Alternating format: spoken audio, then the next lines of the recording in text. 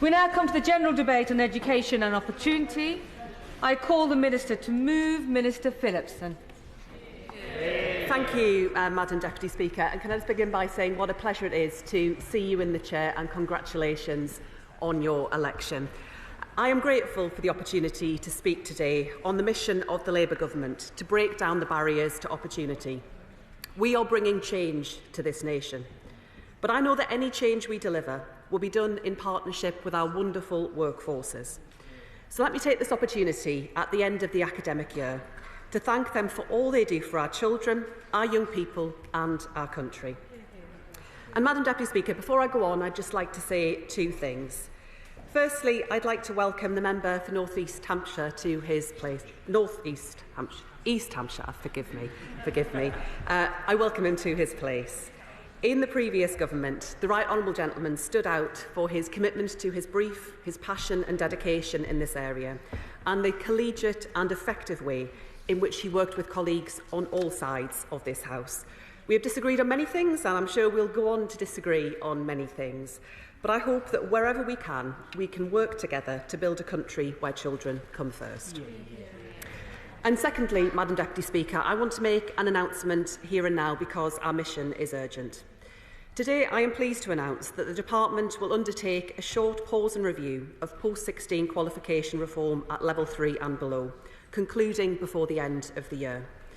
This means that the defunding scheduled for next week will be paused. The coming year will also see further developments in the rollout of new T-levels, which will ensure that young people continue to benefit from high-quality technical qualifications that help them to thrive. And I will update the House shortly with more detail tomorrow, Madam Deputy Speaker. I'll happily give way to my own. Thank you. I very much appreciate it, and I welcome the announcement that she's just made, which I know will also be welcomed by colleges up and down the country. Teachers in my constituency of Hartlepool, like everywhere else, do an extraordinary job supporting our young people, but it's vital that they are paid properly for it. Can the Secretary of State update us on the work of the independent pay body and the government's response to it? I'm grateful to my honourable friend for his contribution. We take the work of the peer review body extremely seriously. The previous government did not act in a responsible manner in this regard. They sat on the report and they called an election. And I do understand the frustrations that school leaders and teachers are currently experiencing. But as my old friend knows, we are moving as quickly as we can on this important issue, and the Chancellor will set out our position before the end of the month. We recognise the importance in getting this right, and I reiterate once more our thanks to our brilliant teachers and support staff for their work this academic year. Madam Deputy Speaker, we are putting education back where it belongs, at the heart of change. After years at the margins under the Conservatives, after years of ministerial merry-go-rounds, after years of opportunity for our children treated as an afterthought, education is back at the forefront of national life. I know the power of education to transform lives. I lived it. Standards was my story. And now I want standards to be the story for every child in our country. Not in some of our schools, but in all of our schools. High and rising standards for each and every child. But for 14 long years, that has not been the story in our education system. And I think often of children born in the months after the Labour Party last won an election some 19 years ago, who entered school in September 2010 in the first autumn of members opposite serving as ministers. By then, the damage had already begun. Labour's ambitious Building Schools for the Future programme already cancelled, storing up problems for the decades ahead. And as the years went by, those children saw opportunities stripped away, not just resources drained from their childhood, but also hope. The children's centres they had themselves attended closed by the hundred. Falling investment in the school buildings they had learnt in the staff who taught and supported them. A change to the support for children with special educational needs, which in a moment of unusual candour, my predecessor, the previous member for Chichester, described as lose, lose, lose, but about which she did almost nothing. A generation of children in social care falling further and further out of sight. I'll happily give way. You say right. I'm very grateful to my right honourable friend for giving way. On the particular point about the inequalities that particularly certain children with special educational needs and disabilities face, what is is my right honourable friend able to say about what we will do and the difference that we will make to their lives?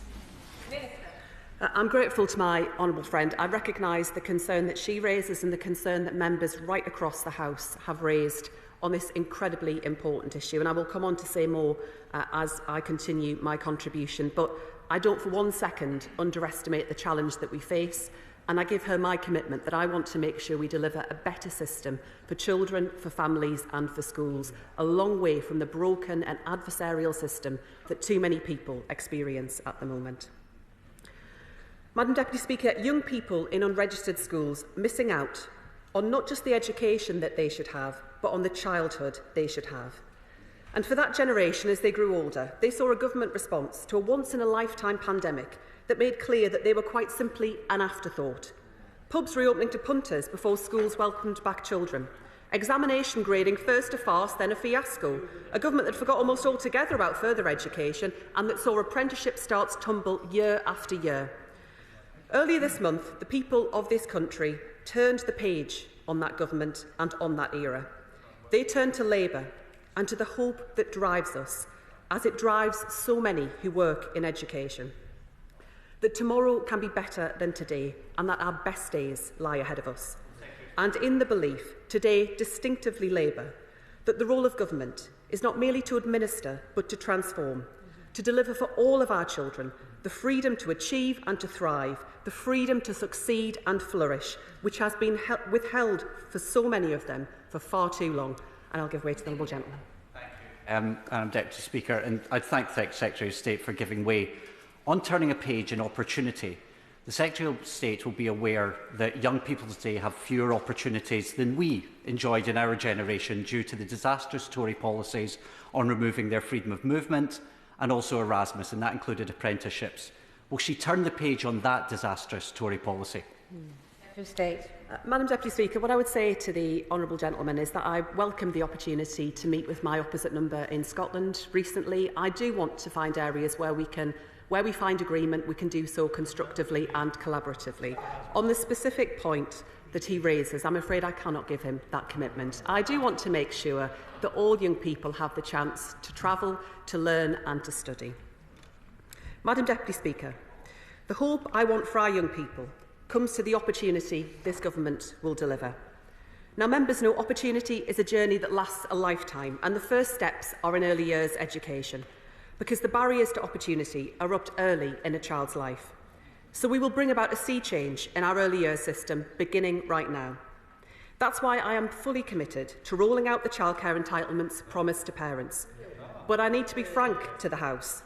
The challenges are considerable, and the last government did not have a proper plan. The irresponsibility that we inherited was shocking. I acted immediately to get to grips with the task at hand, but I must be honest that the disparities across the country are severe. This means that some parents will sadly miss out on their first choice place. They and their children deserve better. But I am determined that we will get this right. We will create 3,000 nurseries in primary schools to better connect early years into our wider education system. And by the time that we are done, we will have thriving children, strong families and parents able to work the hours that they want. The foundations for a love of learning are laid early and are laid in primary school. But I know that child poverty puts up barriers at every turn. It is a scar on our society. Eradicating child poverty is why I came into politics. And it's why the Prime Minister has appointed me and the Work and Pension Secretary to jointly lead the new Child Poverty Task Force. Together, we'll set out an ambitious child poverty strategy. And I will introduce free breakfast clubs in every primary school. They are about more than just the breakfast. The club is just as important in driving up standards, improving behaviour, increasing attendance and boosting achievement.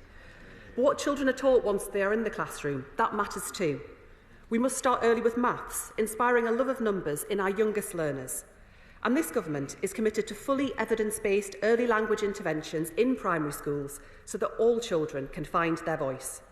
I want high and rising standards across all of our schools for all of our children, but I mean this in the broadest and most ambitious of terms. Growing a love of learning, encouraging children to explore the world around them, to be bold, to dream, to discover their own power, and our curriculum must reflect this. That's why I have announced the Government's expert-led review of curriculum and assessment at all key stages, to support our children and young people to succeed tomorrow as well as thrive today. Working with teachers, parents and employers, we will deliver a framework for learning that is innovative and inclusive, supportive and challenging, that drives up standards in our schools and ensures that every child has access to a broad and rich curriculum. But any curriculum is only as strong as the teachers who teach it. And today those teachers are leaving the classroom, not in dribs and drabs, but in their droves. And I know that too often opportunity follows them out the door. I am working tirelessly to turn this around. We'll back our teachers and support staff, and we'll partner with the profession to ensure that workloads are manageable. We have already begun recruiting 6,500 more expert teachers. Together, we will restore teaching as the career of choice for our very best graduates. And we will invest in our schools and services by ending the tax breaks that private schools enjoy. Mr. Speaker, Madam Deputy Speaker, accountability is vital and non-negotiable. But Ofsted must change, and change it will. Our reform will start with ending one-word judgments. We will bring in a new report card system, part of our plans to support schools and challenge them when needed, to deliver high and rising standards for every child. Madam Deputy Speaker, I have spoken with colleagues across the House about their concerns about how the current system is failing learners with special educational needs and disabilities. I share those concerns. The system is broken. And I'm delighted to see on the benches today the member for Dulwich and West Norwood, with whom I work so closely on this issue from opposition, and whom I know shares entirely the focus and concern that I have. All families want the best for their children, but for children with special educational needs, parents too often face a slow struggle to get the right support, bogged down by bureaucracy, an adversarial system, and entangled by complexity. It isn't good enough, and we will work relentlessly to put this right.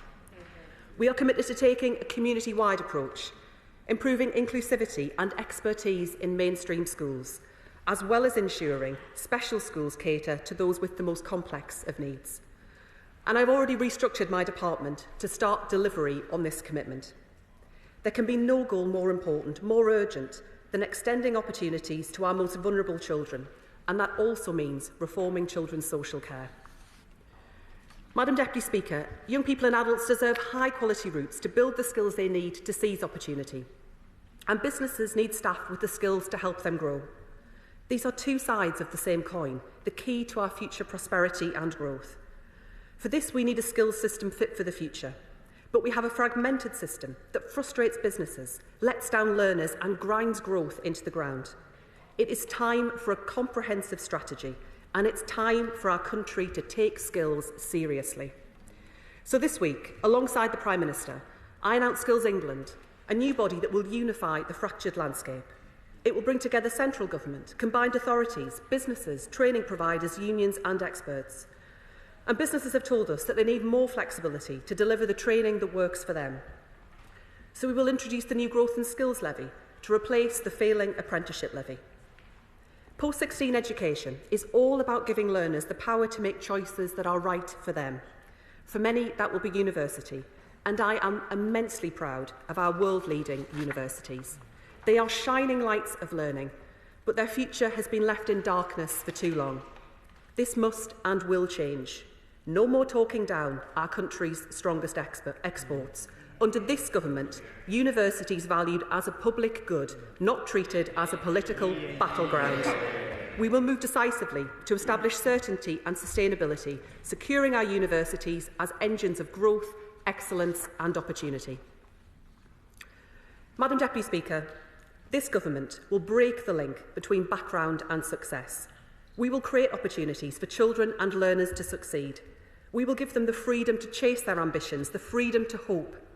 This Labour government is returning hope to our country after 14 long years. And there can be no greater work than building a country where background is no barrier to opportunity. And that work of change has already begun. Thank you. I'm going to say that, don't I? The question is that this House has considered education an opportunity. I call the shadow spokesperson, Mr. Damian Hinds. Well, Madam Deputy Speaker, may I first welcome you to the big chair on behalf of the opposition. It's great to see you there, and may you have much success, and we will all enjoy, no doubt, serving under you.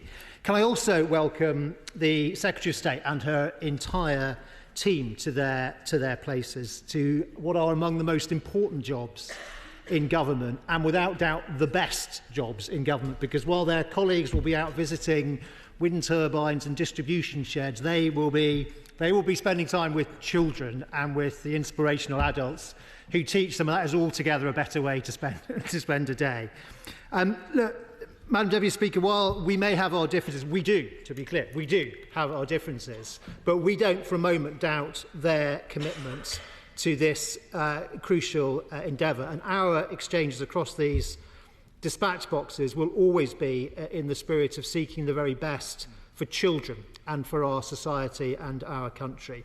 We want them to succeed. We want the government to succeed, because the success of the British government is the success of Britain. Now, that is true in every discipline, but it is especially true in education, where the effects of what happens are felt for many years to come, and quite likely over the course of multiple changes of government.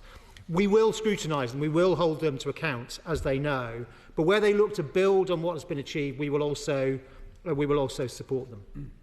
And what has been achieved, and listening to the Secretary of State, I was wondering from which country or era she was drawing her material, because what has been achieved, Madam Deputy Speaker, is that we now have 9 in 10 schools in this country rated good or outstanding, up from just over 2/3 last time there was a change of government, with 27,000 more teachers, 60,000 more TAs, a major upgrade in technical and vocational education with T-levels, higher level technicals, and reformed apprenticeships with employer set standards, minimum length and minimum off-the-job training time. And we have been rising up the international comparisons. At secondary school, England's young people have risen from 27th in the world to 11th in mathematics, and from 25th to 13th in reading. And at primary school, Madam Deputy Speaker, England's children are the best readers in the Western world. And so, Debbie, of course. I'm very grateful to the Shadow Minister for giving way. Would you accept, though, that the IFS's recent report, which highlight, although the average has seen improvement in terms of educational inequalities, particularly for children on preschool meals, from children from ethnic minority backgrounds and disabled children, we have not seen the improvements, and the education, as I say, education inequalities are stark. Madam Deputy Speaker, the Honourable Lady from Oldham West and Saddleworth, as ever, makes very, very important points. And it has been the mission of Conservative governments from 2010 onwards, always to have 2 goals to be pursued. First is to raise attainment overall, but secondly is to narrow the gap between the rich and the poor, between the advantaged and the disadvantaged, and to those who have particular needs. And although those gaps are still too big, there was a decade of progress. As she knows, I think the IFS report that she mentions almost certainly will have said this. There was a decade of progress right up until COVID, and then COVID, I'm afraid, has struck a blow. Well, there's a lady here shaking her head. Believe me, COVID struck a blow to education right throughout the world, including our country. And there is yet more, I think my point stands, and there is yet more work to do. But the point I was making before the Honourable Lady made her important intervention was that, look, a great deal has been achieved. There are still challenges, and to that very point, in the aftermath of COVID, we know there are particular challenges around the attainment gap, around attendance. And by the way, those 2 things are also related. But there is a great deal that has been achieved. And so my ask of the government is that while we absolutely acknowledge that they have just won the election and they have a big majority, nevertheless, we ask them to be mindful and to be careful, and don't change things just because you can. Now, of course, ministers don't educate children. It's teachers that educate children. And those great achievements are their achievements. But teachers also exist within a framework, within a system. There are dedicated teachers also, of course, not just in England. There are dedicated teachers in Scotland and in Wales. But in those two countries, we have not seen the same advances that we have seen in England. Indeed, in Wales, with a Labour administration running education, we have seen declines. And we have long had dedicated teachers in England too. But the fact is that in the Labour years, if you'll forgive me, in the Labour years before 2010, England actually declined in its results relative to other countries, even though in what was then, and some colleagues across the floor may remember this, in New Labour's target-rich environment, target-rich but also, I'm afraid, highly gameable, it was made to look like the results were all getting better. And I give way to the honourable gentleman. Madam Deputy Speaker, first of all, can I congratulate you on your appointment? Further to the point that the honourable gentleman has just made, Scottish education used to be the envy of the world. I think it's fair enough to boast. And yet we have so many staff vacancies in 4 Highland secondary schools, I name them Allerpool, Kinloch, Berby, Far and Galloch, that the kids simply aren't being taught what they ought to be taught, and they're having to rely in some cases on online learning, which is scarcely satisfactory. No. And this is why the parents have banded together to form a Save Our Rural Schools. Is that not a damning comment on the Scottish Government's delivery of education north of the border? Madam Deputy Speaker, he makes, as ever, an important point. He makes incisively, and he speaks up powerfully for rural communities. He was here the other night talking about rural health services and some of the particular challenges that they face. But what I would say is that this is already going to be a wide-ranging debate. And I think I might try your patience, Madam Deputy Speaker, if we moved it into a debate about the Scottish education system and the SNP administration, much as he and I would relish that opportunity, because he is quite right that Scottish education has had such massive historical strengths, and I'm afraid has been let down by that SNP administration. Now, Madam Deputy Speaker, when politicians of the left talk about a progressive agenda in education, I do understand how that can sound beguiling and benign. But we must not forget that the legacy of the last Labour government was for England to be the only country in the developed world where the generation approaching retirement was more literate and numerate than the youngest adults, those just entering the workforce, than those who had just gone through their education under New Labour. But that is the past, Madam Deputy Speaker, and for this team, for this government, they will be assessed, they will be judged on the present and on the future, at risk of widening the debate. Very briefly, the honourable gentleman. Well, will he agree with me that, of course, the Scottish success in having more children and more students going on to positive destinations after school is something that I hope he would welcome? Does he also acknowledge the damage that's been done of years and years of Tory austerity and removing the rights and opportunities of our staff in terms of freedom of movement and withdrawal from the EU, which, according to Labour figures, has cost £140 billion? Have some reflection on his own record. Look, I admire his ability to turn everything into a discussion about Europe, but I have to tell him there are other things at play. And if you're an SNP politician, I wouldn't come to the floor of this House boasting about the record of the SNP government and their woeful performance on behalf of underprivileged children in Scotland. Neither, by the way, would I be complaining about the finances, where until recently it was us sitting over there making these points, but soon it will be them, when the Scottish Government is well financed for the things that it must and should do. Now, Madam Deputy Speaker, this is a debate about opportunity, and the point of greatest leverage in spreading opportunity, and the Secretary of State said this, it's what happens actually in the very earliest years. Now, since 2010, we have had five major extensions in early years and childcare entitlements, and a sixth now on its way. I think I heard the Secretary of State say that she was committing fully to our plan in each of its phases. That is certainly, unless she corrects me now, how I will interpret that. She then went on to say there were some difficulties and so on. which Madam Deputy Speaker, I can assure the Right Honourable Lady who speaks from a sedentary position that there was indeed such a plan, and we look now to them to see that plan through. And I would also like to hear from, it won't be her, but from her colleague when she sums up the 3,000 nurseries to be established in primary schools. I think it's important for us to know what proportion of those the Honourable Lady expects to be full-time, year-round nurseries as opposed to term time only.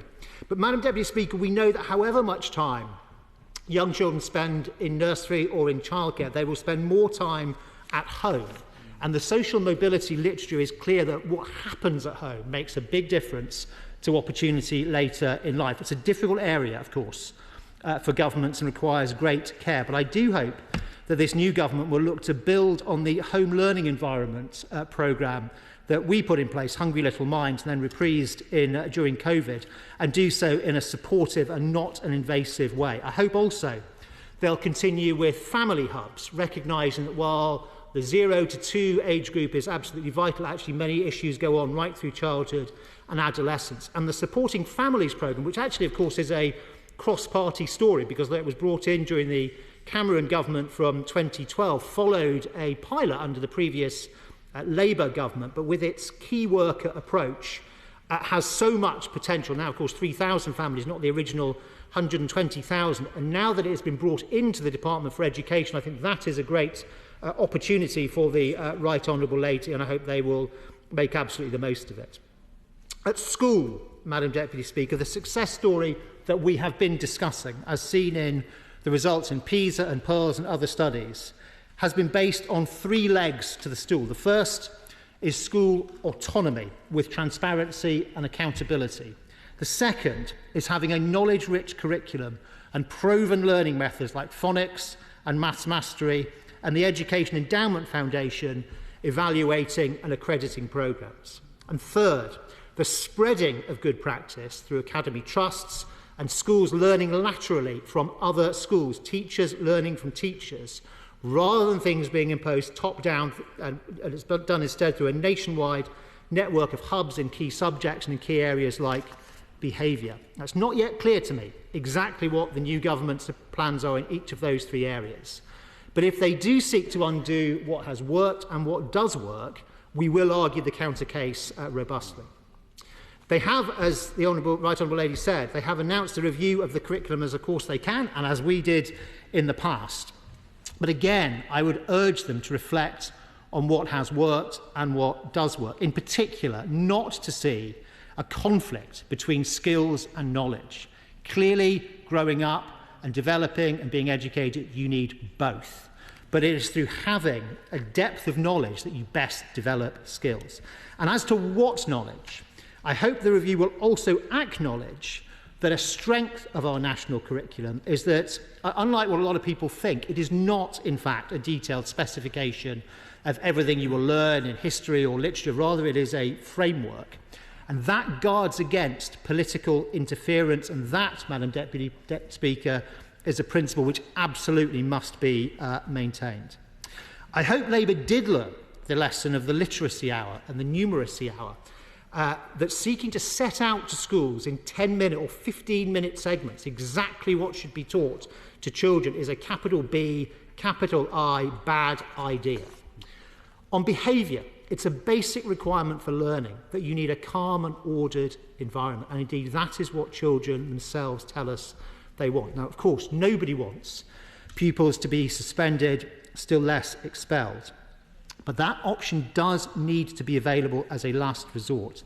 Yes, you must think of the well-being of that child, but also you need to think of the well-being and the life chances of the other 27 children in the class as well. Having school leaders in the driving seat is essential, but that also brings a need for transparency. So you can see if children in some areas are not getting as strong an education as they are in others. And the Progress 8 measure that we brought in measures the progress of all children equally and is far better than the blunt and much gamed approach of measuring how many got over the 5+, C+ at GCSE hurdle. And it's also materially better than the old contextual value-added measure, which effectively lowered expectations for entire groups of children. And, Madam Deputy Speaker, you also need a threshold for when intervention is triggered, so that underperforming schools can be moved into a strong trust that can better support them. That is standing up for parents and for the children who will only get one shot at schooling. Now, there are challenges to address, and I said to the Honourable Lady from Oldham, high on that list post-COVID is attendance. It is much better than it was, but there is further to go.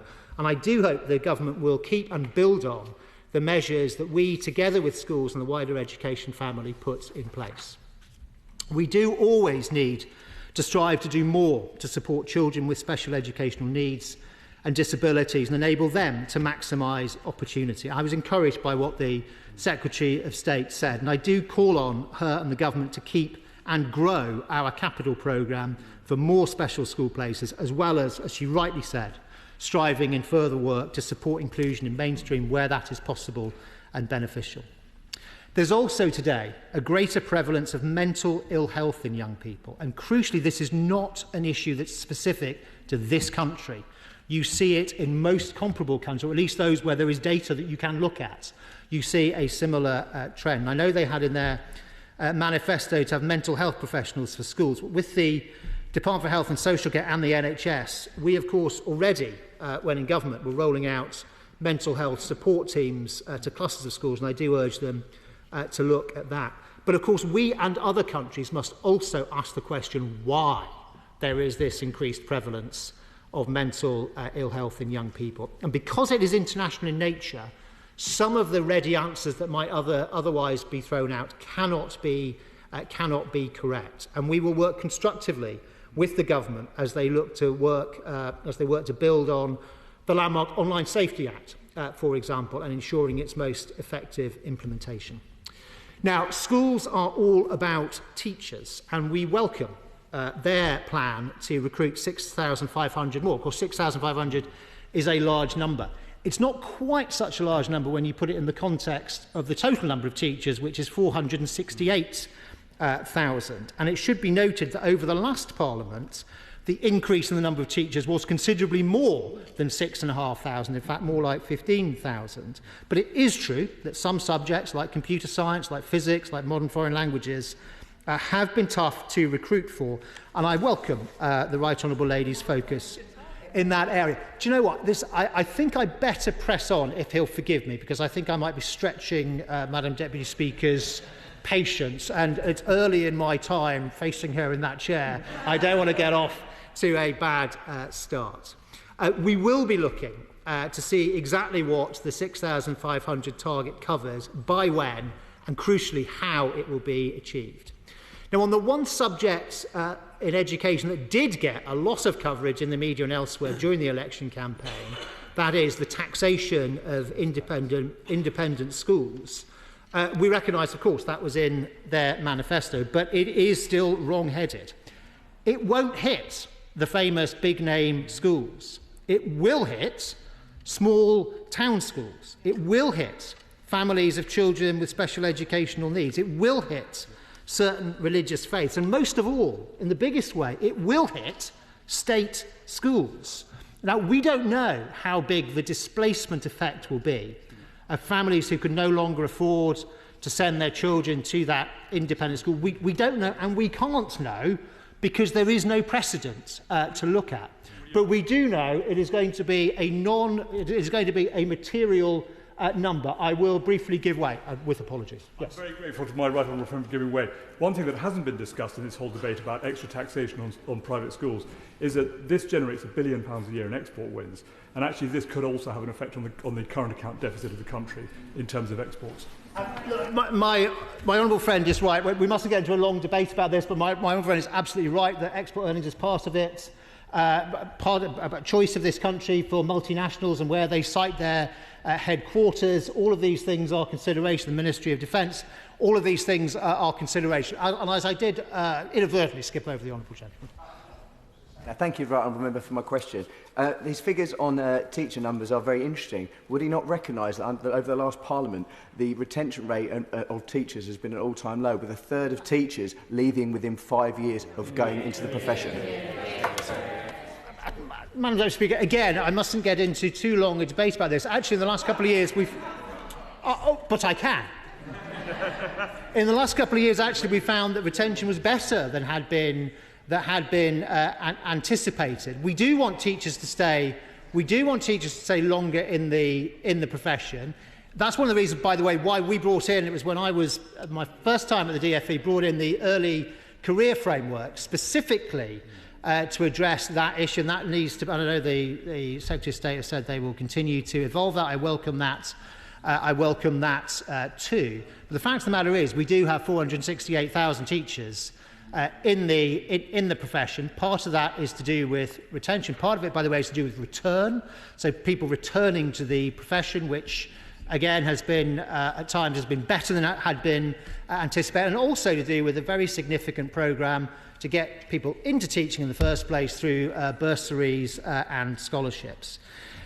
Just to come back to the question about taxation and independent education, I would ask that at the very least today, the Minister, when she sums up, if she could confirm that they are not going to further bring this measure forward so that we end up with an in-year disruption to those families and to those state schools trying to cope with an influx potentially of large numbers of children. And can she also guarantee that in the large number of spending programmes that have been linked to this taxation income stream, that those are protected, including the 6,500 teachers, that those spending programmes are protected regardless of what happens on the income from the VAT.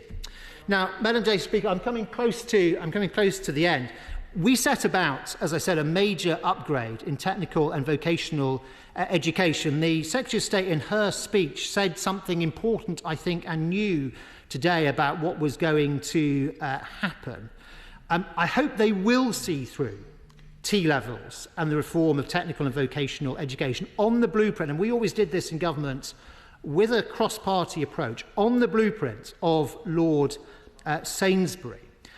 She mentioned that she will be updating the House tomorrow. Will her friend confirm, in summing up, that that will be an oral statement giving honourable and right honourable members a chance to question ministers on exactly what is proposed? And we will scrutinise, too, their proposed changes to apprenticeships and the levy. Now, I do understand, of course, businesses wanting more flexibility with what they can do with levy money. But the crucial thing, two crucial things about the apprenticeship levy, well, first of all, it dealt with what economists call the free rider problem, that historically some businesses invested strongly in training their staff and others did not, but then benefited from those members of staff leaving that employer to join that one after 2 or 3 years. And secondly, it made sure there was investment going in, human capital investment going in to incremental training, not just rebadging training that would have happened in that company otherwise. And in whatever reform they undertake, those two things will also have to be delivered. And on Skills England, we just need to know what it is. We do understand the desire of a Labour government to say, in emergency, break glass, reach for Quango. But what does it do that is different from what is done today by the Institute for Apprenticeships and Technical Education, by local skills improvement plans, by the Unit for Future Skills? Now, I am proud that disadvantaged youngsters are now much more likely to go on to higher education than they were, despite, of course, predictions of the opposite at the time that the student financing system was brought in. And I do remember very well that when in opposition, Labour members of Parliament said repeatedly that fees should never go as high as £9,000 or £9,250. And we will be watching, Madam Deputy Speaker, for consistency in their approach in the months and years ahead. Now, we do need to ensure high-quality provision for students, and it does no favours to a young person to go to university if it's then to a course where we know there is a high proportion of students who do not even complete the course. We spoke during the election campaign of our plan to build on our foundation of the Office for Students to ensure that, in whatever subject it might be, students can be confident that their course is of that high quality. And the new government needs to set out how they, in their way, will also ensure that that quality is guaranteed. To conclude, it is often said, it was said earlier this afternoon, come on, that the first duty of government is to defend our country, our national security, and keep people safe. It is the most fundamental function of government to have sound management of the economy and the finances. Well, the noblest drive in government is to strive to spread opportunity as far and as equitably as possible. Education ultimately is the key to almost everything. We wish the new government and this team of ministers well. We will work positively and constructively with them. We will scrutinise what they say, monitor what they do, and hold them to account for what they deliver. Thank you, Madam Deputy Speaker. May I start by congratulating you on your election and to say what a great pleasure it is to see you in your place. And may I also congratulate the Secretary of State on her appointment. I know how deep her commitment goes to increasing opportunity and addressing disadvantage for children right across our country. Education from the early years through school and on to further and higher education is arguably the most important tool in the government's box for addressing disadvantage. I am therefore delighted to see breaking down the barriers to opportunity at every stage as one of the core missions of this Labour government. Labour has always recognised the importance of education as a route to addressing poverty, disadvantage and inequality, as well as in driving economic growth. It is at the heart of what we believe in and at the heart of what we have always delivered in government, from comprehensive schools to the Open University, from Sure Start to the London Challenge for School Improvement.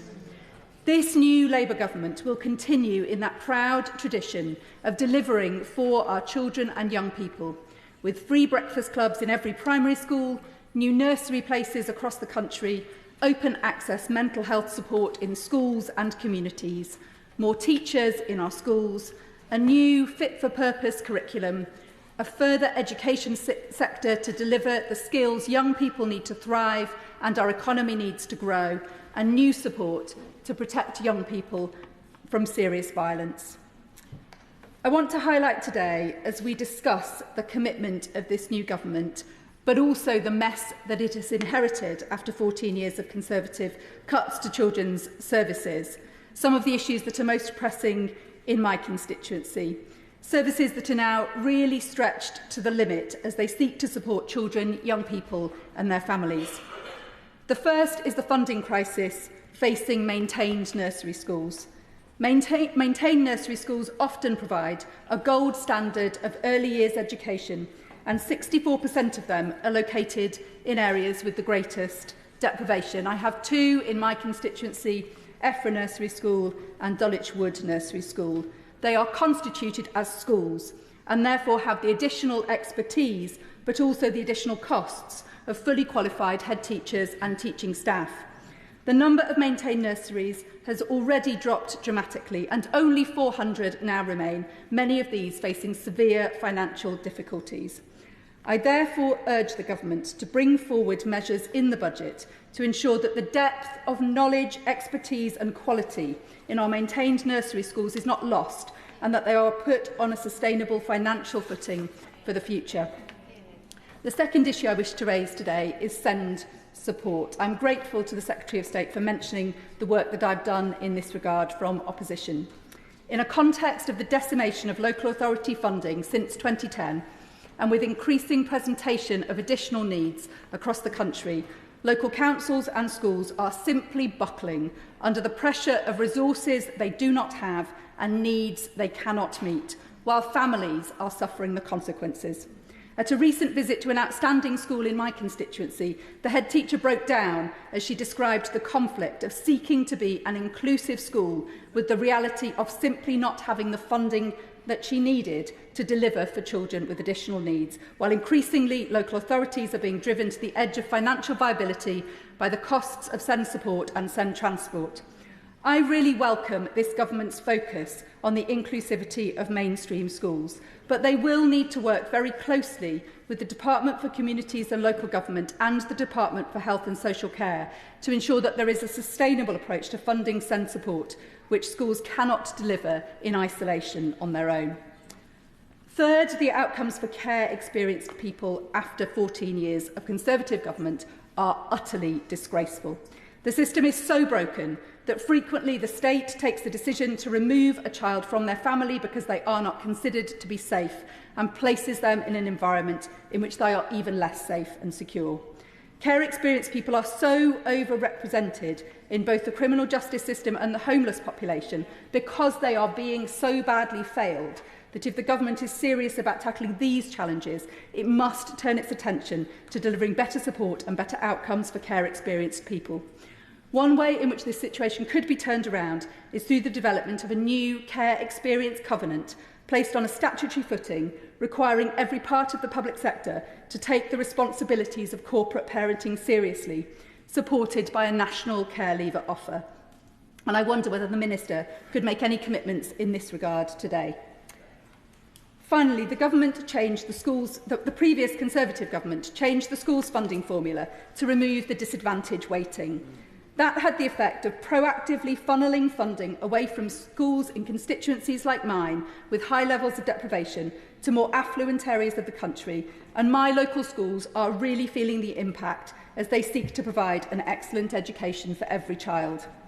Will the Minister give an undertaking to look at the schools funding formula to ensure both that schools in the most disadvantaged areas of the country have the resources they need to deliver for every child, and that the formula itself is no longer pitting different areas of the country against each other, but represents a genuine levelling up of the resources for our schools? Madam Deputy Speaker, I know that this government will transform the life chances of children and young people across our country and make sure that no child is left behind. I look forward to seeing further plans come to fruition as children, young people and their life chances are once again placed where they should be, at the centre of our national life. As we have many maiden speeches to enjoy and backbench contributions, can I ask frontbench spokespeople to keep their speeches short? Liberal Democrat spokesperson Munira Wilson. Well, we had half an hour. Thank you very much, Madam Deputy Speaker, and can I warmly welcome you to the chair on your election. It's a pleasure to see you there.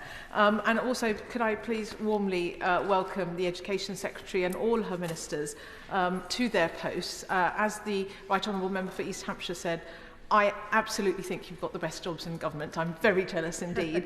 But I'm looking forward to, I hope, working with you, working with them constructively over the course of this Parliament to deliver the best possible start for children and young people.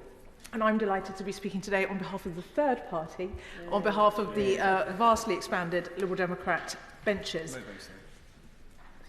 Sorry. I'm grateful that the government made time today to have a dedicated debate on education and opportunity.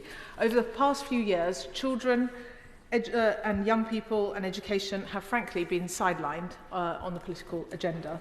It was no surprise to me that His Majesty's loyal opposition did not seek to allocate specific time for this area during the King's Speech debates, instead bundling all public services, welfare and the economy into one single evening's debate. So today is very welcome indeed. Education is the greatest investment we can make to ensure that every child, no matter their background, has the opportunity to flourish to their full potential. And as a result, it's also the greatest investment we can make for our economy and for our society. Now, the King's Speech and government announcements in the past 3 weeks have included some encouraging measures that Liberal Democrats welcome. And on that note, could I welcome very much the announcement the Education Secretary has made today on the Level 3 qualifications review. Liberal Democrats have long been saying that BTECs shouldn't be funded until T-levels are properly bedded in, and actually T-levels are squeezing so many young people out of the system and leaving them without options that we need a good range of options. So that is very welcome. And I'd also like to welcome the curriculum review that she has announced. The devil, of course, in all of the announcements so far will be in the detail, and I hope ministers will be working collaboratively, cross-party, on the areas where we are in agreement, but there are areas where we are not in agreement. Where we are in violent agreement, I think, is the state the Conservative government left our schools and colleges in. Shortly before the election, I spoke to a school governor in my constituency who told me that their school is at rock bottom. Their school budget has been so squeezed that they are reliant on Amazon wish lists to ask parents to provide basic essentials such as whiteboard pens and glue sticks. And that has become the reality for so many schools up and down the country. Not only are schools struggling to afford basic supplies, but they lack the resources to maintain their buildings. It is now well documented that the Right Honourable Member for Richmond, when he was Chancellor, repeatedly refused to fund the investment in school buildings that the Department for Education made clear was needed. The result? Children are being taught in classrooms with leaky windows, broken heating and crumbling concrete. And where to even start with special educational needs, as we've already heard from the Honourable Member for Dulwich and West Norwood. I suspect every member across this House, new and returning, has a bulging inbox of send casework. The system is in crisis, local authorities are stretched to the limit, and our most vulnerable children are suffering, with their parents stuck in an adversarial system, fighting day in, day out to ensure their children can get an education and the support they deserve to thrive. And inadequate support for SEND children in mainstream schools, coupled with the lack of specialist provision, means too many children are languishing at home without proper access to education or travelling huge distances at great cost to overstretched local authorities because there just isn't enough local provision. And the lack of provision is not only having an impact on our pupils, but also on our teachers. Now, many are being driven out of the profession because of the pressures that they face, and they often tell me that they are acting as the fourth emergency service because all of the support services outside our schools are crumbling. And not enough new teachers are entering our classroom, despite the figures that the Right Honourable Member for East Hampshire stated earlier. The previous Conservative government missed their own secondary school teacher training targets 10 out of 11 years. Not only does that mean that many children aren't being taught by a specialist in their subject, but it also means that existing teachers are having to take on inordinate workloads due to the lack of staff. And a study conducted this year found that 86% of teachers believe their job has negatively impacted their mental health, with an increased workload being the main cause of stress. Madam Deputy Speaker, over the past 9 years, the Conservatives neglected our education system, and our children and young people are paying the price now. For the sake of our future generations, we must prioritise fixing it. Now, Liberal Democrats welcome the announcement in the King's speech. I will be mentioning the coalition shortly, just to cheer up the Right Honourable Member. Liberal Democrats welcome the announcement in the King's speech of a children's wellbeing bill. We've long argued that wellbeing should be at the heart of our policy making for children and young people. Hungry children struggling with their mental health will not be able to achieve their potential either academically or socially. We know that poverty and mental ill health are significant contributors to the staggering numbers of children missing from school. So we welcome the long-awaited introduction of the Children Not in School Register, a measure that has had cross-party support for several years now and featured in the Liberal Democrat manifesto. This is particularly important given that last autumn term there were 33,000 children missing from education, with vulnerable children slipping under the radar. The change is long overdue, and I hope the government implements it without delay. Now, that register is very important for safeguarding, but we must address the underlying causes of school absence. We've seen an explosion of mental ill health amongst children and young people in recent years.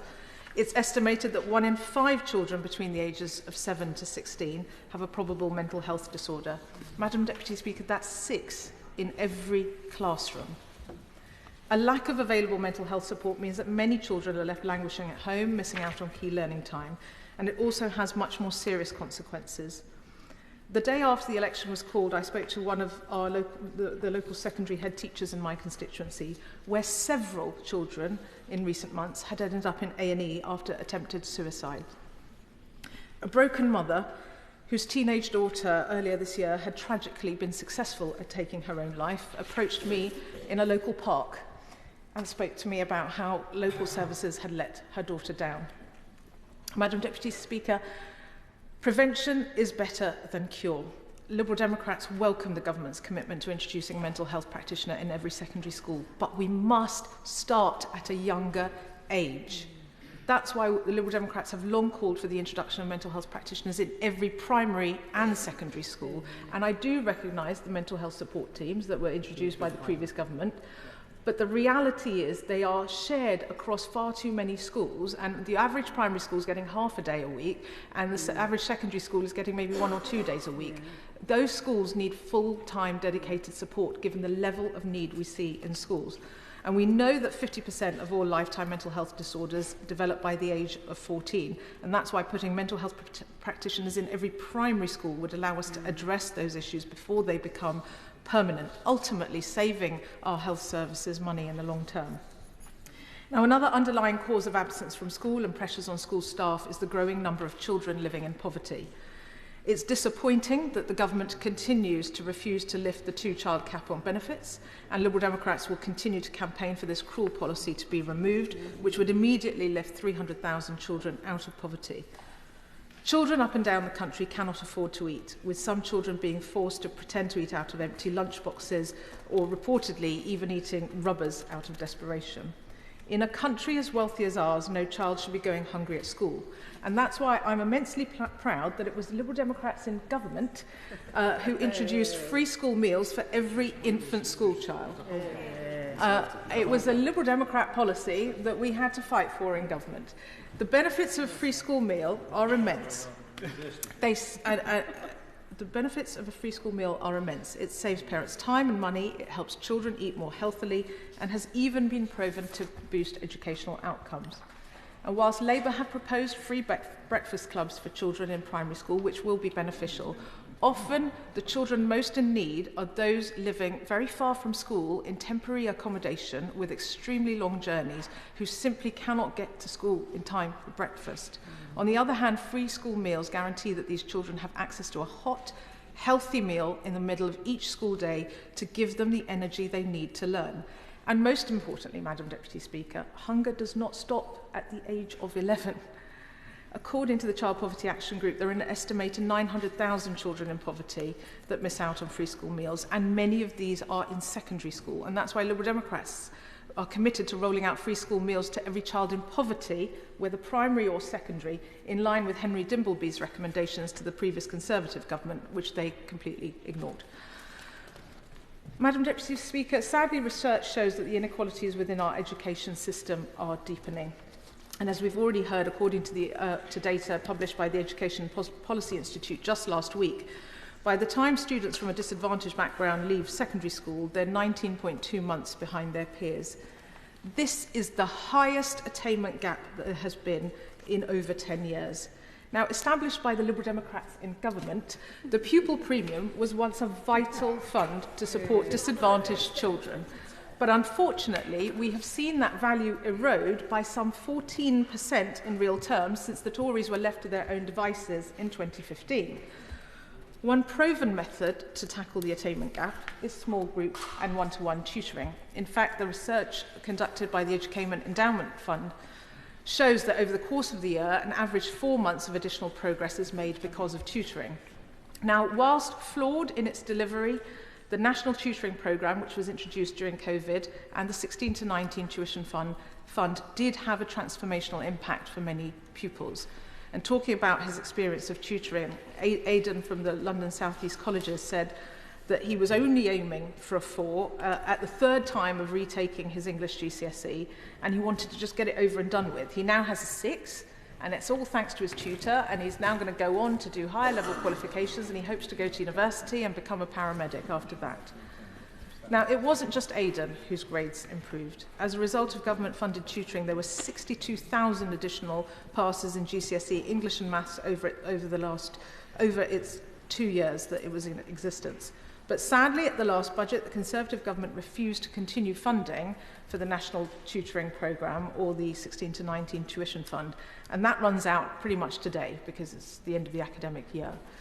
So I would ask our new Secretary of State, given her stated commitment to extending opportunity to all and narrowing the attainment gap, to urgently look at this programme and ensure tutoring funding continues. Will my right honourable friend allow an intervention? I will. I'm not right honourable just yet, but I will give way to apologies. Just given the context of what is being talked about just now in my honourable friend's speech, it's important to note that applying VAT to independent schools will have a significant effect on the affordability for parents who make that choice. In my constituency of Mid-Dumbartonshire, not all parents will be able to afford the extra 20% per child.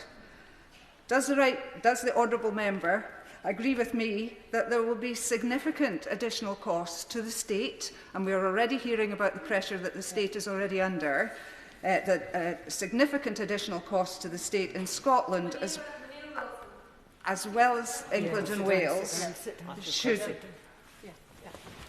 Can I thank my honourable friend for her important intervention? And she actually preempts what I was about to say, because I was just about to turn to this very issue about VAT on private school fees and the pressures that she's outlined on some families and some schools that will be created. So I've set out a range of targeted measures that I think would really help tackle the disadvantage gap, which were part of a really ambitious package that Liberal Democrats put forward at the election to ensure our education system enables every child to thrive and that the local state school is actually the school of choice for every family in this country. But as Liberals, we champion choice. And it is important that parents can choose the best and most appropriate option for their children. And importantly and fundamentally, we believe that education should not be taxed. Whether that's private schools, whether that's music tuition, whether that's private tutoring, whether that's childcare fees, education, the principle is education should not be taxed. And so we are opposed to the Labour government's policy to introduce VAT on independent school fees. I don't think this policy will do very much at all to boost our state schools, and in fact it risks reducing the brilliant partnership work that we see between so many private schools and their local state schools, such as sharing staff time and facilities. And I've seen that very vividly, actually, with Hampton School and Lady Eleanor Hollis School in my constituency, working with the Reach Academy in Feltham in a very deprived area, and they've really helped boost the life chances for many of those children in Feltham, and helped with coaching for university interviews and medical school interviews. I'd happy to give way. I thank my honourable friend for giving way, and she's making an excellent speech. And would she agree with me that in many parts of the country, local authority areas, such as mine in Buckinghamshire, the schools are already oversubscribed? And so if independent school parents find they can no longer afford those fees, the places in the state sector simply don't exist.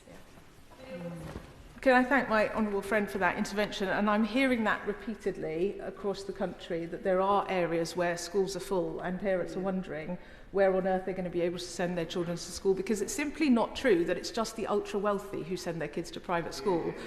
And, you know, I'm particularly concerned about those families and those parents who, for whatever reason, have felt that the state sector, the local state school, isn't best suited to their child's needs. And this particularly applies to the 100,000 children in the independent sector with special educational needs who don't qualify for an education, health and care plan, and so will not be exempted under the government's proposed policy. I have heard too many stories from parents on the doorstep or in my inbox of, actually, I really want to send my child to the local state school and we tried it, but they just couldn't meet my child's needs. And so we are now making all sorts of sacrifices to be able to send them to a much smaller, more pastoral, independent school where actually the child has been transformed as a result of it. And those are the families that I'm particularly worried about who are going to be penalised under this policy. The vast majority of independent schools are small with fewer than 400 pupils, and a number of those will struggle to survive as parents are priced out, putting pressure on state schools, as we've heard. Now, Madam Deputy Speaker, to conclude, today's debate is focused on the theme of education and opportunity. As Liberal Democrats, we recognise that education is the ultimate creator of opportunity. It empowers every person to build a better future for themselves, contribute to our economy and our society, and our young people have been let down for far too long. I desperately hope that with a new government that is going to change. We need meaningful action to ensure that that change does happen, and I look forward to working constructively wherever possible with the new Labour government to ensure that happens. Thank you very much. We come to our first maiden speech for this afternoon. It is Mr. Darren Paffey. Thank you, Madam Deputy Speaker, and can I begin by congratulating you and wish you well as you take the chair. I'd also like to congratulate my right honourable friend as she takes her position as Secretary of State. People in my constituency, parents, teachers, pupils, professionals alike, will be heartened by the vision she set out in her speech for how this Labour government will be building opportunity once again. And as I stand here as a new MP, I have to keep saying it to believe it, I want to thank the people of Southampton Itchen for the incredible privilege that they've given me. This feels, in fact, like a moment heavy with lots of different privileges. One of them is the privilege, of course, to be in here as many of my colleagues make their maiden speeches too, and I want to congratulate them in advance for the excellent maiden speeches we're going to hear this afternoon. Another privilege is to be one of only 3 Darrens ever elected to this place. Since the summoning of the first Parliament over 750 years ago, there had been no MPs called Darren, until, like buses, 3 of us have turned up in the last few years. But the biggest privilege of all is to make my very first speech as Member of Parliament for Southampton Itchen, and particularly in this debate on education and opportunity, because, like my right honourable friend, it is my story. And as a former university lecturer, married to a secondary school teacher, and with children in secondary, primary and preschool, I feel like I have some skin in this game. None of the privileges that I feel at the moment are anyone's birthright. They are privileges for which I and many other people, my team and activists, have worked very hard for. And so they're privileges that I do not take for granted. In addition to being part of this small crack squad of Darrens, I find myself in an equally small cohort of only a few known MPs who have grown up in foster care and been adopted. The public services that we are talking about today, that this government will rebuild, are the services that made me who I am. NHS staff, social workers, inspiring teachers. When I was made Cabinet Member for Children's Services in Southampton, it felt like life had come full circle. And it really did, when just a few weeks ago, Peter, who was the social worker for the first 10 years of my life, got in touch during the campaign to wish me well. It was excellent that he was also a lifelong Labour supporter. But as Cabinet Member, I worked hard to get better support for our care experience young people, because too many don't get the start they deserve, or nor the help that they need. And we must do more to fight for them. And I look forward to working with, amongst others, my honourable friend, the member for Whitehaven and Workington, who's already done excellent work on the need for reviewing social care, and I know that he'll continue to be a great champion for care experienced children. In his gracious speech, His Majesty set out this Labour government's mission to break down barriers to opportunity and to promote children's well-being. The Secretary of State has said that she will help working-class children to defy the odds to succeed, just as she did. And, Madam Deputy Speaker, as one who grew up as a working-class foster kid, I will do everything I can to back that mission, especially for my constituents. And if I achieve just one thing as an MP, though I obviously intend to work very hard and achieve more than just one thing, I hope it's to say to those whose backgrounds look anything like mine, let those challenging times and that stigma that often comes with social care never ever hold you back, but instead forge in you a steely determination to achieve your fullest potential. I wouldn't be here without some measure of that. I certainly wouldn't be here without my wonderful wife, children and siblings who have supported and often tolerated my journey to this place, as well as my parents, who are no longer with us to share this moment, but whom I thank for the values they instilled in me and the opportunities that they provided me with in life. I'd like to pay tribute to my predecessor, Royston Smith. Before he was the MP, Royston was Conservative leader of Southampton City Council. And it was as council leader that Royston paid a visit to HMS Astute when it was in port. A dreadful and fatal gun attack broke out, and Royston showed enormous bravery by tackling and disarming the gunman, preventing further bloodshed. For this, Royston was rightly awarded the George Medal by Her late Majesty. Royston fought in Parliament for those constituents affected by the cladding scandal over the years, and I hope to carry on his important work.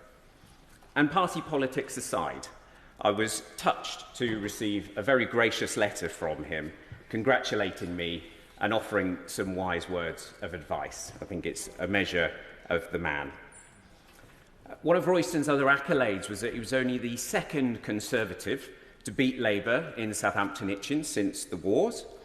He succeeded, of course, the Right Honourable John Denham, my Labour predecessor, who served our city for 23 years and attained high office in Cabinet. John has been a role model, a mentor and a friend to me since. Turning to my wonderful constituency, we sit on the near-tropical south coast of England. The River Itchen, which gives my constituency its name, has shaped our landscape and our communities since the establishment of Saxon Hamwick and Roman Clausentum. We're a port city and the cruise capital of Northern Europe, but we're also a bustling hub of culture, of commerce, and of maritime heritage. From the medieval Bargate and city walls through to the groundbreaking Ocean Infinity, Starling Bank, and the National Oceanography Centre, Southampton is a place where history and innovation walk hand in hand. We are an outward-looking city. We are the gateway to the world, as we've often been called. The Pilgrim Fathers sailed from Southampton, as did our brave D-Day troops. Spitfires and military ships were manufactured on the shores of the Itchen in Woolston. We have two world-leading and civic-focused universities, and marine and green tech enterprises abound. It's a place where public servants and labourers, stevedores and students, entrepreneurs and artists all contribute to the rich mosaic of daily life here. Our people are resilient. They are diverse. They are welcoming and warm. Our city faces challenges like so many others. Health inequalities, child poverty levels that are far too high. Many compare us to a demographically being a northern seat that happens to be in the south. But we're also a microcosm of the broader ambitions of this country and a beacon of the potential still to be unleashed. Indeed, our vision is to be a city of opportunity. We are a Premier League football city, after a short interlude in the Championship. And I congratulate the team for winning promotion in May. And when the Saints went marching into Wembley to win the playoffs, I was proud to be in that number watching their victory. Commiserations to any Leeds fans here. And it was, of course, fantastic to see the now leader of the opposition, a fellow Saints fan, also in that number, cheering on a victory for the red team, something that keeps happening this year. But in closing, Madam Deputy Speaker, I return to my starting point, that it is a phenomenal privilege to be here. Many see this chamber from the outside and think of combative Punch and Judy politics. But as I join these benches, I look over to the plaque of our colleague Jo Cox and recall her words that we are far more united and we have far more in common with each other than things that divide us. And to every constituent, whether they voted for me or not, Jo's inspiring words are the spirit in which I intend to work hard for them, together with colleagues across this House, for as long as I enjoy that privilege to serve. Yeah. Tropical Southampton, Itchen. As a previous maritime minister, I got to visit it very often. Sarah Dyke, please. Thank you, Madam Deputy Speaker, and I welcome her to her place, as I do the Secretary of State and her team. And I'd like to congratulate the Honourable Member for Southampton, Itchen, for his maiden speech. He joins two other Darrens. I am one of many Sarahs in this place, and until very recently, I think we formed nearly 30% of the Liberal Democrat Party. I'm very, very happy to say that we are now slightly more diverse in our names. But I welcome the opportunity to speak about education and opportunity. But the sad reality is that many children across Glastonbury and Somerton are missing out on their opportunity to have an education, as they have additional requirements that their schools are simply unable to accommodate. EHCPs have become the only avenue possible for families to access support after the previous Conservative government's cuts to school and council budgets, forcing them to navigate a postcode lottery and wait months to get the support that they need. Demand for EHCPs have tripled since COVID, and local authorities are struggling to meet this demand. Only half of EHCPs are being issued within the statutory 20-week time frame. And at this point, I must declare an interest as a serving Somerset councillor. Will my honourable friend give way? Of course. Just on that point, North Yorkshire Council today have moved to restrict the services that they offer on home-to-school transport. It will disproportionately impact on rural schools and families. Whilst Conservatives might have been swept from power in this place, they are still damaging and having an impact in local government in areas like mine of North Yorkshire. Does my honourable friend agree that we should be providing more support for challenges that rural families and schools face, not less? I thank the Honourable Member for his intervention. He makes a really powerful point, because, like Yorkshire, Somerset Council is forecasting to spend £140 million on children and family services, which includes SEND provision. This year, that's a 14% increase on last year. And the increase of EHCPs is also increasing the cost of home-to-school transport. The high costs being further exacerbated across Somerset because it is such a large county, rural county like Yorkshire. The average cost of travel alone to Somerset Council for one passenger with SEND is over £7,000 a year. Madam Deputy Speaker, the cumulative local authority high needs budget deficit is estimated to be £2.3 billion, ever increasing, with the latest estimates concluding that the deficit will increase to £3.6 billion by 2025. There are many local authorities working with the Department for Education through intervention programmes, such as the Safety Valve programme. These programmes are demonstrating that local authorities, despite employing best practice, are still struggling to cover this deficit, and any savings made are likely to be lost through inflation.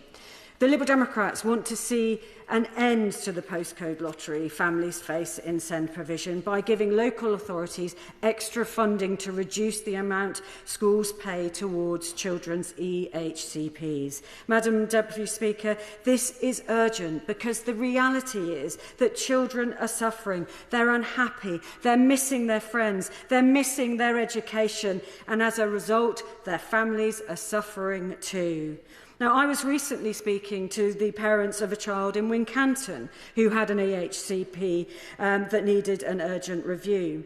It didn't happen, and the child's school couldn't meet their needs. Now, this resulted in them being absent from school, missing months of crucial education.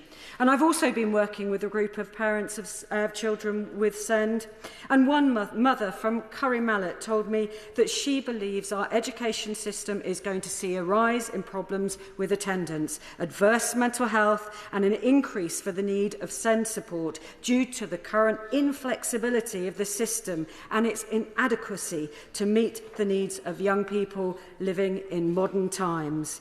It's a total disgrace that any child would be left without an education because, if I may return to the title of this debate, this strips opportunity from them. Children with SEND will continue to suffer due to the lack of places at special schools.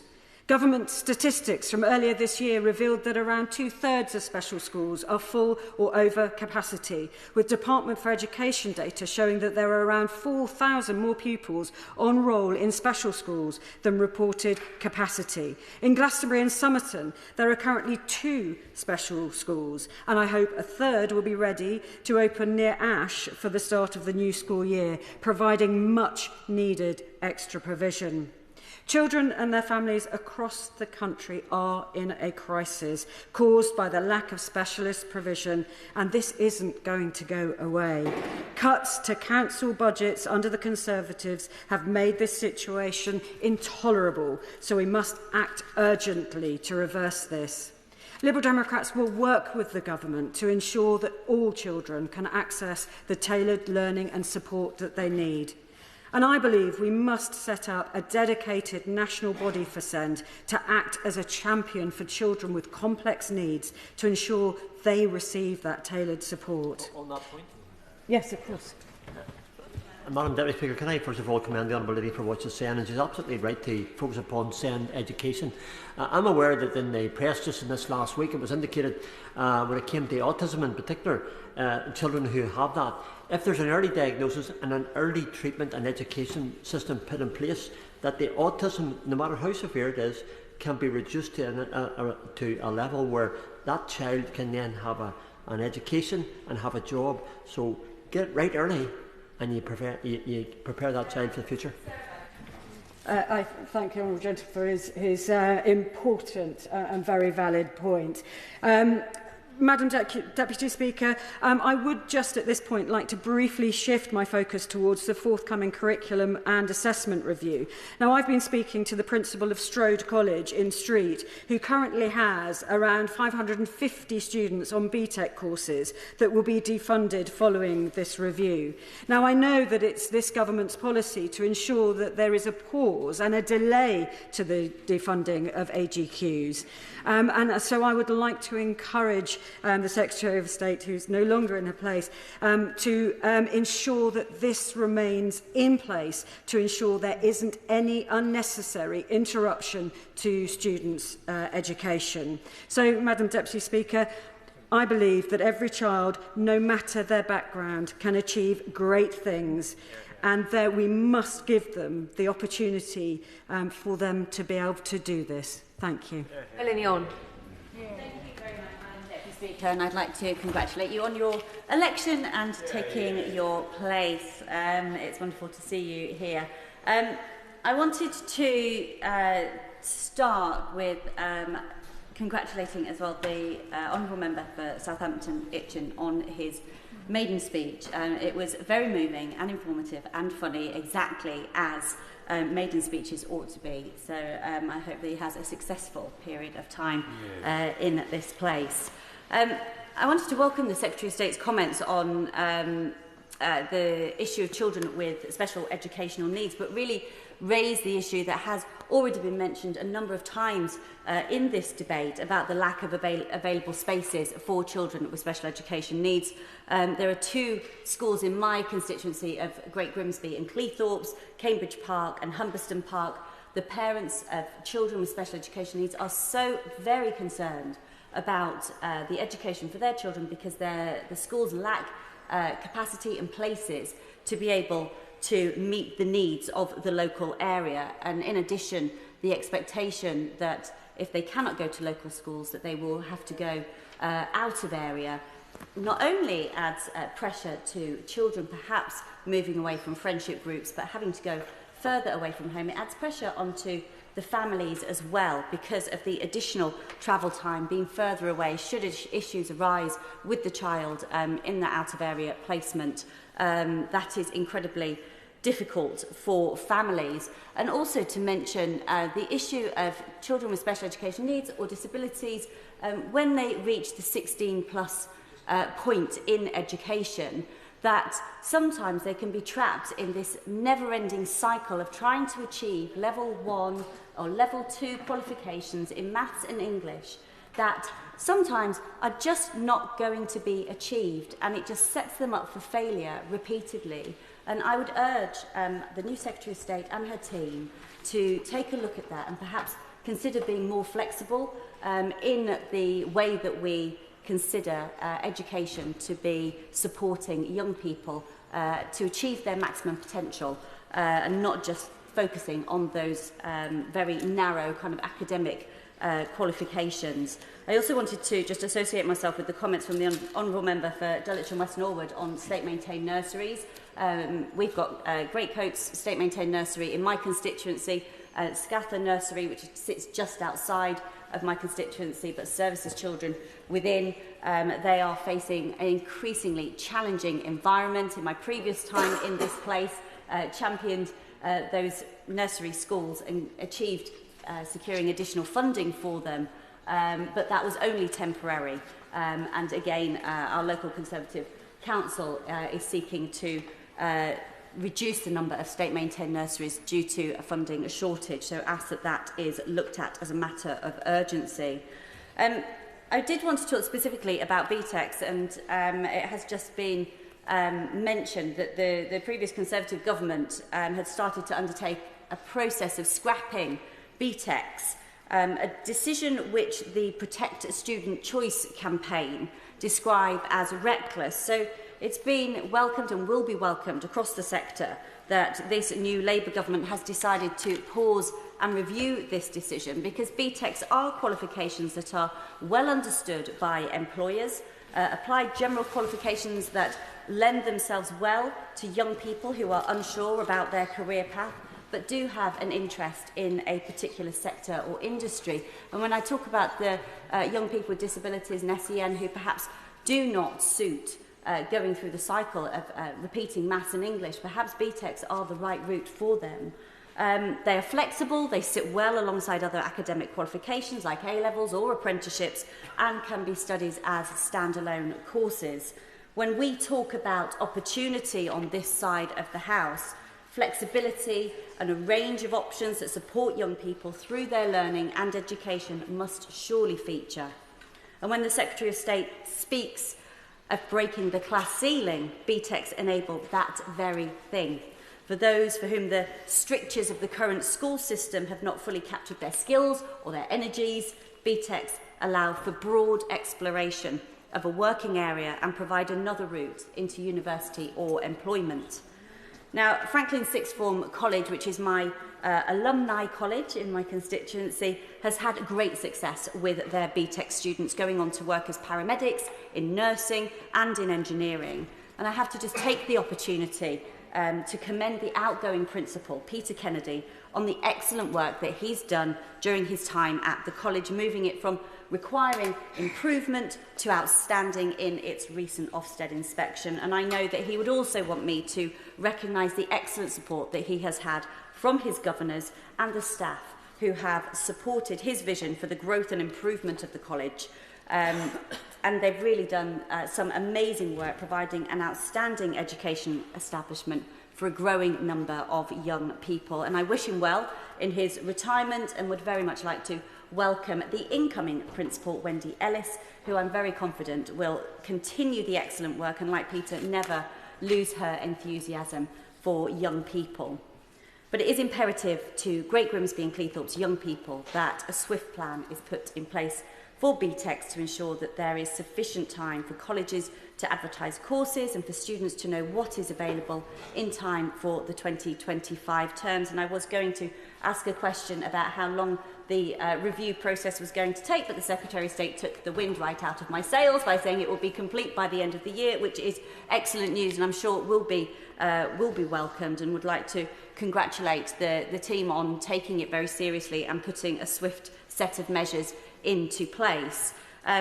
Perhaps as part of that review, the government could consider allowing students to enrol on all 134 existing applied general qualifications, the AGQs that have been mentioned, up to and including the 26-27 academic year. There would be no cost, if that helps the decision making. No cost to this decision, as funding was not due to be withdrawn until the 1st of August 2025, and it would avoid the concern of young people disengaging entirely from education without options like BTECs being available. And I just want to kind of beg the House to just give me a little bit of leeway to talk on a specific issue. Again, it's one of academisation.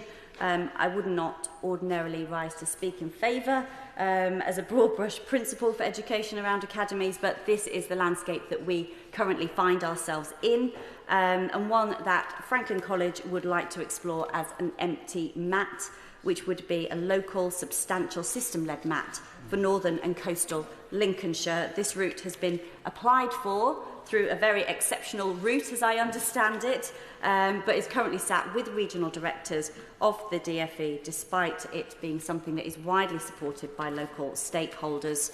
The principle behind this move to academisation is to build on the college's very strong track record of support for local schools, academies, engagement with employers and other organisations on initiatives to materially change young people's lives. And this change in status would allow the college to support the area's schools and employers to meet the need for highly educated, highly skilled young people of the future, which for the growing industries locally, such as clean energy, is absolutely necessary. Perhaps the Secretary of State or her team could write to me and just advise how that process can be moved along to the next stage and give some confidence and some clarity to the college and also to potential future partners, which I'm sure will be a benefit to the whole of Northern Lincolnshire and beyond. And finally, I would just like to say that the future of young people in Great Grimsby and Cleethorpes is not just a concern for me, but for the local authority and the wider community. There really is a strong desire from across the constituency that not only are there opportunities for people, children and students, but that the provisions to get them easily into these opportunities are also available and plentiful. The young people of Great Grimsby and Cleethorpes have every ambition and talent of young people anywhere else in the country, and I want to see that ambition and talent nurtured with the right structures in place that enable and lift every single one of them. Thank you. Maiden speech, A.Brandes. Thank you, Madam Deputy Speaker. I'd like to start by congratulating the Honourable Member for Southampton Itchen on his maiden speech. This is my maiden speech, and I have to tell you, Madam Deputy Speaker, that I arrive in this place fired with enthusiasm. So much so that my whip has warned me that I need to be careful that's not how I end up leaving this place. Fired with enthusiasm. I'm a new woman representing a new constituency, Chester South and Edisbury. Without doubt, one of the most beautiful, one of the most extraordinary and inspiring parts of the United Kingdom, encompassing the southern wards of the great city of Chester, the ones below the River Dee, and then many and varied villages in the heart of Cheshire. Audlem, Bunbury, Wimbury, Wembury, Weaverham, Leitch, Hambridge, Christleton and Huntington, Tarpley, Tattenhall, Tarvin, Kelsall, Cuddington, Farndon and Malpas. These are just some of the names of the very special places with which you and this House are going to become quite familiar, I hope, in the coming years. Much of my constituency is rural, which is one reason why I found the King's speech so disappointing. This government professes an ambition for growth. If so, it is simply extraordinary that there was no mention of the contribution of farming to our national economy. Food is fundamental. The contribution of the countryside to our country is incalculable. And a government that is so metropolitan in its outlook that it fails to understand that and reflect it in its agenda is, in the context of today's debate, both missing an opportunity and in need of an education. My constituency is both urban and rural. Our country is both urban and rural. Understanding the importance of both and the necessary balance between the two is key to our country's future economic and societal success. The joy of my constituency is that it includes a rich range of dynamic village communities and a swathe of one of the greatest historic cities of Europe, the matchless city of Chester, a business and tourism hub that faces challenges, of course, from basic connectivity to burdensome business rates, yet boasts many successes, among them the major employers in the Chester Business Park and the University of Chester, whose business school falls within my constituency and at which no less than 27 Commonwealth countries are represented among its staff and students. In the International Barometer Survey of 2023, the university was named in the top 10 nationally in 20 categories, including a top 3 and 4 top 5 category placings. Yes, Chester's potential is unlimited. I shall seek to ensure that this government gives it the fullest chance to bloom. There are also fantastic schools in Chester South and Edinburgh, some of which I have already had the pleasure of visiting, and many more that I look forward to going to over the coming months. Alongside our excellent state schools, we have 2 independent schools, educating over 1,600 pupils, including nearly 400 students with SEND support who do not have ECHPs, and so will face VAT under the government's current plans. Plans which will reduce choice for parents and increase pressure on the state school system with no clear benefit to any of our young people. Chester South and Edinburgh has much to offer. From the glories of Delamere Forest, which welcomes more than 750,000 visitors each year, to the excitement of Alton Park Racetrack, to Peckforton Castle, the home of civil weddings in England. I say that advisedly, Madam Deputy Speaker, because it was the then owner of Peckforton Castle who inspired a former Member of Parliament for the City of Chester to introduce a private members' bill that became the 1994 Marriage Act, and for the first time allowed civil weddings in this country to take place in venues other than registry offices. Castles, historic houses, hotels, Chester Zoo. Some might argue that this single piece of legislation has done more to contribute to happiness in England than any other legislation of its time. The former member who introduced this legislation, who I know quite well, in fact, I have known him since I was born, he reminds me regularly that his 1994 Marriage Act illustrates how, in this place, an ordinary backbencher can make a difference. And I hope to make a difference in the years to come. Not only by badgering the government about delivering local bus services and improving mobile phone and broadband connectivity, not only by demanding that they back our farmers and ensure the investment and infrastructure our villages and city need to thrive, but perhaps also by introducing legislation of my own in the fullness of time. So I draw inspiration from my constituency and from my predecessors. Not only my father, who was the member for the City of Chester in the 1990s. Madam Deputy Speaker, Mr. Speaker will know both how marvellous and sometimes how irritating it can be to have a parent who was themselves a member. But also on the government benches, the newly elected member for Chester North and Neston, who previously represented the City of Chester and who I'm looking forward to working with on matters of mutual benefit to our constituents. I particularly share with my predecessor in Edinburgh, Edward Timpson, his inspiring passion for education and his concern for the care and development of young people. Another of my distinguished predecessors from whom I've learnt is Stephen O'Brien, who in his maiden speech a quarter of a century ago said something that I, as someone who served in the civil service for more than a decade and who then went on to run a small business, can wholeheartedly echo as I visit the many small and medium-sized businesses in my constituency.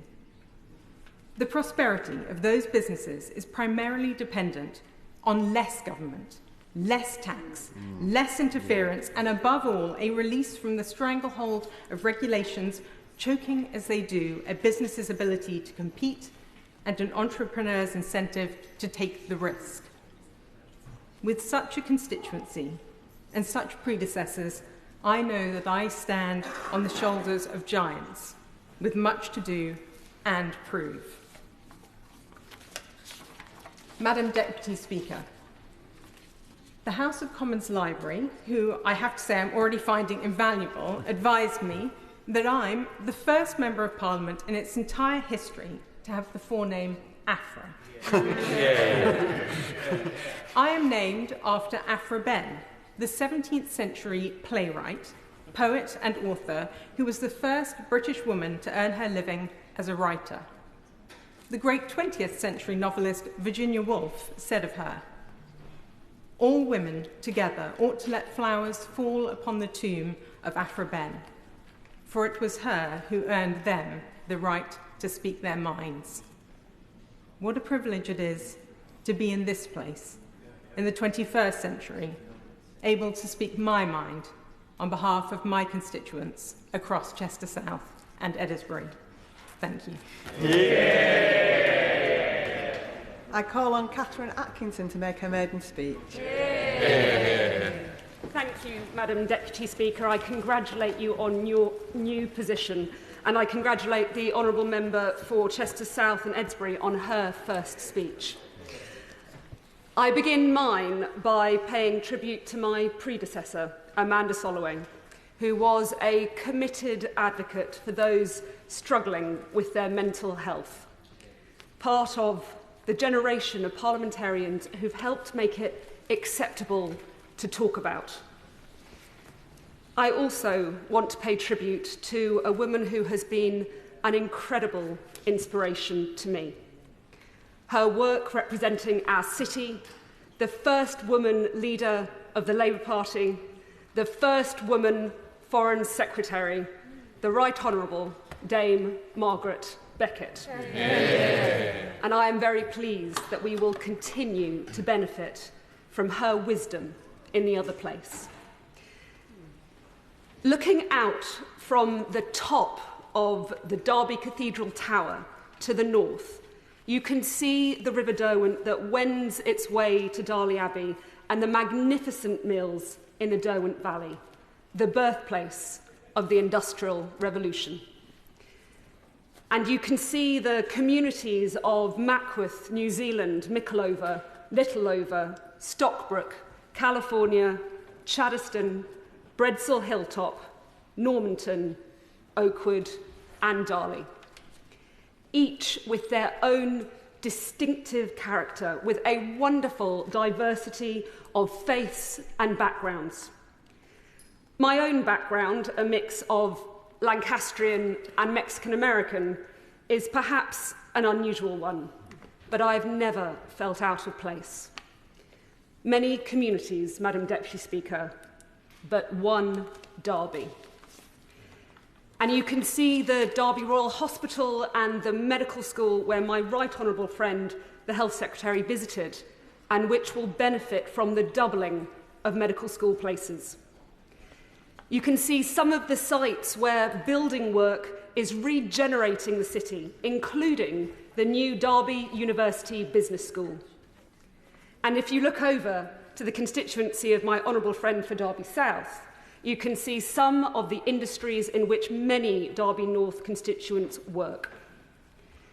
Rolls-Royce, where my right honourable friend, the Chancellor, rightly called the very model of great British business when she was there a few weeks ago, is one of the businesses in Derby championing new technologies, excellence and expertise, and at the front line in the fight against climate change. And you can see Pride Park Stadium, home of Derby County, back in the championship, ready to bounce back like our city and our country. One of this country's true community clubs that I hope will be protected for the future by the Football Governance Bill. Why have I described Derby North and its surroundings as if standing on top of the cathedral tower, or because I've been there. My 9-year-old son and I abseiled down it a year ago for the children's hospice charity Rainbows.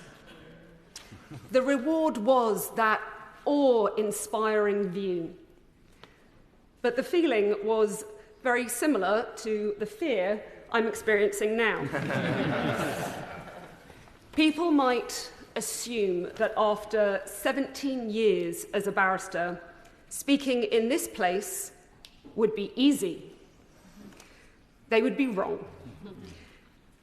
Speaking here for the first time, there is a very special sense of responsibility and humility. And neither role would have been possible without a good state education that I had. Wanting to give back is why I used to be a chair of governors at a nursery school and children's centre. It's why I helped lead the successful campaign to stop the closure of Ashgate Nursery School. It's why I am committed to championing all of the nurseries and schools and colleges and the university in Derby North. And it's why I am so excited about the Children's Wellbeing Bill that will break down barriers to opportunity for all of our children and young people. Yeah. The legendary Derby County manager Brian Clough summed it up when he said, "I think everyone should have a book. I think everyone should have a nice classroom to go to. I think everyone should have the same opportunities. The chance to have a few bob and get on. And who could disagree?" Derby has a deep Labour tradition, returning the first Labour MP in England. Now Labour represents every corner of Derbyshire. And I feel the voters haven't sent me as an individual, but as a part of a team. There is also a proud tradition of rail manufacturing that I will champion too. Madam Deputy Speaker, 2 centuries of train building in Derby ground to a halt this year. Jobs were lost, and at the train manufacturers Alstom, nearly 1,000 years of welding experience walked out the door in a single day. Workers, their representatives, and many, not least my right honourable friend, the Transport Secretary, called for action. There is now a new order for trains for the Elizabeth line. The Mayor of London called my lobbying for new trains a little intense. I'm afraid that's something this House may have to get used to. In Derby, Great British Railways will bring rail back into public ownership and help create the conditions for rail to thrive again. And with its headquarters in Derby, Derby will be the rail capital of Britain. It is clear that we need an industrial strategy that commits to the Midlands. The economy that was broken in Whitehall can only be rebuilt in the regions. The actor Robert Lindsay, who has supported me since I was a candidate in his hometown of Ilkeston, one of many who I need to thank for their enduring support, congratulated me on my election using the words of his character Wolfie from Simpson Smith and said, "Power to the people." There is no greater power that you can give to people than through education. It's a power that could ensure everyone in Derby North fulfills their potential. So it is with pride that I support this government's strong emphasis on education, skills, and opportunity. That is what I think will bring real power to the people. And I hope to play my part in bringing about the change that Derby North and this country voted for. I call Dr. A.Pinkerton to make his maiden speech. Thank you. Madam Deputy Speaker, I'm grateful to you for allowing me the opportunity to intervene in this important debate and in so doing to give my maiden speech. I also congratulate you on both of your recent election successes and welcome you to the chair. It's a privilege to follow the honourable member for Derby North. I was delighted in particular to hear about your recent abseiling exploits. I wondered if you were giving your maiden speech or a pitch to be the next Lib Dem party leader. But it was wonderful to hear your rich and powerful evocation of Derby North. Thank you very much.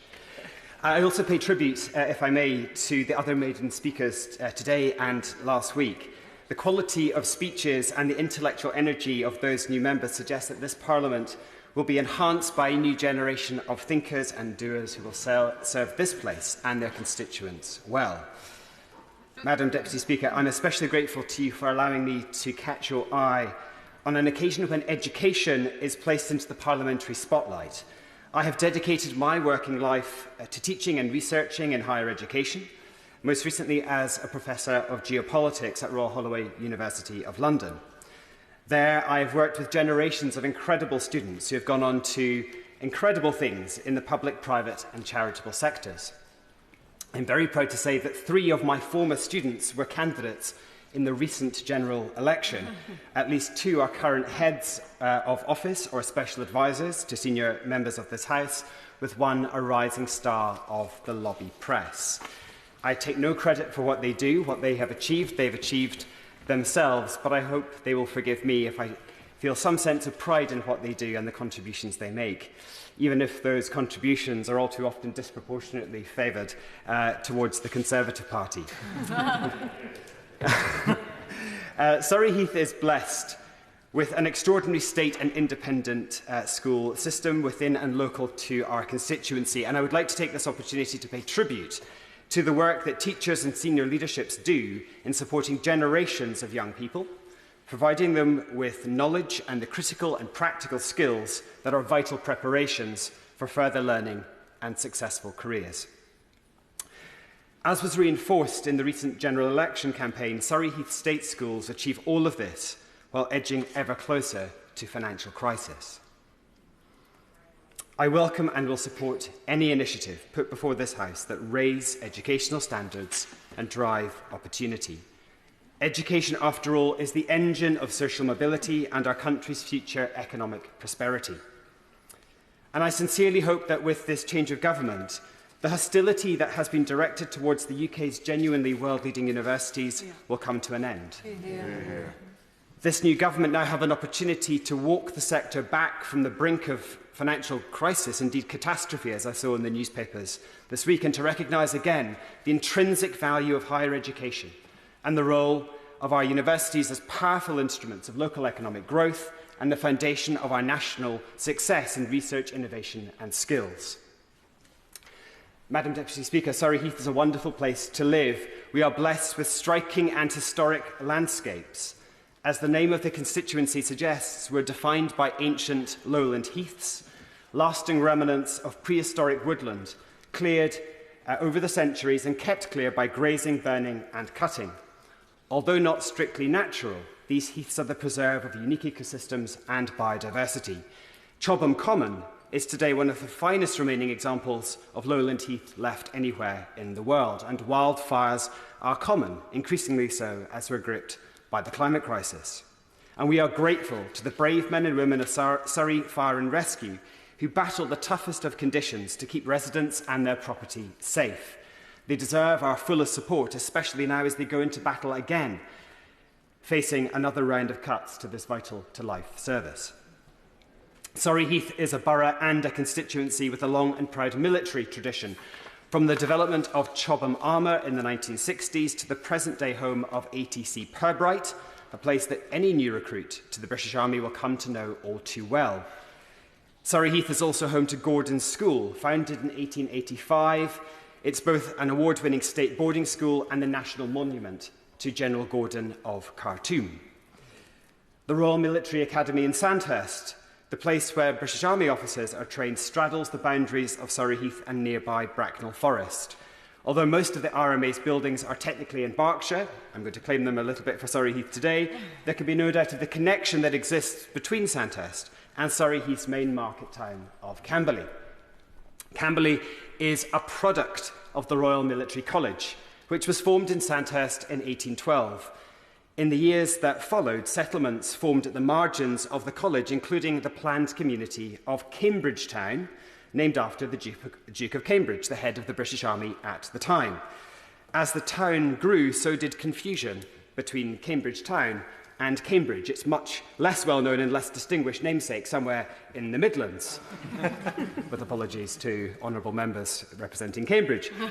This was a problem especially felt by users of the postal service, whose letters would frequently find themselves long delayed and hundreds of miles from their intended destinations. 150 years has gone by and little has changed.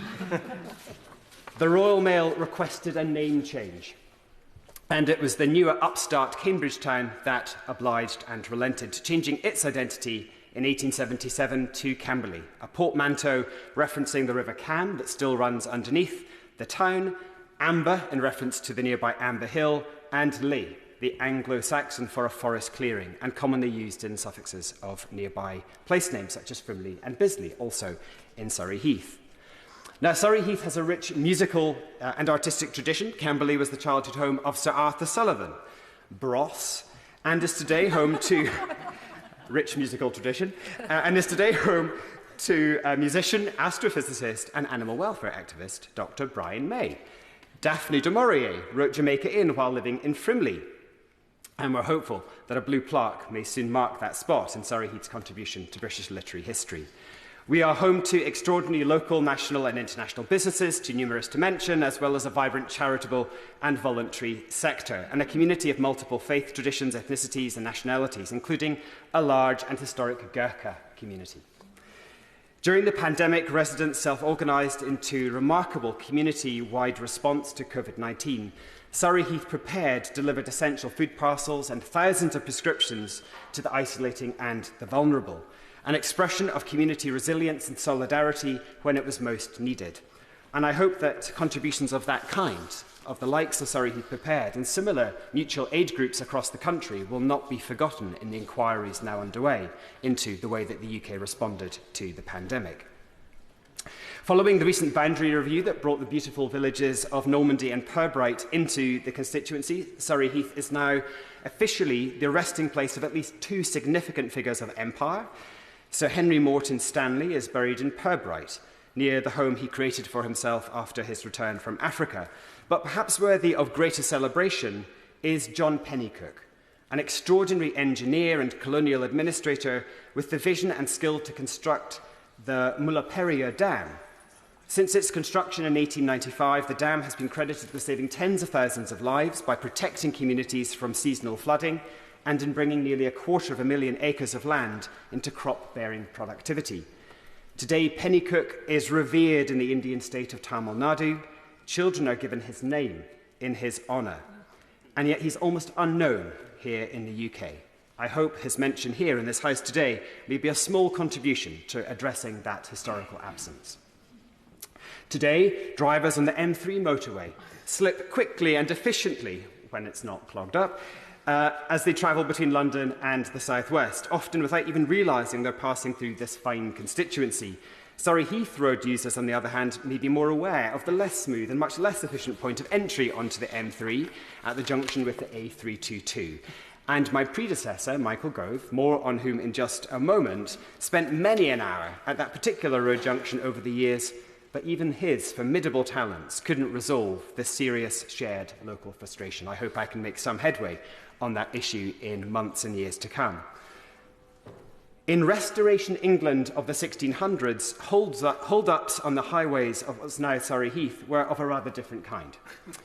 The Great West Road, less prosaically today known as the A30, was the main connecting route between London and the great port cities of the south coast, and was a lucrative prospect for highwaymen and opportunistic cut-pursers, especially on the long, isolated stretches around Bagshot Heath. William Davis, the so-called Golden Farmer, and Claude Duval were two of the most notorious and noteworthy of the 17th century land pirates. Duval is recalled as a gentleman of the road. Gracious to the point of obsequiousness, he would relieve you of your jewels while dancing with your wife and complimenting you on the finery of your apparel. An abhorrer of physical violence, the history books recall him as a master of politeness, smiling pleasantly to your face while metaphorically sticking the knife in. Now, the sharp-eared amongst you may recognise at passing, one might even say limited and specific similarity between Duval and other more recent gentlemen of Surrey Heath Roads.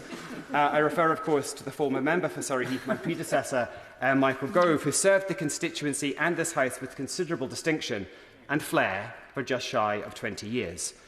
Both men possessed of a singular vision, noted for their grace and observance of the highest courtesies and manners. Unlike Duval, there's no evidence to suggest that Michael's outings to the A322 involved any public displays of dancing. Those, as far as we can tell, he saved for the nightclubs of Old Aberdeen. The members to my right may go further, but for my part, I'm certain that's where any similarities end. Michael Gove will rightly be remembered as a transformative minister, even by teachers who, during a debate on education, will consider him transformative, but not necessarily beneficially so. He was indeed a talented parliamentarian. His oratorical skills mark him out as a once-in-a-generation performer at the dispatch box. He will, I'm sure, be greatly missed in this House by both his friends and his opponents, and that you will want to join me in wishing him well for whatever his future has in store. Personally, I'm hugely indebted to the people of Surrey Heath for electing me to be the first non-Conservative MP for our constituency in 118 years. Yeah. This was a vote to be taken seriously again for a local MP who will work in this place to further the cause of a great community. And we need that now more than ever. Surrey Heath's roads and rail infrastructure require significant investment. It cannot be right that it takes longer to travel between Camberley and London in 2024 than it did a century ago. We need to end the postcode lottery of health and to address the deep inequalities in life expectancy and life opportunities that scar and divide our communities. While I welcome the Secretary of State's for Health's commitment to prioritising the rebuilding of RAC-affected hospitals such as Frimley Park in my own constituency, we do need reassurance that the new Frimley Park will be the right hospital, providing the right services and sited in the most appropriate location, accessible via road, rail and bus, and not at the expense of losing vital green or amenity space. We also need a fair deal for our young people, with genuinely affordable homes and new education and training opportunities. We urgently need to fix Surrey's broken special educational needs provision. In the spirit that there is always more that unites us than divides us, I look forward to working with members across this House to achieve these things for Surrey Heath and in support of communities across the UK. And, Madam Deputy Speaker, finally, and in conclusion, our families all too often pay a high price, indeed the highest price, to enable us to do what we do in this House and to participate in the long campaigns that have gone before and which soon enough will come again. In closing, may I just express my love and thanks to my wife Philippa and to my children Jamie and Will for putting up with me, for their limitless support and for being the best team that anyone could ever hope to be part of. Thank you. And before I call the next speaker, members may have noticed that this debate is very oversubscribed. So due to those time constraints and wanting to get as many people in as possible, I'm now imposing a 6-minute time limit on all those backbenchers who are not making their maiden speeches. I call Olivia Blake. Deputy Speaker, and it's great to see you in your place, a strong Yorkshire woman no less, which is exactly what we need in the chair. And I'd like to thank the member for his excellent maiden speech. You've done your constituents very proud, I think, and it's great to hear from you and all the maiden speeches we've heard today. I would like to start by picking up, oh, he's no longer in his place, the member for, I can't remember his thing either. This is good stuff, isn't it? On his comments about literacy hour. Now, I was a child who was locked out of education. I have had dyslexia, ADHD, dyspraxia. I've got a whole host of different medical needs as well that make it very difficult and challenging to live a normal life. And I remember not being able to read or write in a legible way, as some may say that I still don't write in a legible way.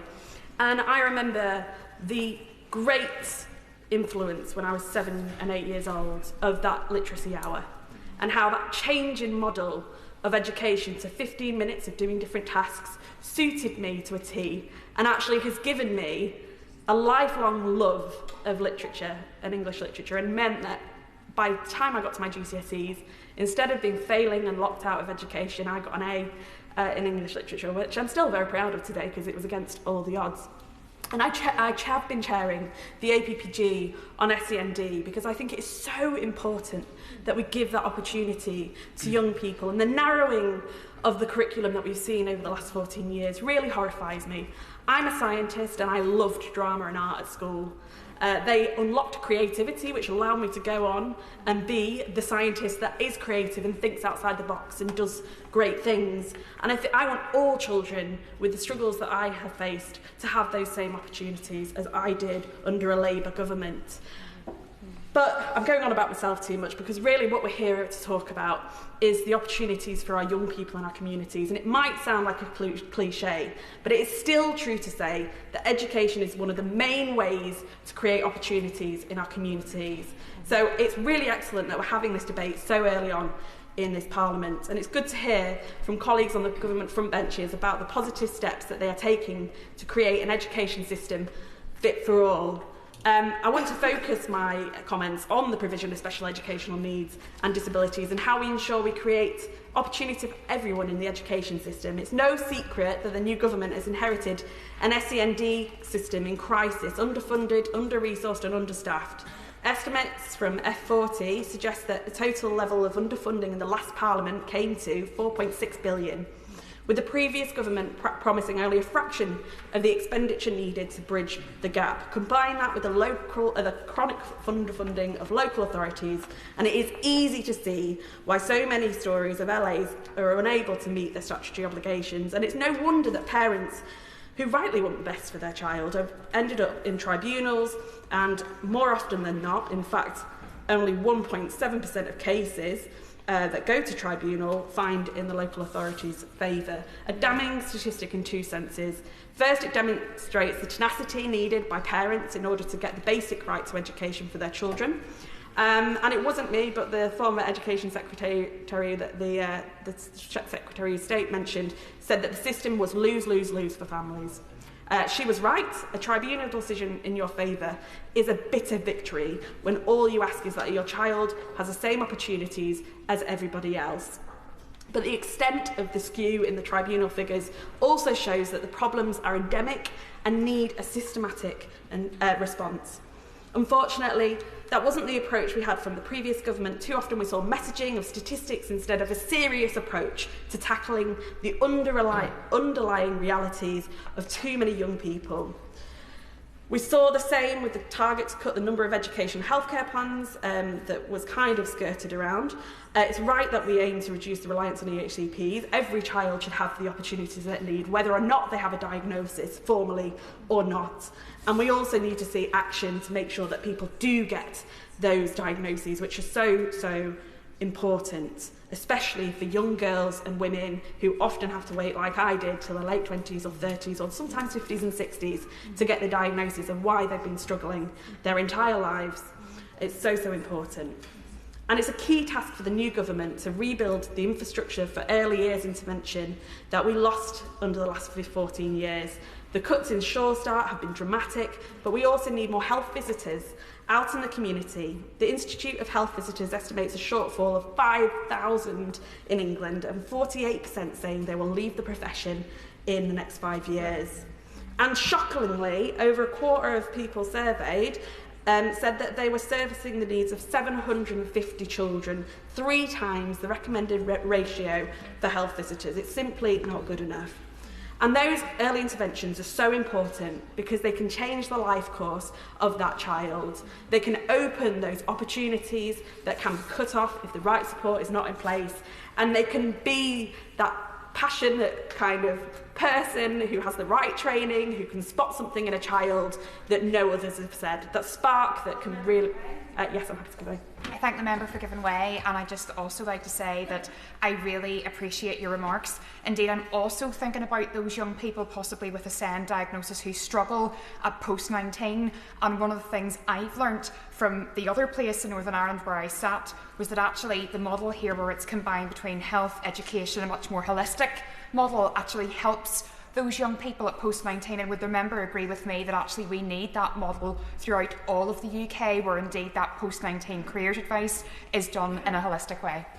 I completely agree. We need a more holistic approach, and it's actually interesting because I recently visited Wirlow Hall Farm in my constituency, and they provide AP but also further education in an agricultural setting, and it's great to see the opportunities for the young people that are going there, especially with emotional distress and issues like that. So I think it's really important that we see all of this in the round and make sure actually that the quality is there in all our services, whether that's AP, education, your local mainstream school, or getting access to those diagnostics that are so important for so many young people. And SALT. Don't let me forget SALT, otherwise I'll get in trouble with the speech therapists. But I'll close my remarks, Madam Deputy Speaker, just to say that I hope that this government, and I'm pleased to see the good signals and directions that we've had so far, that this new approach will treat people as people and start on the premise that whatever your need or disability, you're entitled to the same quality of education and opportunities, just like everyone else. And I look forward to hearing from the government what further plans they will be bringing forward to make that a reality. And I call on N.Shashtri to make his maiden speech. Thank you, Madam Deputy Speaker, and may I start by congratulating you on your election and taking up the chair today. May I also congratulate the front bench of the government on taking up the burden of ministerial office. I wish them the best success with that. Madam Deputy Speaker, it is with no little pride and a great sense of honour that I rise to give my maiden speech in this House. I'm indebted to my constituents for sending me to this place. I will do my utmost to ensure that I repay the faith that they have put into me. It is a particular pleasure to follow so many excellent maiden speeches over the last few days. I'd like to commend the Honourable Member for Surrey Heath for his excellent and magnificent speech. It is a place that I hold dear to me, having trained at the Royal Military Academy, and I wish him very well in his stewardship of there. I think he will make a great contribution to this House.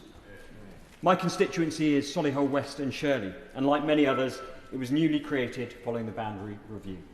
Whilst it is very much based upon the old Solihull seat, the wards of Silhill and Elmdon have moved into the new Meriden and Solihull East constituency, and in return, Blythe Ward has moved into mine, joining Alton, Linden, St Alphege and the Shirleys West, South and East. Therefore, I have not one, but technically two predecessors.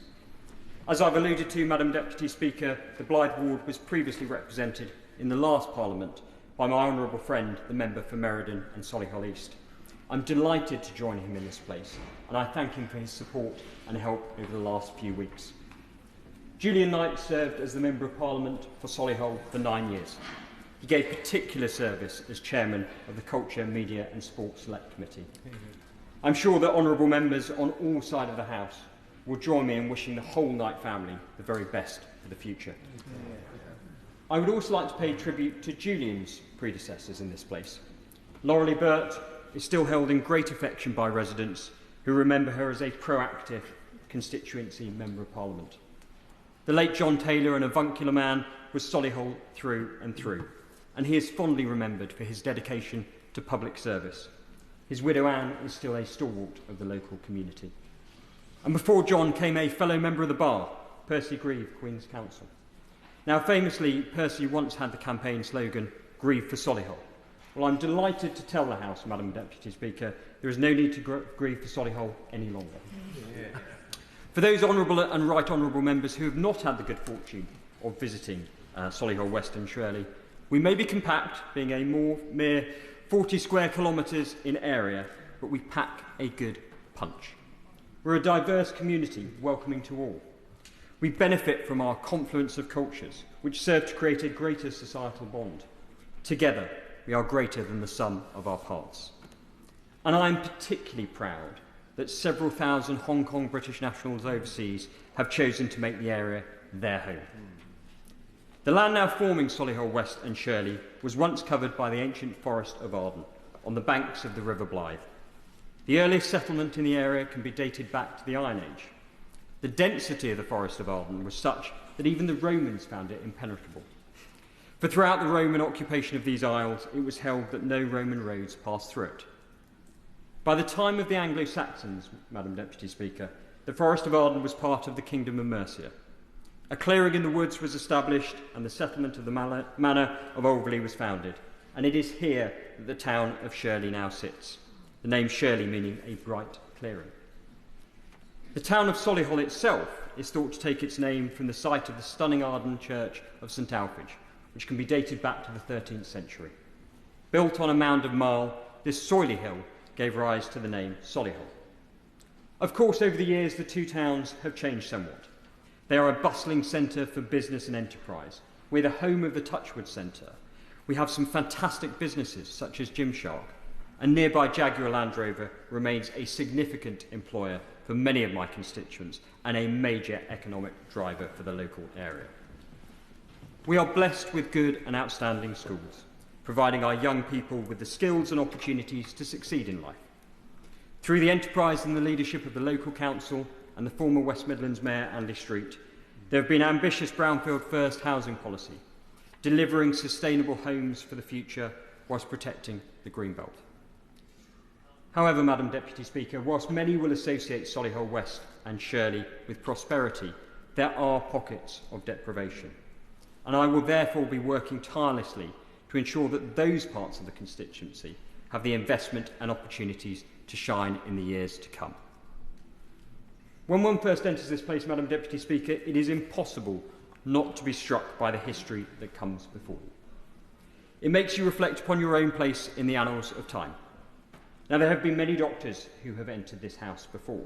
There are several of us in the new intake alone. There have been a number of soldiers who have stood up and served again. Indeed, there's almost a platoon of us who have entered the House for the first time on this occasion. And as for lawyers, Madam Deputy Speaker, well, frankly, we could be an extension of the Inns of Court. However, it did strike me the first time I entered this place that there was a chance that it was I may be the first member to have done all three before. And that rather flatters the ego, Madam. Well, how wrong could I have been? Like my young son George bursting bubbles in the back garden, my illusions were quickly burst.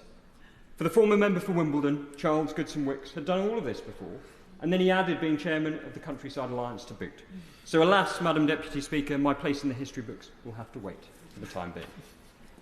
But what I do hope is that my professional experiences will serve to contribute effectively to this place on behalf of the people of Solihull West and Shirley, being a critical friend on the issue of health and social care so that we improve patient outcomes, protecting the rule of law and ensuring access to justice, upholding the military covenant and continuing the commendable work of the former member for Plymouth Moorview, sadly no longer in this place, and others to ensure that Britain is the best place in the world to be a veteran. But I'm also painfully aware of the good fortune and opportunities I have had in life. I've benefited from a loving family and being provided with the opportunities to fulfil my potential. Sadly, that is not the case for all, Madam Deputy Speaker. And so, during the course of my time in this House, I will seek to champion the early years agenda, giving young people the best chance in life. I will also seek to work with members from across the House to improve SEND provision in this country, to move the conversation away from talking about the level of disability and focusing instead on the level of intervention, to ensure that every child is able to access the curriculum and achieve their potential, irrespective of the hurdles they face. Because, Madam Deputy Speaker, it is only by investing in our young people that we invest in our society. And if I may, Madam Deputy Speaker, I will end by saying this. For those of us who choose to enter the political arena, we have a duty to conduct ourselves with tolerance, dignity and respect. These are the values that the public rightly expect from us. And in this, my maiden speech, I make a promise to my constituents that these are the values that I will uphold for as long as they are gracious enough to send me to this place. I call Chris Vince to make his maiden speech. I thank you, and I'd like to say thank you to the member from Solihull West and Shirley for his excellent and very emotive maiden speech. And thank you, Madam Deputy Speaker, and welcome to your new role, and thank you for giving me this opportunity to speak in this really important debate. But above all, I would like to thank the people of Harlow constituency. A diverse constituency that doesn't just include Harlow itself, but it includes its villages like Roydon, Nasing, Shearing, and following the recent boundary review, also includes Hatfield Heath, Hatfield Broadoak, and many other villages that I can't name all of them. I want to thank everybody for giving me the opportunity to serve, the incredible opportunity to serve as your Member of Parliament.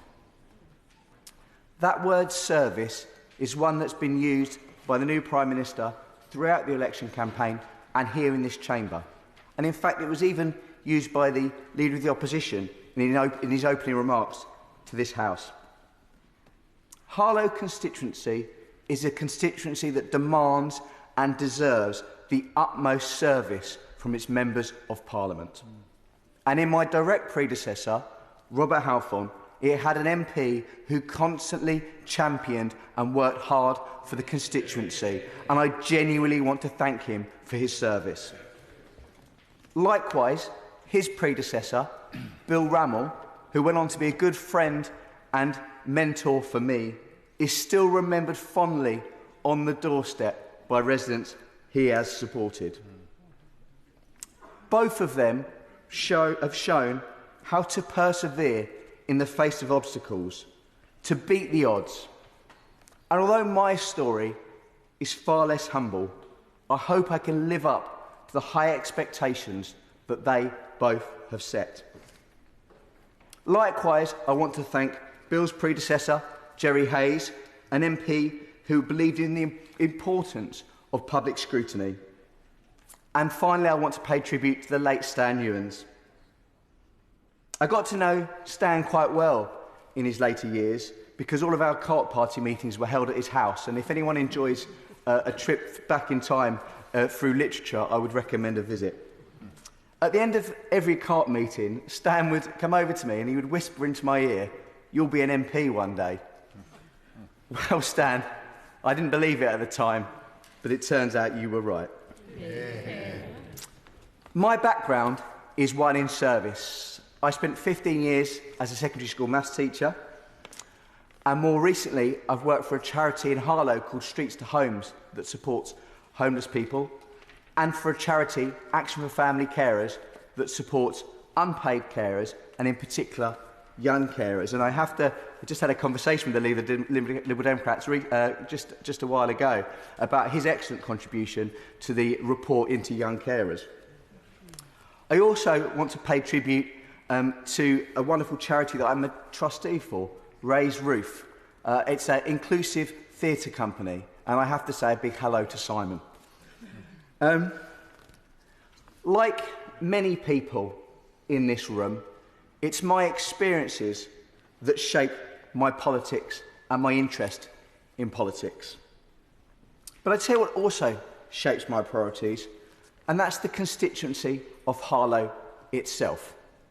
Many of you will know that Harlow is a post-war new town, designed by the designer Sir Frederick Gibbard. Sir Frederick designed Harlow to be a place of community, where every community has its own shopping area, its own playground, its own green spaces.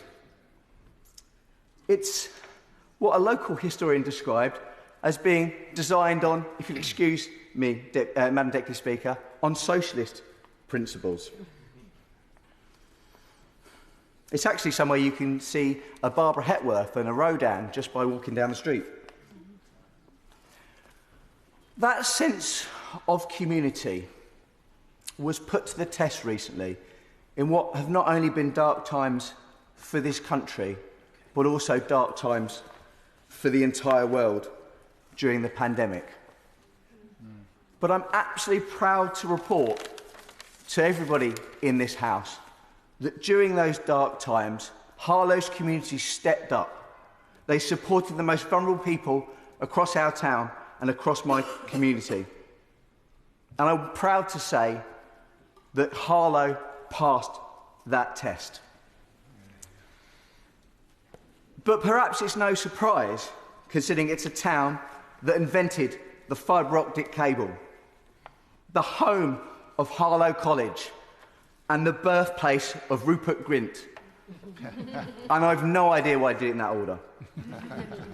It's also apparently got the lowest density of pubs per head of population.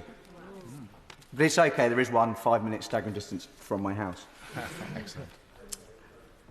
It's convention in one's maiden speech to talk about a non-controversial issue, which is always tricky when you find yourself in a room with people with opposing views.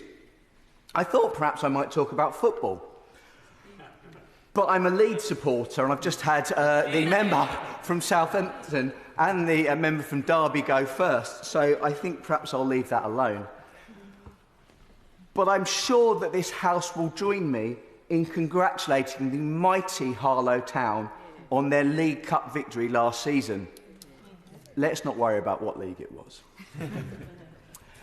So instead, Madam Speaker, I decided to talk about a subject which is very close to my heart, and that is young carers.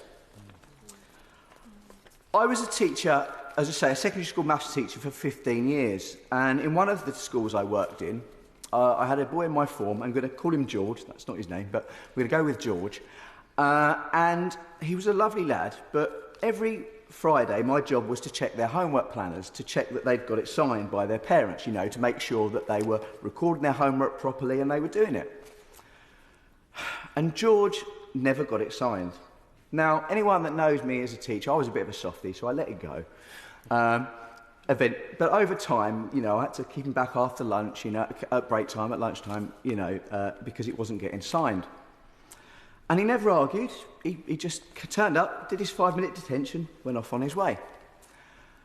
And it was only when it came to parents' evening that I found out that both George's parents were severely physically disabled.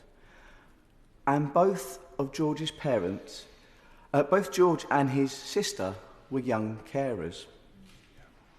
And I felt terrible.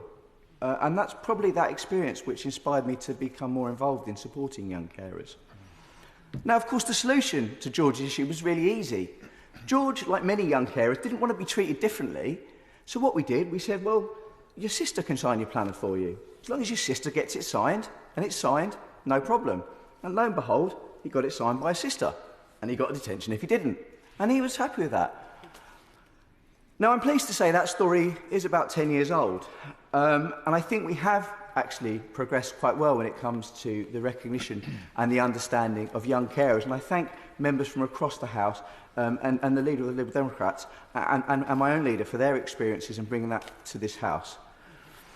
A recent school census into young carers, however, said that 72% of schools said they didn't have any young carers.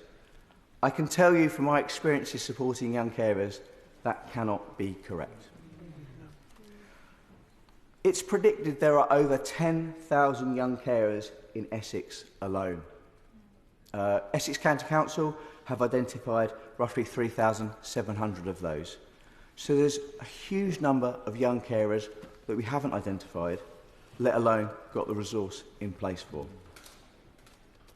Now, I'd like to end my maiden speech on a positive. And I want to ask the House to join with me in thanking all of the young carers that I've worked with, all of the young carers across the United Kingdom and Northern Ireland, for the incredible jobs that they do. Many of them don't even think about themselves as being young carers because it's just what they do. They help a loved one. But I just want to say, and I want to put on record, to me, they are absolutely heroes. Thank you very much, Ms. I call on Jim Shannon.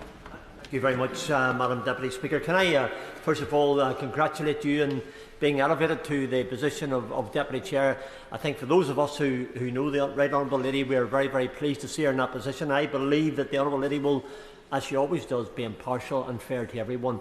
I look very much forward to being called by yourself on many occasions to participate in debates and interventions probably as well. Can I also say what a pleasure it is to see the ministers in their place. Secretary of State was there before, the ministers now, and look forward to their contributions in the summing up at the end. And the contribution by the the Shadow Minister as well was excellent. The one thing that we've had today, Madam Deputy Speaker, has been this wonderful, wonderful maiden speeches from all sides of the chamber, whether it be from Conservative, from the Lib Dems, or from the Labour Party. It's been excellent. I think the House is enriched today with the combination of contributions that there has been, and I just say that for an intervention it was, but the Honourable Lady will make her speech, her maiden speech at a further stage, but it's also enriched by the contribution of the Honourable Lady and others who will come to make maiden speeches from Northern Ireland as well. Can I say a special thanks to the Honourable Member for Harlow. His story about the carers, young carers in particular, something that I've had a particular interest over the years, Madam Deputy Speaker, and that story resonated with me in particular. I think it resonated with everyone, to be truthful, but it resonated with me because I know young carers in my constituency who did the very things, and perhaps maybe they weren't the best students, but they had other reasons for not being the best students. So the story that he told, maybe it's 10 years old, it's still relevant to today, and I thank him for that. It is so important that we have debates on these issues in education. I've said in this place so many times before that our young people truly are the future, and to make sure they have the tools needed to succeed, we make these and those difficult decisions today. Education has devolved in Northern Ireland, so the ministers don't have to respond. You want to take any notes and say, I must reply to the Honourable Member. You might wish to say something, but you don't have any responsibility for education. But I do want to give, if I can, as I always do, Madam Deputy Speaker, a Northern Ireland perspective. 2 points I want to make in relation to that. There are so many opportunities out there for young people. Some may perhaps know what route they want to take in life, and for those who don't, that there are other options. So education may not be everybody's option, as the Honourable Member for Harlow says, but you know, there's other things that we need to do through education as well, and I know that the ministers here will no doubt take those on board. Whether these are through employment, further education or apprenticeships, there are opportunities to be availed of. Furthermore, I'm a big supporter of work experience and the prospects it can bring for young people, especially in terms of their education and indeed in their future employment. To give a classic example of the opportunities work experience, and I'm a great believer in work experience, because I actually think it can give young people a taste for work and employment and the possibilities that will take them to. I try to do it every year in my office as a Member of Parliament, but also when I was an MLA, and also when I had my own business as well, I did the same thing. But just to give you 2 examples. 2 of my youngest staff members, one aged 29, one aged 24, both did their work experience in my office, one back in 2012, the other in 2017. Never realised, Madam Deputy Speaker, they would one day end up working for me, but that was the work experience they had. They went and did another job in between, but they ended up coming back to me, whether they saw as a soft touch or what it was, I'm not quite sure. I'm sure they didn't think that. The fact was they loved what we do in the office, because my whole life, Madam Deputy Speaker, and others in this chamber as well, those who are elected, it's about helping people, making lives better, and that's our job. It doesn't matter what political party you are, and we've got to try and do that in every part of life. So years later, the opportunity for new staff, and knowing the skill set they were able to bring through their work experience, they were able to come into the job like they had always been there. So that sticks in my mind, whether it be aerospace, healthcare, STEM, government, law, media, trades such as mechanics or plumbing or so on. The lists are endless. There's no secret that more needs to be done in terms of funding for the devolved nations, and I do put that spoke down. It was revealed last year that Northern Ireland student numbers were reduced with funding cuts, and data has been indicated that the teaching grant to Northern Ireland universities will be reduced by 10% to save around 14 million. It was also planned to cut funding of further education colleges by 4% to save an additional 9 million too. I just want to very briefly, in the time that I've left, and time is limited, to discuss the opportunities that apprenticeships provide for young people. I mentioned earlier on, not every person can have a civil servant job, be in education, be in university, but they can, by the very nature, have opportunities out there in society and other opportunities. Our universities are incredible, but there are young people out there that don't see university as a path for them to go down. So since 2013, the number of people aged 16 to 24 pursuing an apprenticeship has consistently been on the increase, showcasing how the world of work can provide opportunities for young people who perhaps don't want to go to university. Again, these are provided within so many industries, and there's always something that can be found to give young people the best starts in the employment path. To conclude, Madam Deputy Speaker, the issues always lie around funding. That's why it's so important that there's representation for these issues. Northern Ireland has suffered for too long with ill-thought-out budgets and lack of funding. It is now time that our words are listened to and budgets are reconsidered for the betterment of young people and their futures. Because I believe, as everybody believes in this debate, our young people are the future, and I want to see them getting the opportunities, much more opportunities than whatever I got in terms of education and employment prospects. We are responsible for ensuring the opportunities are available for all young people across this United Kingdom of Great Britain and Northern Ireland. Madam Deputy Speaker, you know the case. We're always better together. Thank you. I call Catherine Foulkes for her maiden speech. Thank you, Madam Deputy Speaker, or Llongyfarchiadau, like we'd say in Wales. It's wonderful to have you presiding over my maiden speech. Thank you also to the Honourable Member for Strangford. It's always a pleasure to follow him. Thank you also to the amazing maiden speeches we've heard this afternoon. I particularly enjoyed hearing the story of such an inspirational maths teacher from my honourable friend from Harlow.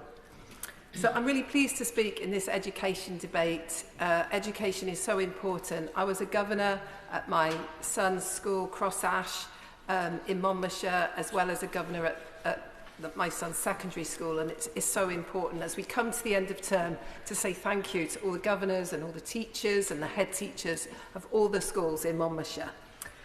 I think I'm the first one of our Welsh MPs the Welsh new MPs to do their maiden speech this time. So I really do hope I do our country proud.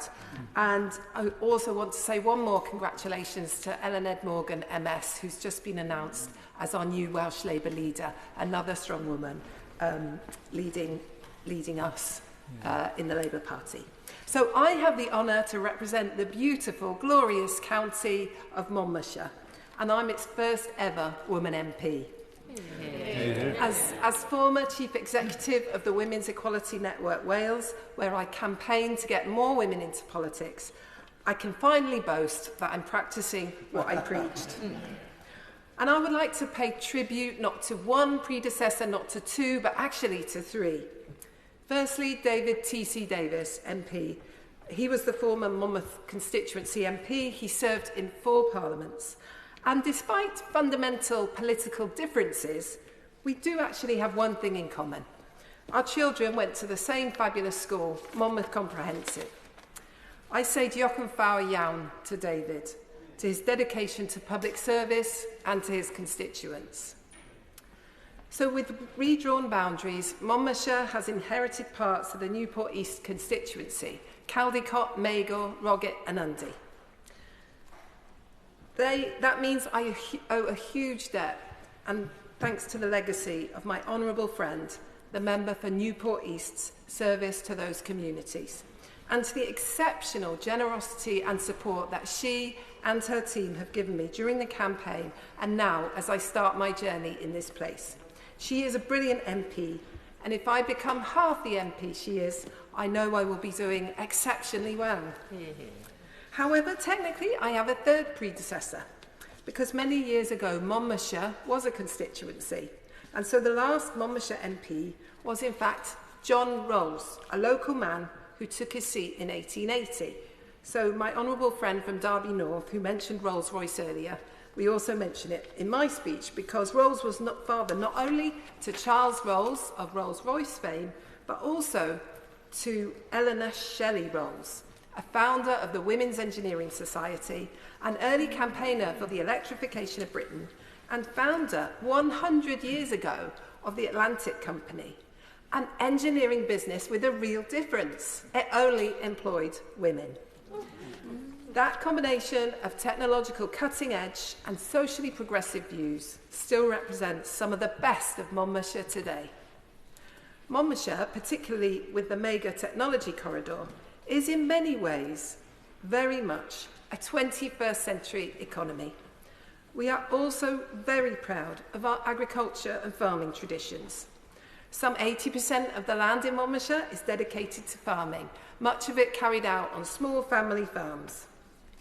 As a smallholder and a farmer's daughter, I know personally the joys, but also the huge challenges of rural life and the vital role that food production, as well as environmental stewardship, is played by our skilled farming families.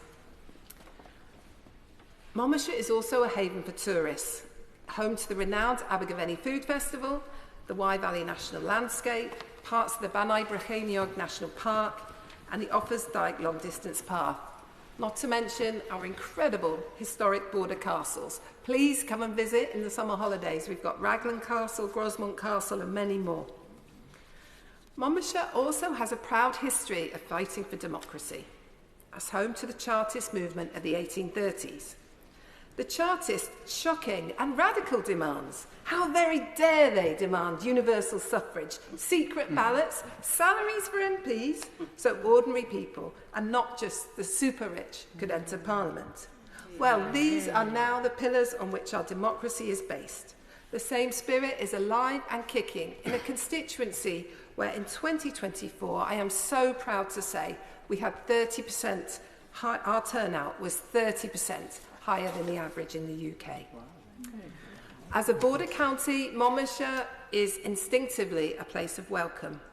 One of the early actions of our 2022 incoming Labour-run County Council, in which I've been really proud to serve, was a formal application to become a county of sanctuary, welcoming and celebrating the contribution of refugees and asylum seekers.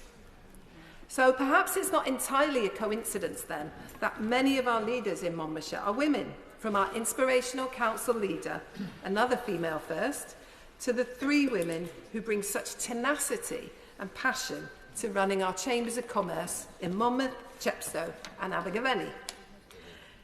Despite its great strengths, Monmouthshire is, I am sorry to say, also one of the most unequal counties in Wales, with great wealth and great poverty existing side by side. So as MP, my first priority will be to support this government's drive for economic growth and keeping household bills down so that we reduce that inequality. Talking of the drive for equality, I am only here because of the incredible women who came before me and because of the support I've had from far too many individual women to mention. But I must shout out the work of mentoring programmes, such as the Fabian Women's Mentoring Programme, the Labour Women's Network, and organisations like Elect Her and the 50-50 Parliament.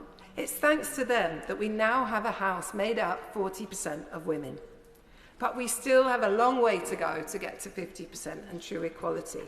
So I pledge as my second priority to continue my work to ensure that we do get an equal Parliament. And I will work with every single relevant Secretary of State and every parliamentarian across the House to ensure that we reduce all the inequalities that women face, be it ending the gender pay gap, halving violence against women, and pushing forward the Menopause Mandate campaign. I will also do all I can, of course, to support Monmouthshire's fantastic charities and community groups, from Cafanol, a charity working to support those experiencing violence against women, to Reach Out, a group supporting those with addiction. As a keen environmentalist, I will be also doing everything I can to ensure we champion our environment and our rivers, including the rivers Wye and Usk, which flow through our beautiful county. The people of Monmouthshire have made it clear to me they expect me to work cross-border and cross-party with all the regulators and campaigners and action groups to bring our rivers back to full health. Madam Deputy Speaker, Monmouthshire is back on the Westminster map for the first time in a century and a half. My determination is to make sure that the legacy of this government for Monmouthshire is a more equal, a more prosperous and a greener future. Thank you.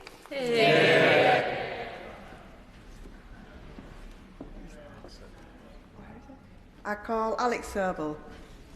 Thank you. you, Madam Deputy Speaker. It's great to see another former Leeds City Councillor in the chair. The value that sports and arts have in people's lives cannot be understated. And today I want to talk to you about the importance of this in education.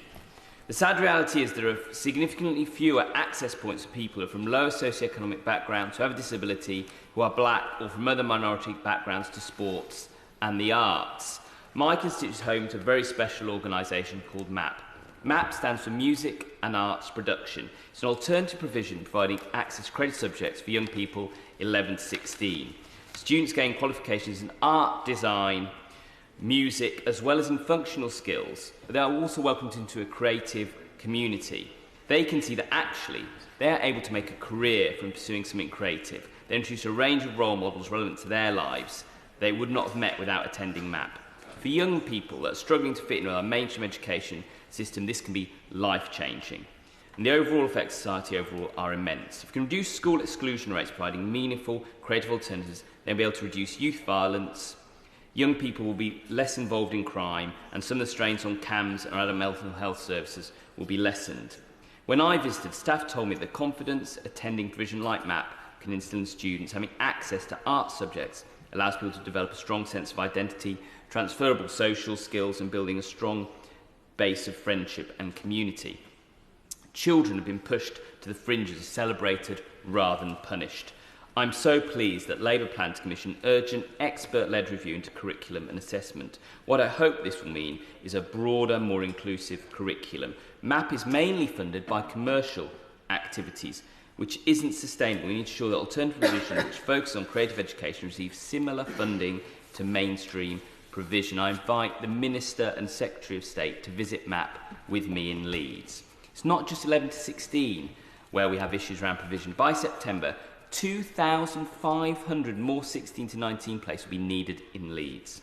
Leeds will have enough A-level places, but if you want a place for alternative qualifications, there's a huge shortage. This is causing a number of problems for our young people who, through no fault of their own, are on waiting lists for technical Level 1, Level 2 courses, so are therefore officially NEET. This is consequentially added to our skills gap and undermine the government's growth target. My view is the greatest single challenge for our growth and clean energy missions aren't investment or tax, but skills. I look forward to the new growth and skills levy, but also a strategy for creating the post-16 vocational places we so desperately need. Sport is also crucial to the health of our nation and saves the NHS £1 billion a year through preventing disease and improving well-being through participation in community sport. We are seeing a crisis in the number of people who have active lifestyles, and this starts with schools and our education. I'm really heartened to know the Secretary of State understands this and is protecting sport in time. And I hope this will mean that we can reach that target of 60 minutes of physical activity a day for all young people. I welcome the approach my right honourable friend the Secretary of State is taking. We cannot just tell young people about benefits of sport and celebrate successful athletes, although I love the Olympics and professional sport. But as Labour we need to reimagine the role that sport plays in people's lives and have it at the heart of decision making. I hope we can see new funding for community coaching and equipment, especially in sports which are widely played at grassroots but less so at elite level in the UK, such as basketball. Music education is also a vital area. We know how much music enriches people's lives, but if you don't have the means to buy the equipment to get music tuition, then it's impossible to access this and to progress and to enjoy that all that musical entertainment and education provides. And we need to be able to provide that in our schools and give that additional enrichment. So I also hope to see an uplift in the provision of music teaching, improving access to instruments to families who cannot afford the high cost of many instruments. STEM subjects, and I'm a former community scientist, are really important. We cannot neglect the issues around creative education. I'm really pleased that we're going to carry on with the creative GCSE and that we are going to hopefully see a huge uplift in the uptake in arts, sports and creatives in our schools and around the education system.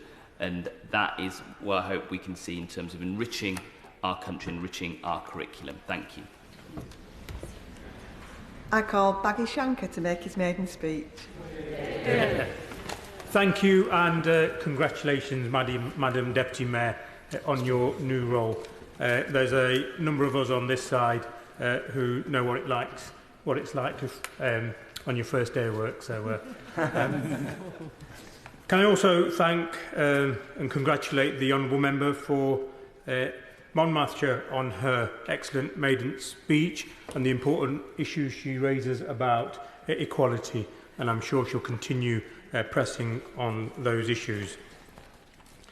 Can I also thank the many House staff and the other officials for making our start here so welcoming and informative. Also like to thank my colleagues, family and friends and the residents of Derby South for the incredible support during the campaign to get me to this place. I'm also immensely proud to be representing the people of my home city as a Labour and Co-op MP. Having the residents of Derby South place their confidence and trust in me means so much, and it's an honour of my life to amplify their voices in this place. I was born and raised in the constituency I now represent, where my parents settled in the 1950s to help rebuild the country after the devastation of the Second World War. My father exchanged his simple farming tools, which he relied on to feed his family in the Punjab, for overalls in a local engineering foundry. Now, just one generation later, I stand here delivering this speech in this place. It still feels a little surreal. Alongside honour, I must confess I also feel the weight of history in taking up this seat. Only the fourth person ever to do so. Derby has a proud political history and has been home to many significant political figures. Derby saw the first ever Labour Member of Parliament elected in England, Richard Bell. But, Madam Deputy Speaker, as to not to alienate any of my Welsh colleagues so early on, it pains me to make it clear he wasn't the first Labour MP in Parliament for Britain. And upon the creation of Derby South constituency in 1950, it was won by Philip Noel Baker for Labour, the only person, I believe, who has won an Olympic gold medal and also been awarded a Nobel Prize. He was followed by the staunch trade unionist Walter Johnson in 1970, who served the constituency for 13 years, upon which time a woman who has made history several times over won the seat for Labour. Her name, the Right Honourable Dame Margaret Beckett. Yeah. Perhaps honourable members may have heard of her. As we've already heard today, the first female leader of the Labour Party, the first female Foreign Secretary, and Britain's longest-serving female Member of Parliament, just to name a few. But among her many firsts, Margaret was the first to encourage me to seek selection for this seat. She has been a political mentor and a friend to me for many years, and I will always appreciate her unwavering support. Her dedication and duty to our city over 40 plus years she has represented Derby South is unmatched, and she continues to inspire many generations of political activists. As we've heard, we are fortunate to be able to continue to draw upon the wisdom she will offer from the red benches in the other place. And Madam Deputy Mayor, it would be remiss of me not to mention the man many new and returning members from across the House will have known, who could always be found by Margaret's side, the extraordinary late Leo Beckett. We will always miss him dearly. From the leafy surroundings of Britain's first public park in the Arboretum to the best high-tech aero-engine testbed facilities and where SMRs are being designed as I speak, Derby South is a place where tradition and tomorrow meet. The history of our city is rich and vibrant and steeped in engineering excellence. It's widely thought that Derby's historic silk mill, located on the River Derwent, was the first fully mechanised factory in the world. Derby folk have always led the way with their industrious and hard-working nature. But they also appreciate fairness and cooperation, values that extend to the rest of our county and are reflected in the return of Labour members of Parliament in every one of Derbyshire's 11 seats. I was delighted to hear the King's speech confirmation that legislation will be brought forward to establish Great British Railways, an outcome I, the Honourable Member, my friend for Derby North, and also the Honourable Member, my friend for the Derbyshire Dales, yes, I said Derbyshire Dales, have campaigned for in earnest. I am thrilled we now have a government that is committed to delivering the headquarters in Derby. We also campaigned to save the train maker Alstom, which employs so many highly skilled workers in my constituency. The closure of Alstom's historic Litchurch Lane site would have left the UK as the only G7 nation without essential design, manufacturing and testing facilities for rail, an outcome we just simply could not countenance. Marketing Derby, our city's award-winning inward investment agency, and our local Derby Telegraph were integral in securing the support of hundreds of businesses around Derby in the campaign to save this train manufacturing plant. I just would not have the time here to name everybody who helped. Thankfully, we did retain so many of those jobs, and now we must build on our significant rail heritage for future generations. We must harness the industriousness of places like Derby and couple it with the bold and ambitious legislation to build a Britain that works for working people once again.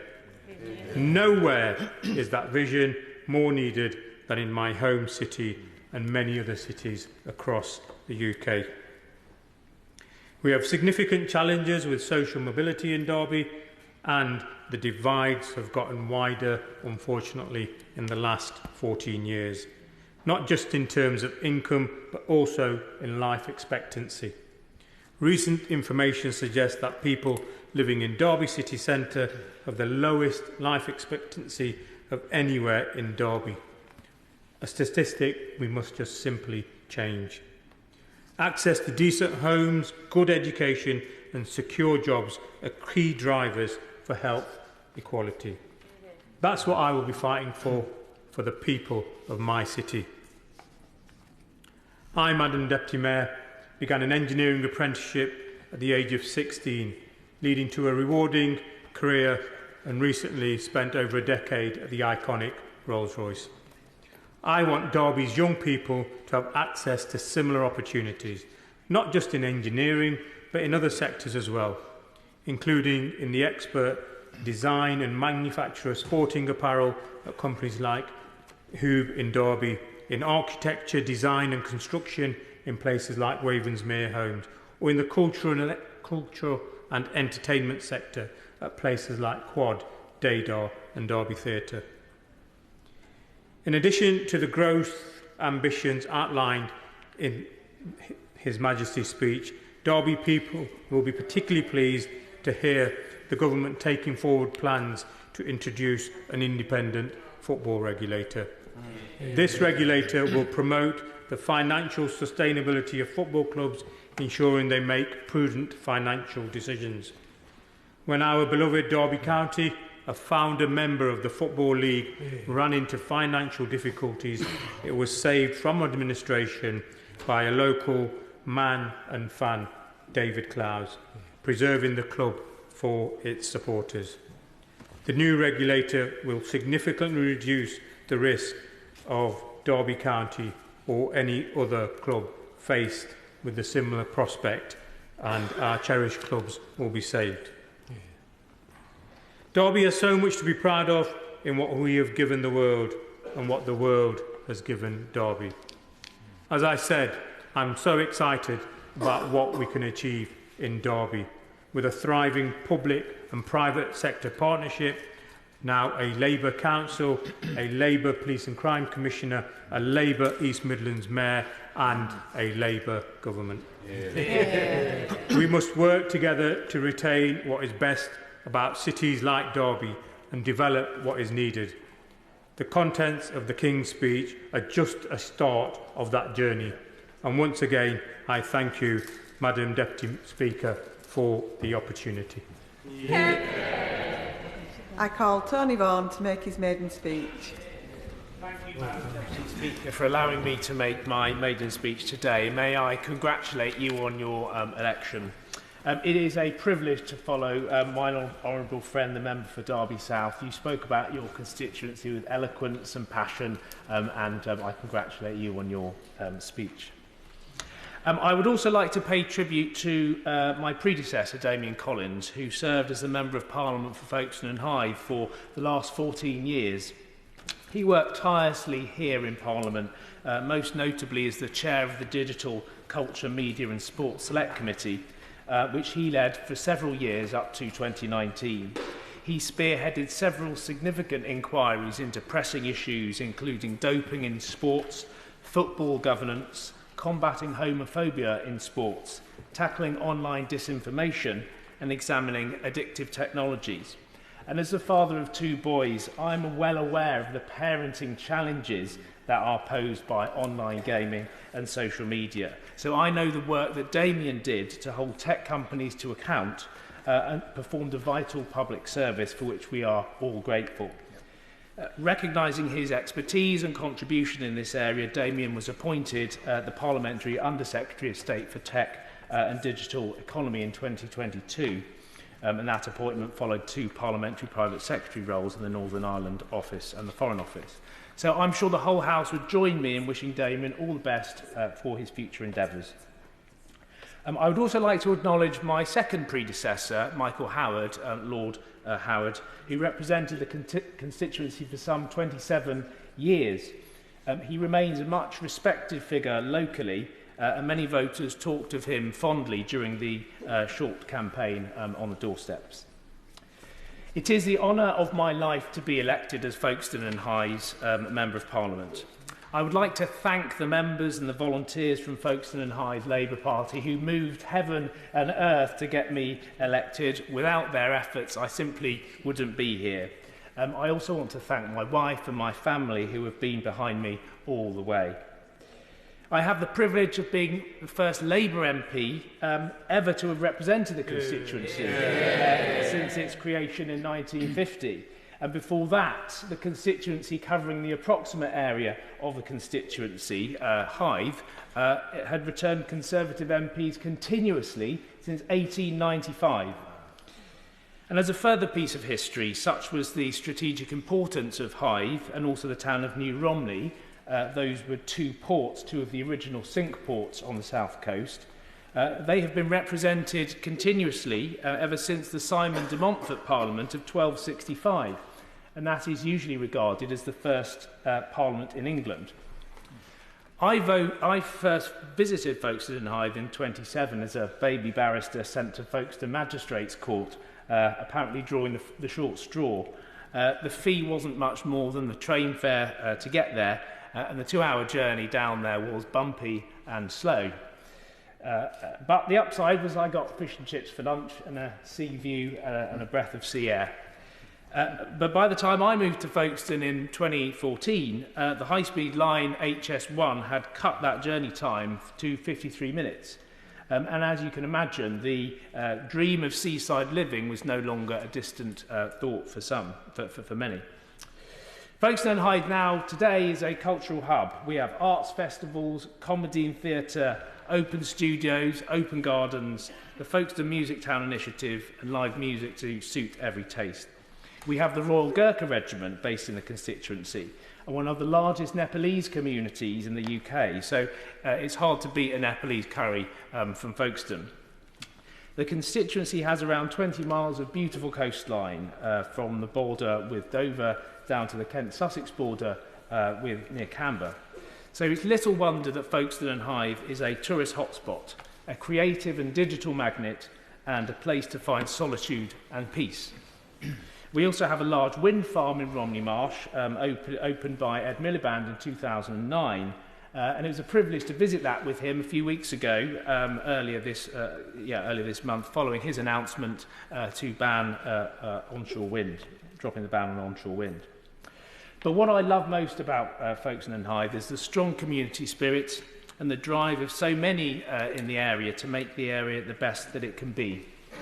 The Romney Marsh Community Hub, where the elderly can socialise and access services, the Hythe Youth Centre, supporting young people in the area, the New Folkestone Society and the Sandgate Society, safeguarding the heritage of the area, and Napier Friends, who welcome and integrate and assimilate refugees who come into our area from all over the world. But sadly, far too many people in Folkestone and Hythe are being left behind. Some of the most deprived areas in Kent are in my constituency, and the system has been holding communities back. Opportunities are spread unevenly. Sewage is polluting our seas. Unaffordable mortgage rates and rents are being faced by everyone, and public services just don't work as they are supposed to.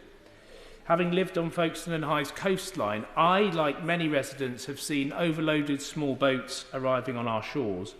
Boats organised by organised criminal networks who trade and commodify human beings. On too many occasions I care to remember, I have joined local residents to remember lives lost in the Channel, and as the Home Secretary has reminded us, 90 lives have been lost so far this year. I'm proud to be a Labour MP supporting this transformative Labour government, which will pass the laws we need to turn Britain around and break down the barriers to opportunity. I know that the 35 bills in this King's Speech are just the start of that. As a barrister of 17 years standing, I particularly welcome this government's reinstatement of the rule of law, which is the foundation of our constitution and our democracy. Also, the government's decision to treat human smuggling and trafficking as a national security issue is long overdue. I've represented many victims of these criminal gangs, and I know that such are their sophistication and resources that nothing short of the full force of our national security expertise will do. And we must never forget that the victims themselves need justice. I'm the son of a Filipino, one of the first Filipinos who migrated to the UK. My mum came here in the 1970s and worked in the NHS, and I think that makes me the first person of Filipino heritage to stand in this chamber. And I understand how easy it is for vulnerable people to be exploited by powerful others. Filipinos around the world know that all too well. We can and must break the business model of these sophisticated criminals. And for a corner of East Kent which often feels left out and a long way from Westminster, Labour's devolution plans represent a rare opportunity. Coastal communities, including those all along the south coast, face similar challenges. East Kent has the second highest level of economic output of Kent's 5 regions, and devolution would open the door to greater powers, and with them a strategy for regional economic growth and solutions to the problems which my constituents face every day on housing, buses, health, skills and work. The strength of Folkestone and Hythe lies in its people. Every single person that I've spoken to during the general election campaign has reinforced my belief that there is so much untapped talent, so much that people have to give, and that with an extra helping hand from government, the potential of every person can finally be realised.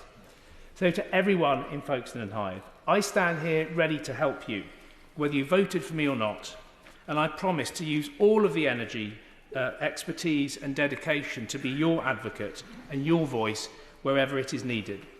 My parents' values of compassion and public service run through everything I do, and those are the values that will today and every day guide my actions, my decisions and my work in and across this House. Thank you. I call J.Dixon for his maiden speech.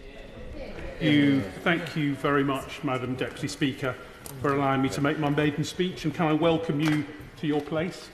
And can I also commend the brilliant speech from the Honourable Member for Folkestone and Hythe. We envy your sea views, but it's great that you and myself are part of a group of 12 Kent Labour MPs, up from 1 before the last election.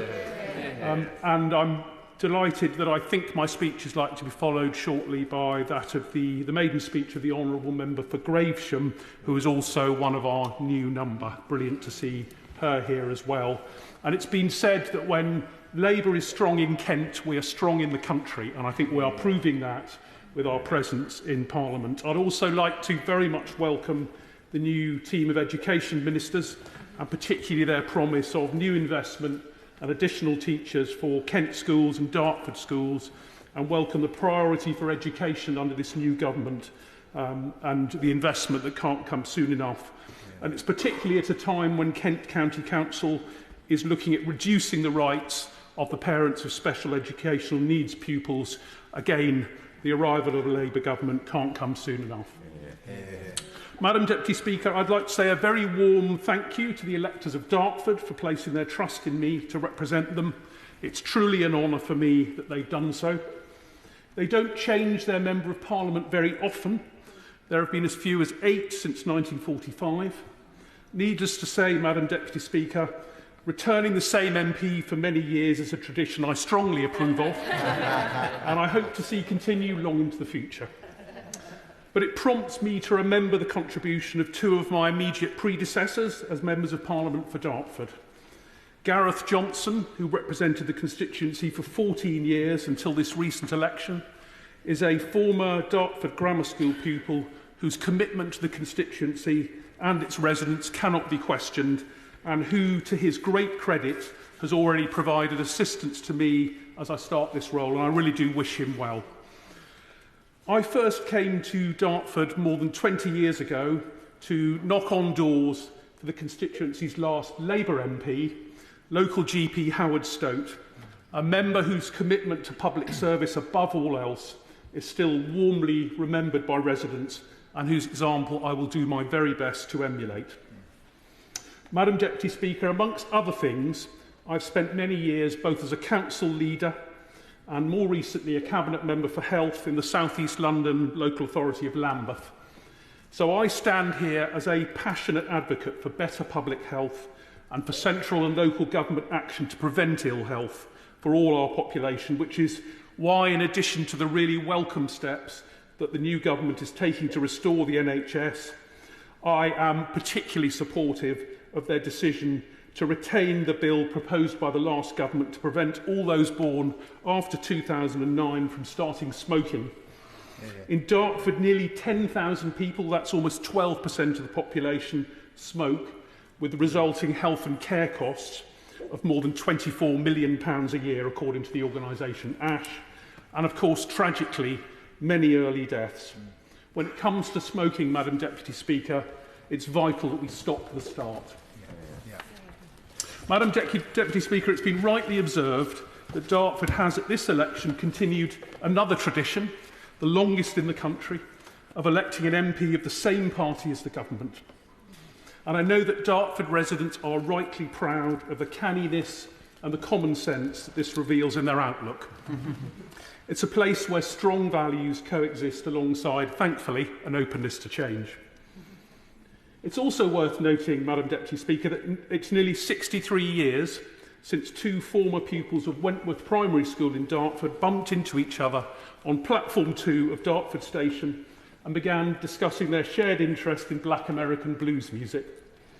The sequel to that chance meeting of Mick Jagger and Keith Richards is one of national and global success, and it's pleasing to note that as we speak, even as we speak, they are touring the United States.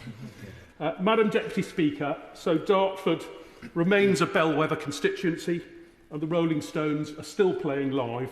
You could say those are 2 reasons why we can be confident that the sun will go down tonight and come up tomorrow morning. But their story, and that of Dartford, is not just one of continuity, but it's also very much about embracing new cultures and change. So Dartford is, of course, a historic market town which, alongside its beautiful surrounding villages of Darren, Longfield, Newbarn, Joydens Wood, Greenhithe, Swanscombe, Beanstone, Ebbsfleet and Southfleet, I think I got them all in, has an unquestioned place in the story of our country. It's where Henry VIII kept a grand residence, later provided as a home to Anne of Cleves, the wife who I think we can all agree had the very good sense to get out early. And it's of course also the location for much of the life's work of Richard Trevithick, father of the steam engine, which powered the UK's 19th century industrial might and whose presence is still commemorated in the Royal Victoria and Bull pub in Dartford. Even in the digital age, the paper produced in Dartford over the centuries still sends vital information across the UK and around the world. So Dartford and its people are a true marker of our past and our history. But it's also, Madam Deputy Speaker, the fastest growing town in the UK, with new residents arriving all the time from a multitude of places, making Dartford more diverse and bringing fresh energy and new ways of thinking to our town. We have a growing and much cherished Hindu community joining our Sikh and Muslim populations, an increasing African Caribbean population with a Nigerian and West African heritage community emerging impressively fast. Many residents have recently arrived from places including Southwark, Lewisham, Greenwich and across the river in East London, seeking homes they and their families can just about afford and bringing their strong cultural influence to bear. But, Madam Deputy Speaker, action is sorely needed to make the new homes being built in the constituency more affordable and accessible to all, and I strongly welcome the government plans to address this. Madam Deputy Speaker, if government can help us set in place the infrastructure in new communities such as Ebbsfleet, including new hospital and GP capacity, our wonderful Darren Valley Hospital is currently overrun. The investment in schools and better transport these communities need, as well as addressing the stubborn inequalities still felt by our long-term, less affluent residents, I believe Dartford can be a model of the kind of multicultural community that demonstrates just how our country can succeed. Regrettably, Madam Deputy Speaker, Dartford's roads are frequently gridlocked. A new Thames crossing is needed to cope with the volume of traffic using the Dartford crossing and meet the requirements of the growing North Kent economy. Our station at Ebbsfleet must be given back its status as Ebbsfleet International by having cross-channel services stop there once more. Residents of Swanscombe need to see action to restore the A228 Galley Hill Road, which has partially collapsed, and to end the nightmare of large vehicles diverting down their narrow streets. For the new communities living on estates run by management companies, reform of leasehold law and stronger regulation of management companies cannot come soon enough. To complete the picture, Madam Deputy Speaker, we also need Dartford FC and their Princes Park Stadium back in National League South and looking upwards where they belong, following last season's relegation to the Isthmian League. I fully appreciate, however, this may be beyond even your powers. The Darts, alongside Dartford Cricket Club, one of the oldest in the country, built in and started in 1727, so nearly about to have its 300th anniversary, and Dartford Valley Community Rugby Club are anchors of our community in Dartford, alongside our Orchard Theatre, suffering from rack, currently closed, which we hope to see reopened as soon as possible. Notwithstanding the need for these improvements, Madam Deputy Speaker, I look forward to being a strong voice in this place for Dartford and to being a champion for the town, our villages and all our residents. Thank you very much. I call S.Wither. Thank you, Madam Deputy Speaker, for calling me to speak amidst this important debate.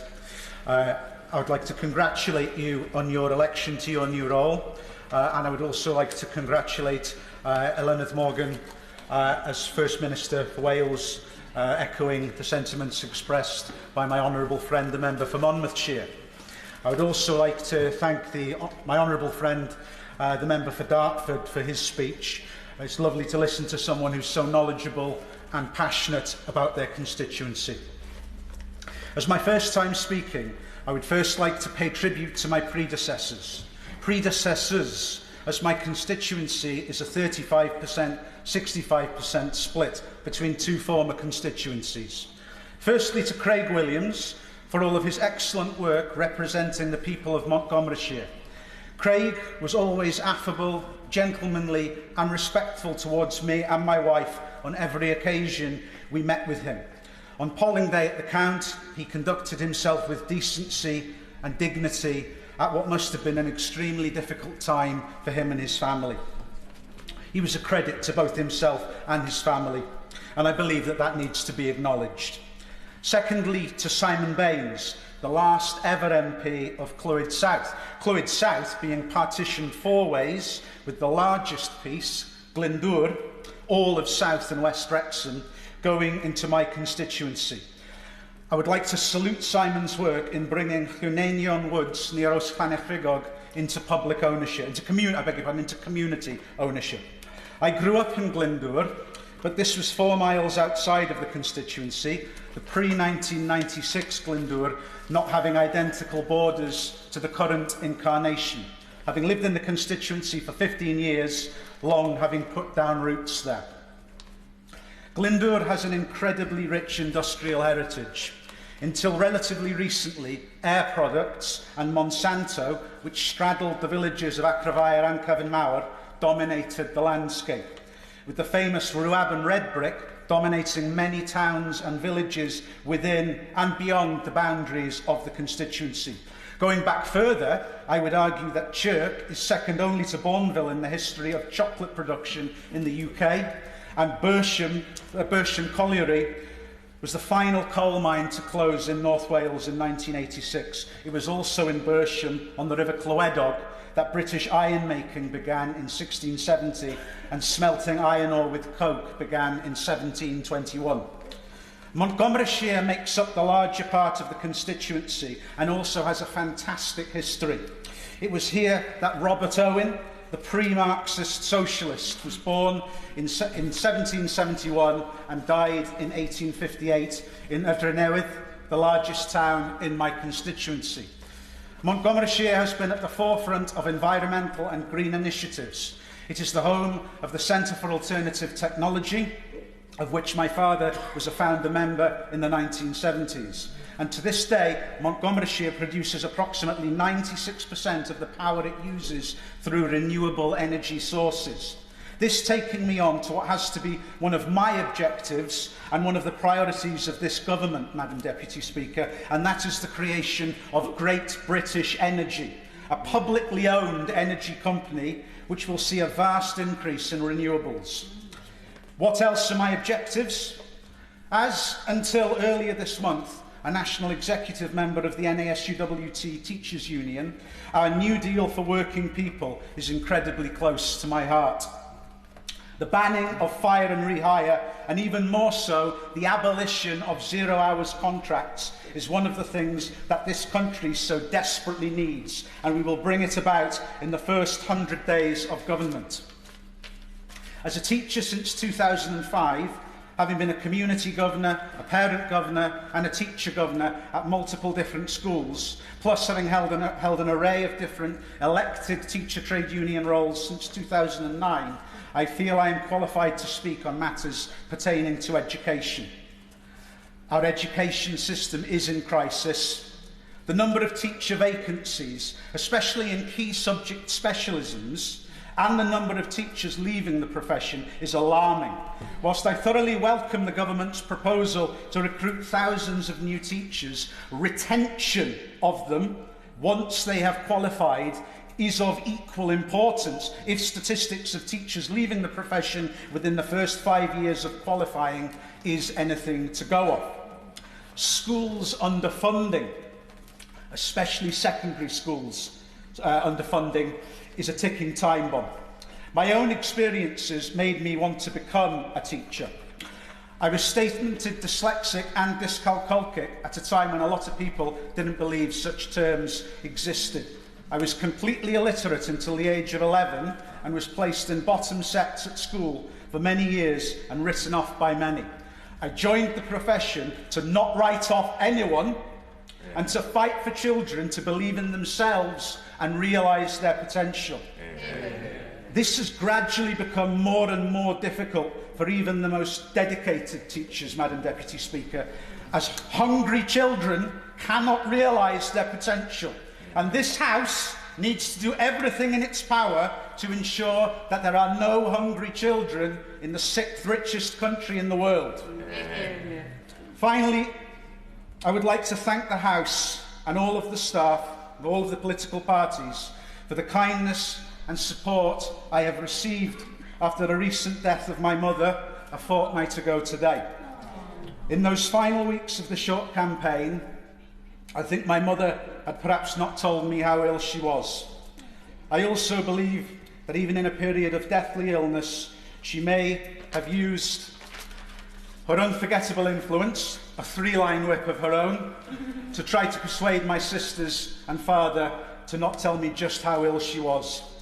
I would have done the same had our roles been reversed.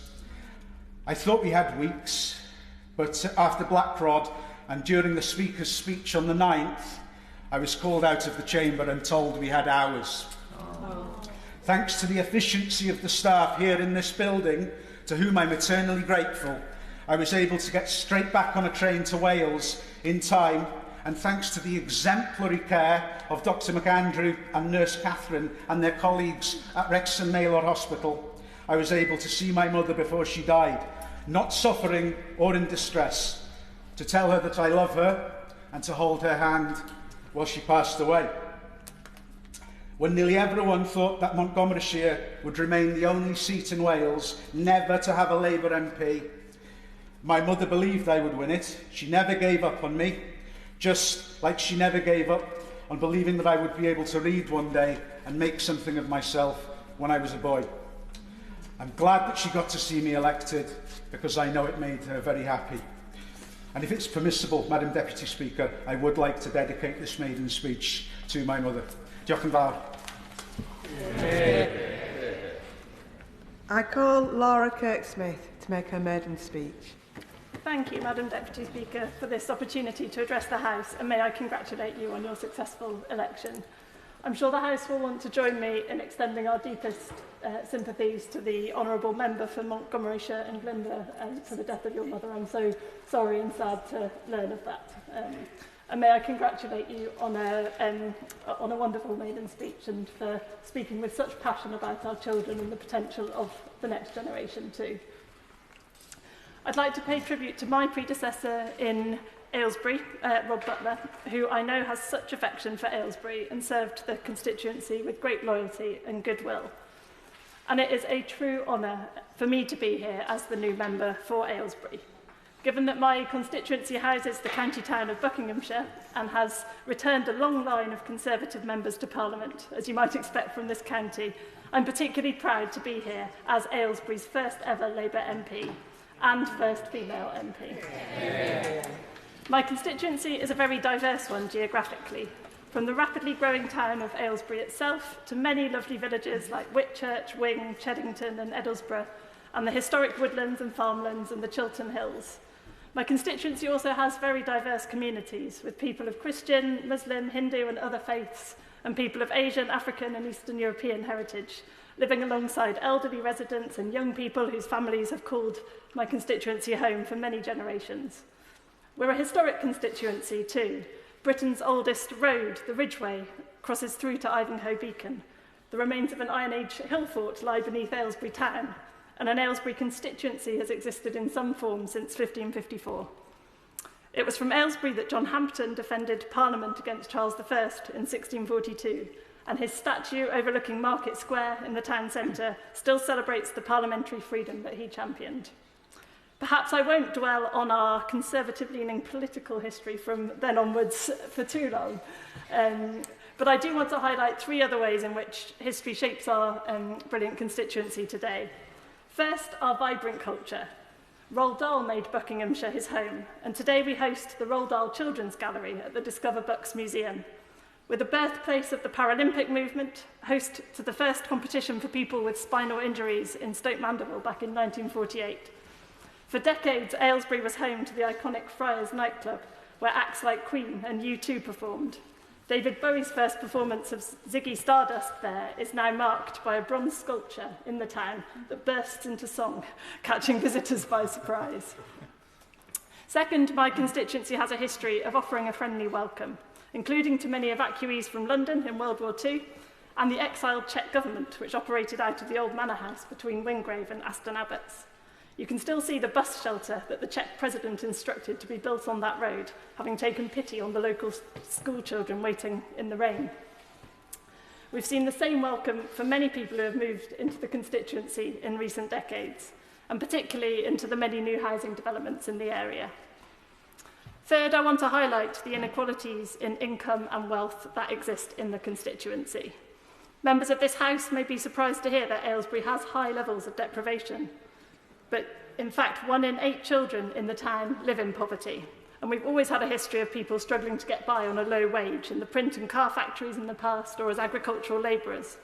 I pay tribute to the local food banks and to fantastic charities like Youth Concern and Aylesbury Homeless Action Group, which make life more manageable for those who are struggling most today, but they shouldn't have to exist.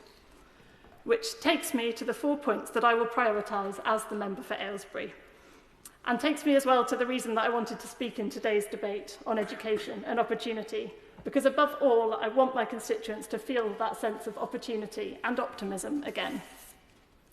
First, I will focus on the desperate need to improve healthcare. We're home to Stoke Mandeville Hospital, where my son was born, and to the internationally renowned Spinal Injuries Unit. I have the deepest respect for everyone who works in the healthcare sector across the constituency, but we've got to make it possible for people to get basic healthcare, to see their GP again. And we've got to tackle the awful and pervasive mental health crisis in my constituency and in the country. One of my most brilliant and best of friends, Sophie Middlemiss, is not here to witness this moment of great change and opportunity for our country, because she took her own life when her little girl was 10 weeks old. I don't want anyone to suffer from postnatal depression and anxiety in the way that she did, and I will fight to get better help for people in her situation. Second, I will focus on education for our children, and I will fight to ensure that all children, whatever their background and circumstances, get the opportunities that they deserve in life. I'm particularly concerned about SEND children, and I'm pleased to have heard a lot about that in the House today, and their parents and families and carers and teachers who aren't getting anything like the support they deserve, and that has to change. Third, I will help our businesses to thrive. I'll support the small businesses that I hope will be part of a revival of Aylesbury Town Centre. We have to make it a safe and attractive place to spend time again, and we have to make it possible to get in and across and out of town without spending hours in traffic. But I will also support the farming businesses in the rural parts of our constituency, within a wider, careful approach to protecting and managing our nature-rich and agricultural lands. Finally, I come to this job very conscious not just of the challenges and the opportunities for my constituency and my country, but also the very challenging moment that we're in globally. Before coming to Parliament, I was leading a humanitarian aid agency, and I will continue to be a voice for and do right by the most vulnerable people around the world.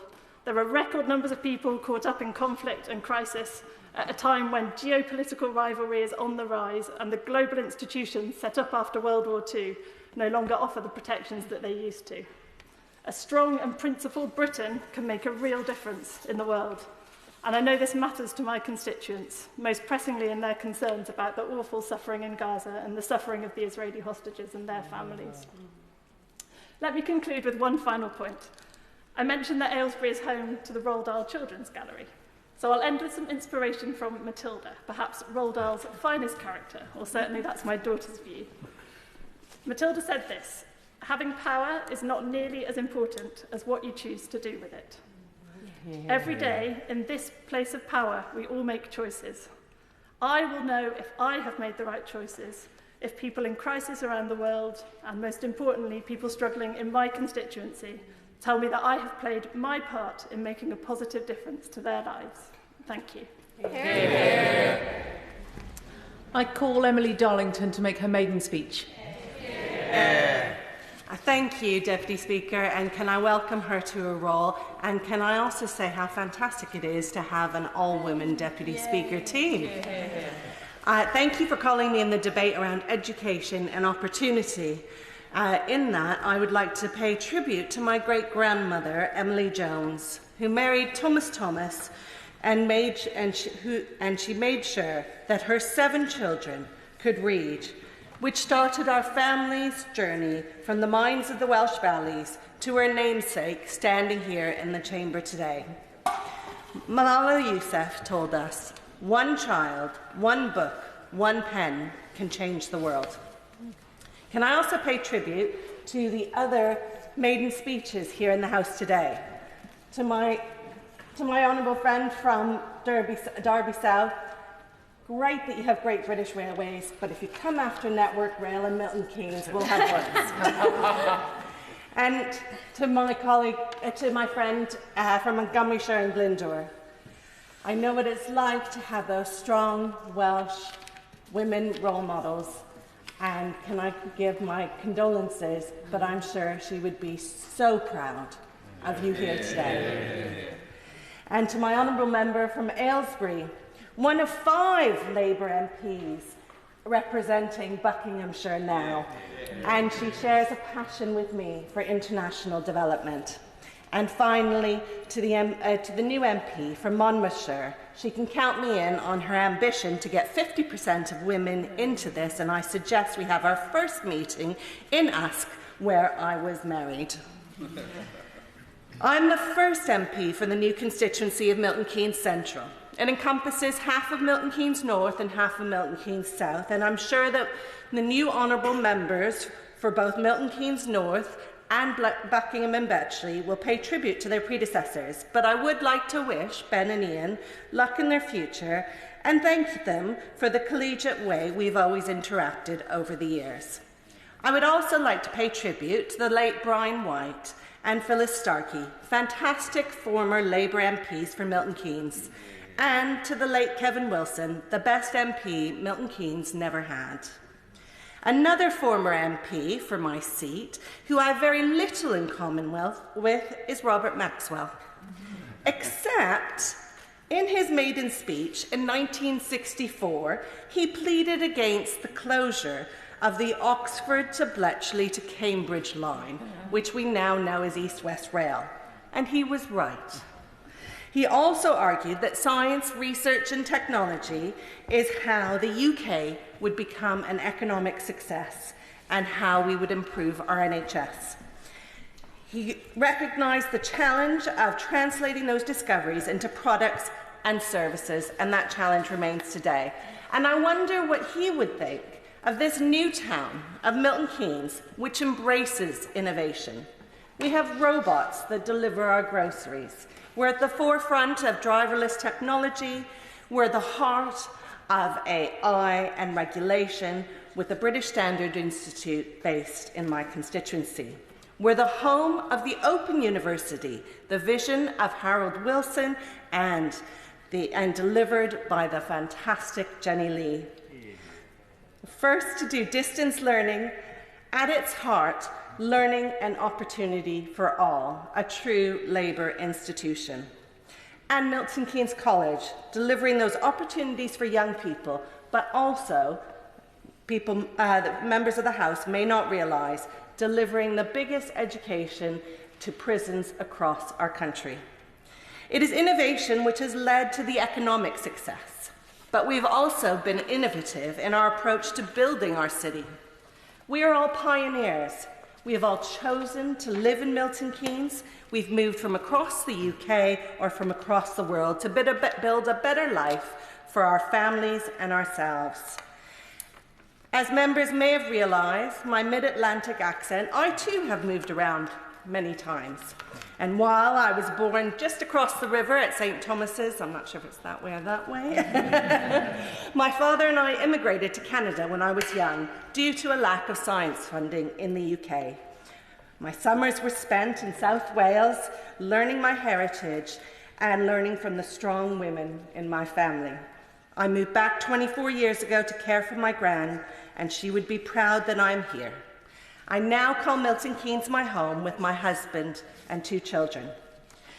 But perhaps it's the lack of history in Milton Keynes that allows us to embrace change.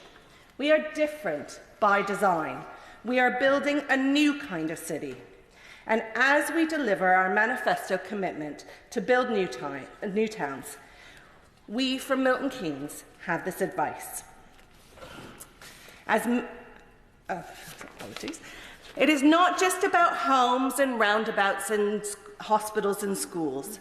It's about communities and green spaces. It's about places of spirituality and worship. It's about places to gather, to celebrate, and to commemorate. It's about places to explore and exercise, and places to reflect and heal. And in Milton Keynes, from Campbell Park to the Milton Keynes Rose to the country's first ecumenical church that hosts the community iftar, Milton Keynes values those spaces. The cohesion of a city is based on its community, its culture, and its people. And it's done by design, not by happenstance. In Milton Keynes, we work hard to celebrate our city by celebrating our diversity. In just the past few weeks, I've had the pleasure to attend the African Diaspora Festival, Nelson Mandela Day, Art in the Park, organised by Islamic Arts and Culture, MK India Day, with 15,000 people attending, the Midsummer Festival, celebrating our pagan past, and the Tamil Sports Day. These events are open to all in that Milton Keynes spirit, bringing together people from all backgrounds to bind us as Milton Keynes citizens, to learn about the plurality of our ancestry and to celebrate the diversity of our patina, but bound by our British values, which encompass the ideals of democracy, rule of law, individual liberty, mutual respect, and, most of all, tolerance. A society is judged by how we treat our most vulnerable, our children in care. And my right honourable friend earlier from Southampton spoke so passionately about his experience. The children with SEND and the growing issue of mental health, our refugees, our rough sleepers, our carers, our elderly, our young people at risk of knife crime, and all those who suffer from sexual violence and domestic abuse. The previous government presented these crises as consequences outside their control. But if that's true, why are we here? I am here because I've worked on all these issues in Milton Keynes with colleagues from the amazing City Council, delivering the only local authority to reduce rough sleeping in the past few years, that no one has to sleep rough in Milton Keynes. It is the first city to state its ambition to become a white ribbon city. More youth support to prevent knife crime, communities and parish councils and groups delivering food parcels, supporting our children in care with housing and employment, and new support for our heroes who are the unpaid carers. The right to have your end-of-life care in your own home, and the biggest retrofit and new build of council housing in a generation. But there are limits to what can be done locally, so I have made my way to Parliament to get the change that in Milton Keynes we both need and deserve. And on my journey here, I have found that the reputation of this place is at an all-time low. Even worse, it is a place that causes fear for some people because of the divisive language that can be used here and on the campaign trail. And when a country is divided, it makes it weaker. When arguments lead to violence, it makes our citizens scared. When the rights of one are played against the rights of others, it weakens all of our rights. When we focus on what divides us rather than what we have in common, we lose good MPs like David Amos and my friend Joe Cox. So for all of us that seek to unite our country, let's focus on the united in the United Kingdom and the great in Great Britain. I am only the second Emily to ever be elected to this House, and like the first honourable member for Islington South and Finsbury, I will speak my mind.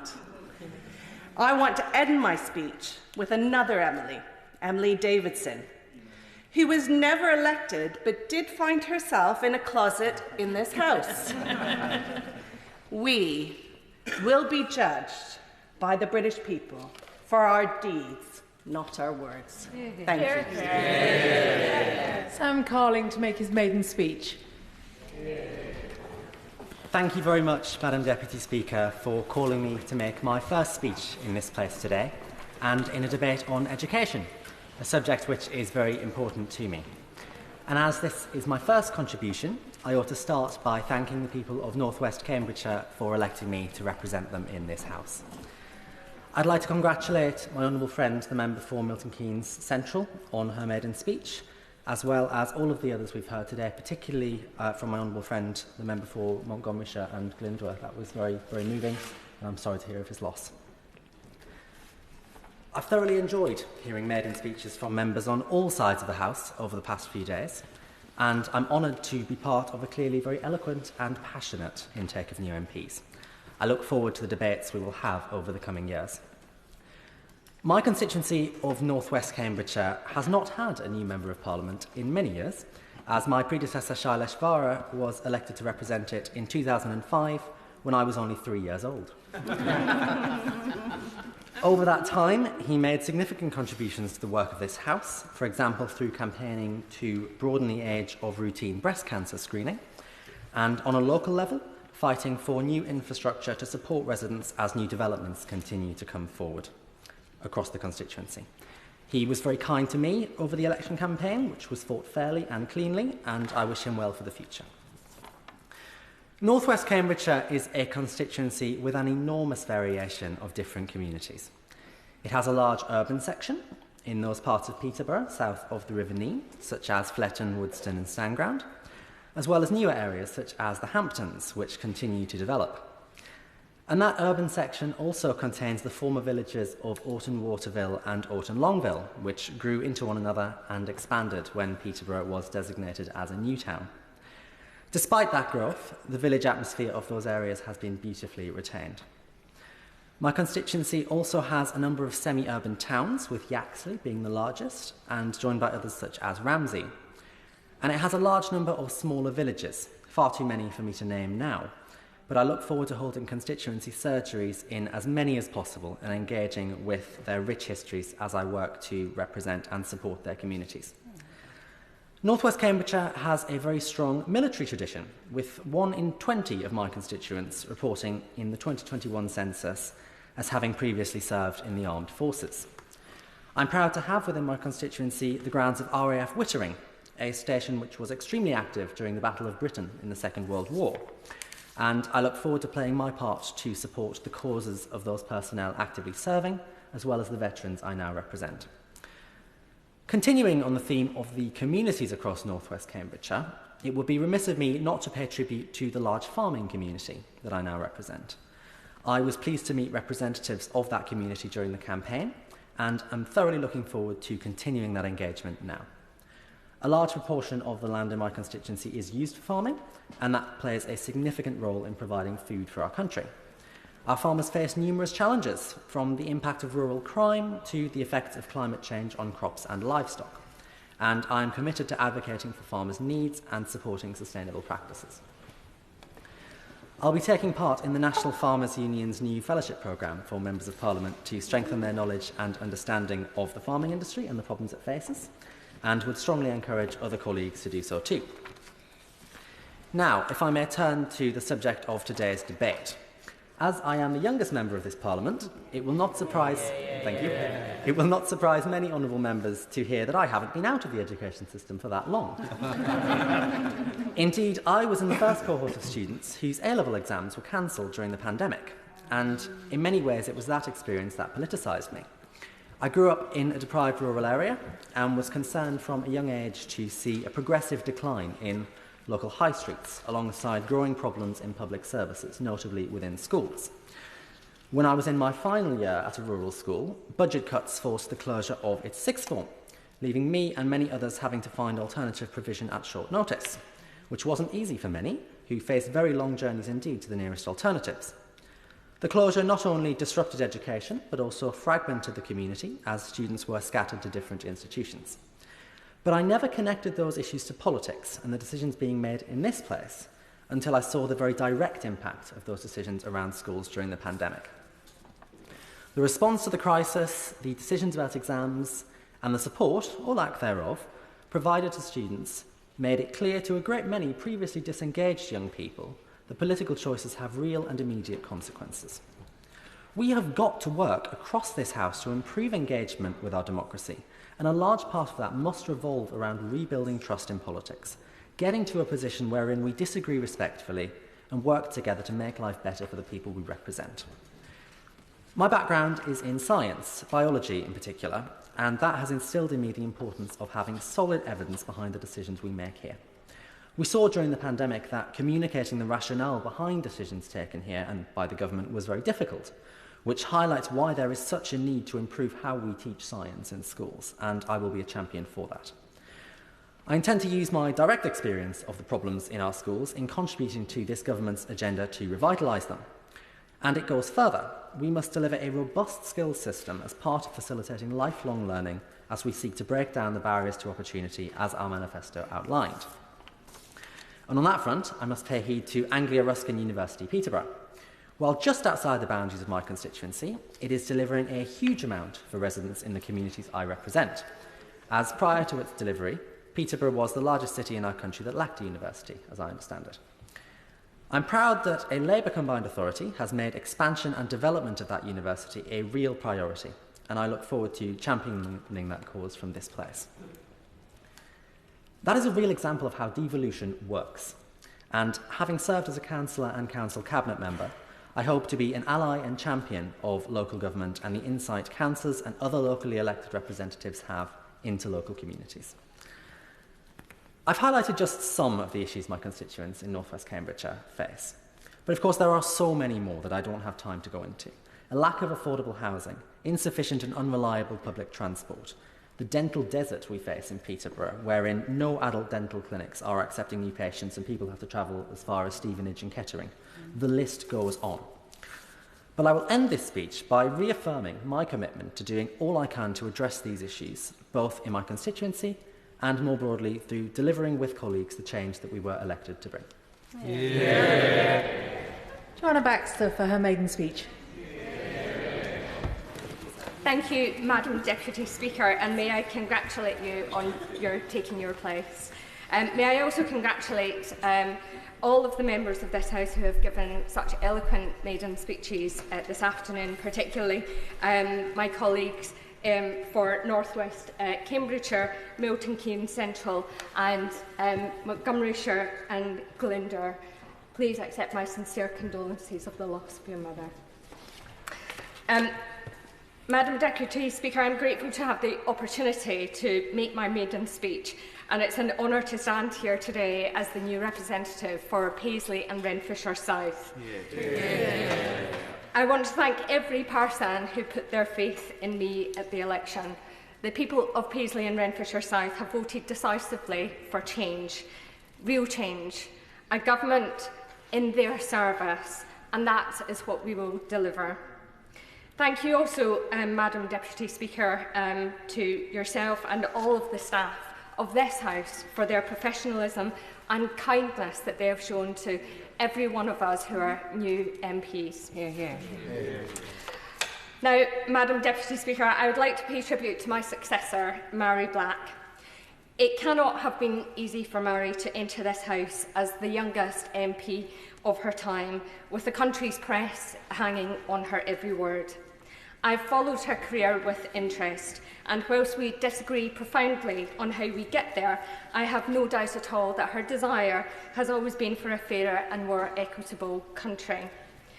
I wish her well in all her new endeavours, particularly her upcoming debut at the Edinburgh Fringe, though she may need to encourage her colleagues in the Scottish Government to settle their now annual pay dispute with the local government workforce if she's to avoid stepping over the city's rubbish to get there. I would like also to pay tribute to my honourable friend, Douglas Alexander. Douglas served my constituents in Paisley and Renfrewshire South with distinction as their MP for 18 years, between 1997 and 2015 before being returned to this House again this year. The help and support that he provided to so many across my constituency was mentioned frequently and fondly at many of the doors on which I knocked during the election campaign. That he has already been appointed as a Minister of State for Trade in this Parliament is testament to the talent and experience he brings to our benches. Both Mary and Douglas leave large shoes for me to fill. I'm just glad that that's a metaphor rather than a physical requirement, because it may have been a challenge that might have eluded me. Madam Deputy Speaker, size is not everything, as I'm sure people will appreciate. My constituents did not vote for me on the basis of my height. In the words of one of my constituents, when I knocked on their door, they said, "We are voting for you. You're not getting any taller." But it would be a mistake, Madam Deputy Speaker, for anyone in this House to mistake my height or size for the scale of my ambition for my constituency. Yeah. I'm pleased to make my maiden speech in this debate on education and opportunity, because without good education, opportunities are reduced for many and inequalities widen. In doing so, I remember fondly my modern studies teacher, who almost 30 years ago now brought a class of working class kids from the west of Scotland down to London on a bus to this place, to show us this mother of all parliaments, to remind us that whatever our backgrounds, this place is as much our place as it is anybody else's.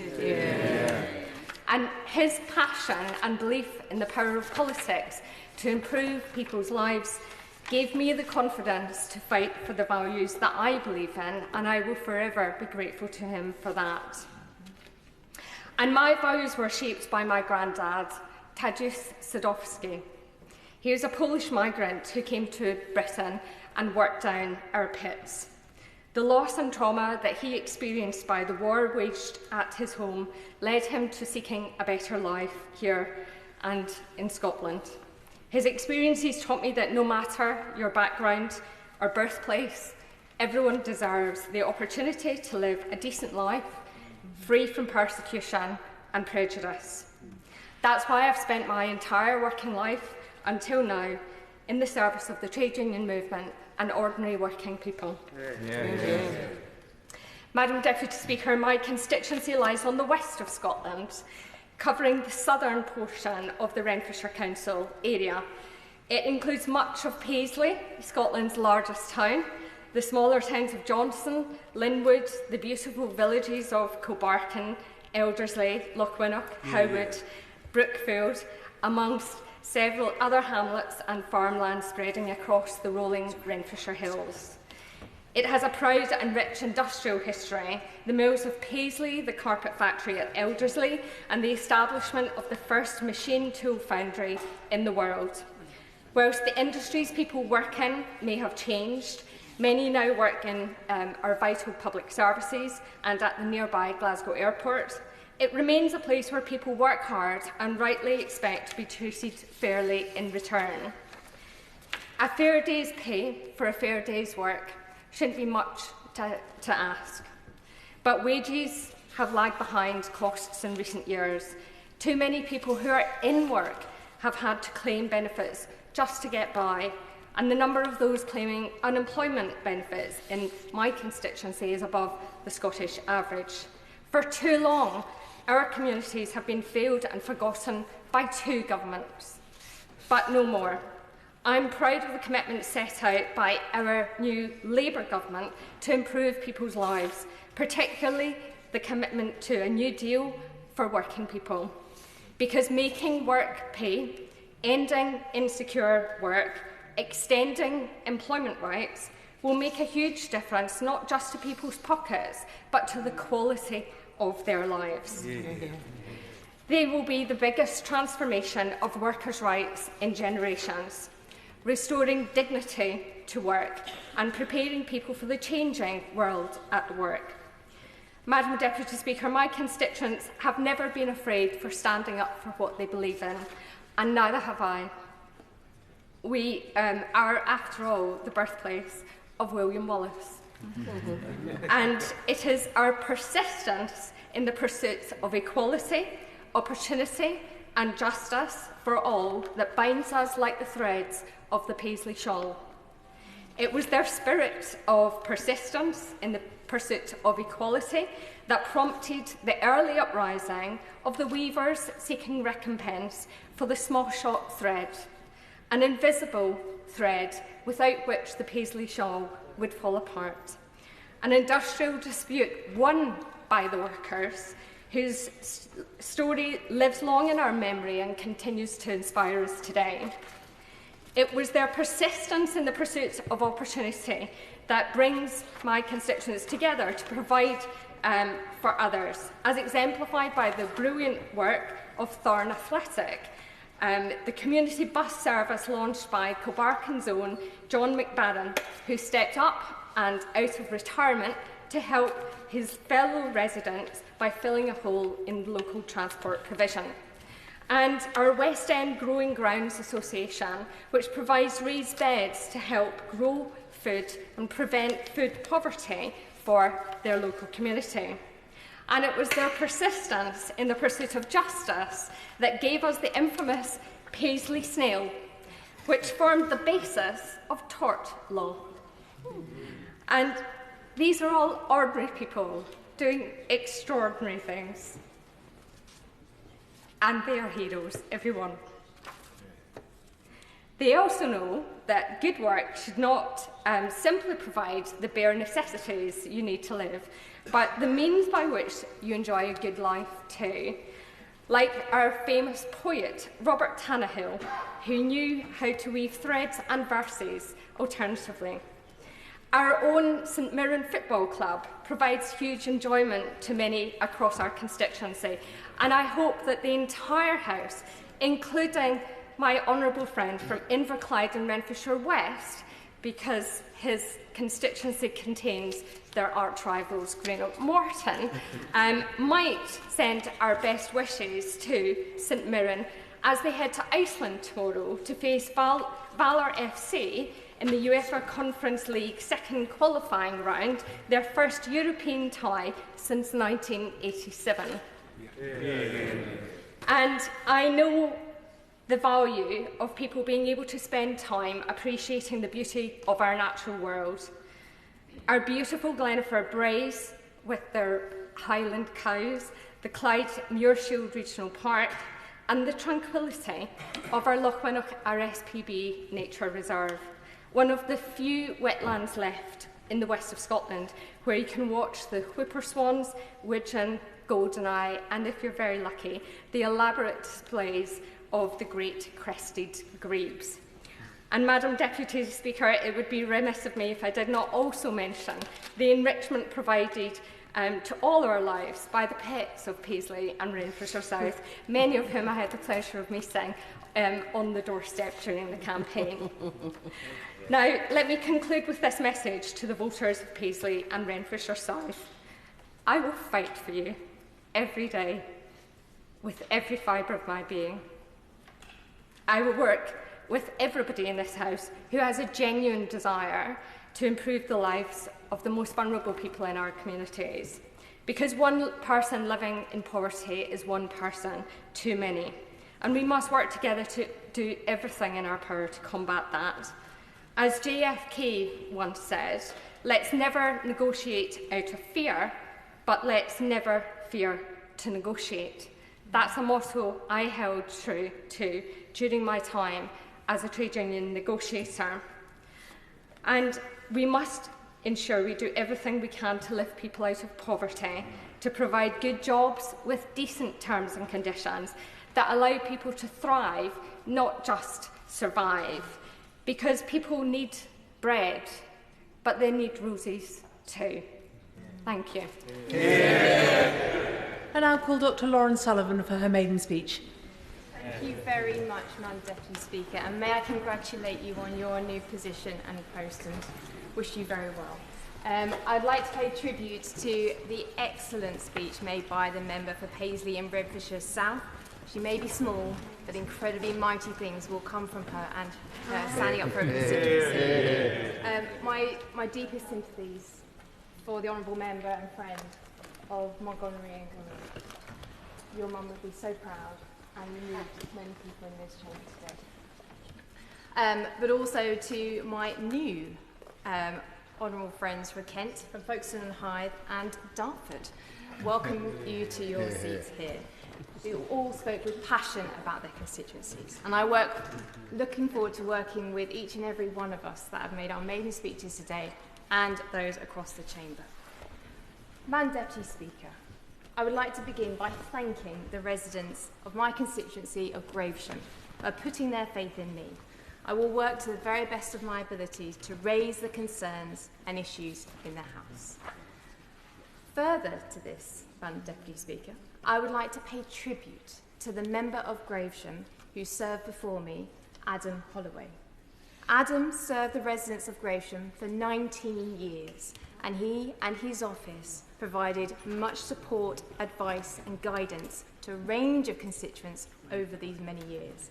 And moving forward, I seek to enhance and build on this work by holding surgeries and having an office in the borough to fulfil my promise of being an accessible MP. We may have disagreed on much, as you would expect, but as a former soldier, he served his country, and his dedication to those he served in this House, as well as that, I will wholeheartedly support and continue to champion. Gravesham is a great place. It encompasses the towns of Northfleet and Gravesend, which are bounded by the River Thames to the north, 20 miles, I'm going to say that way, and are surrounded by beautiful rural villages of Mepham, Hyam, Iced Rise, Shorn, Cobham, Sole Street, Ludsdown, Culverston, Harville, and Vigo. And they are a blend of manufacturing of industry close to the river, such as refined metals, paper making, to farming and agriculture. And we are proud to have one of Europe's, if not Europe's largest Gurdwara, but two Gurdwaras in Gravesham. And I would like to commend and pay tribute to the incredible voluntary work that they did before, during and after the COVID pandemic. For many communities during COVID, we saw a coming together, whether that be churches, our mosques, temples, and other voluntary organisations. We saw the very best of people. And I am proud to represent a diverse constituency of many faiths and cultures. And just recalling the memory of the recent celebrations of the Windrush generation, whose relatives docked across the river. They can't get there at the moment because the Tilbury ferry's down, but we're working on that. Where they have enhanced our borough, and they chose Gravesend and Gravesham as their home. One such legendary woman called Sister Ursula Sullivan, also known as Sully, who is known for birthing and caring for most of the population in my constituency, including my husband. Gravesham has a rich history dating back to before the Roman settlers, and I would like to pay tribute to the Gravesend Historical Society for 100 years today, and especially pay tribute to Christoph Bull, Victor Smith and Sandra Soda, and many others for documenting our proud history and have done since the Domesday Book. One of the claim to fame of Gravesend is that it is the final resting place of the Native American princess Pocahontas, or Rebecca Rolfe, as she was known later in life. A fictionalized story of her early life was immortalized into a famous Disney animated movie, where Pocahontas was not only a Disney princess, but a strong female leader, and that is a part of Gravesham. And as the first woman MP for Gravesham, I can draw on her for inspiration. Yeah. But I can assure the House, Madam Deputy Speaker, that while I admire strong female role models that Disney provides, such as the likes of Mulan or Merida from Brave, or even Elsa, I am no Disney princess. And certainly nobody in this chamber would want to hear me sing. So, Madam Deputy Speaker, I'll just let it go.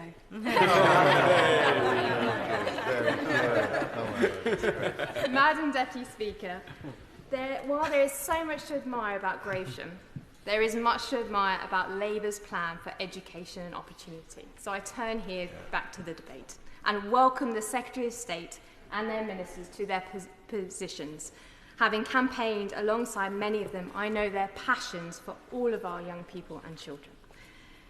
As a scientist working on neglected tropical diseases, and in particular African sleeping sickness, the trypanosome, tsetse fly, under the supervision of Regius Professor Michael Ferguson at the University of Dundee, and more recently working on malaria with Jean Langhorne at the Francis Crick Institute in London, supported by a Daphne Jackson Fellowship, which returns fellows to science after a break, which was brilliant.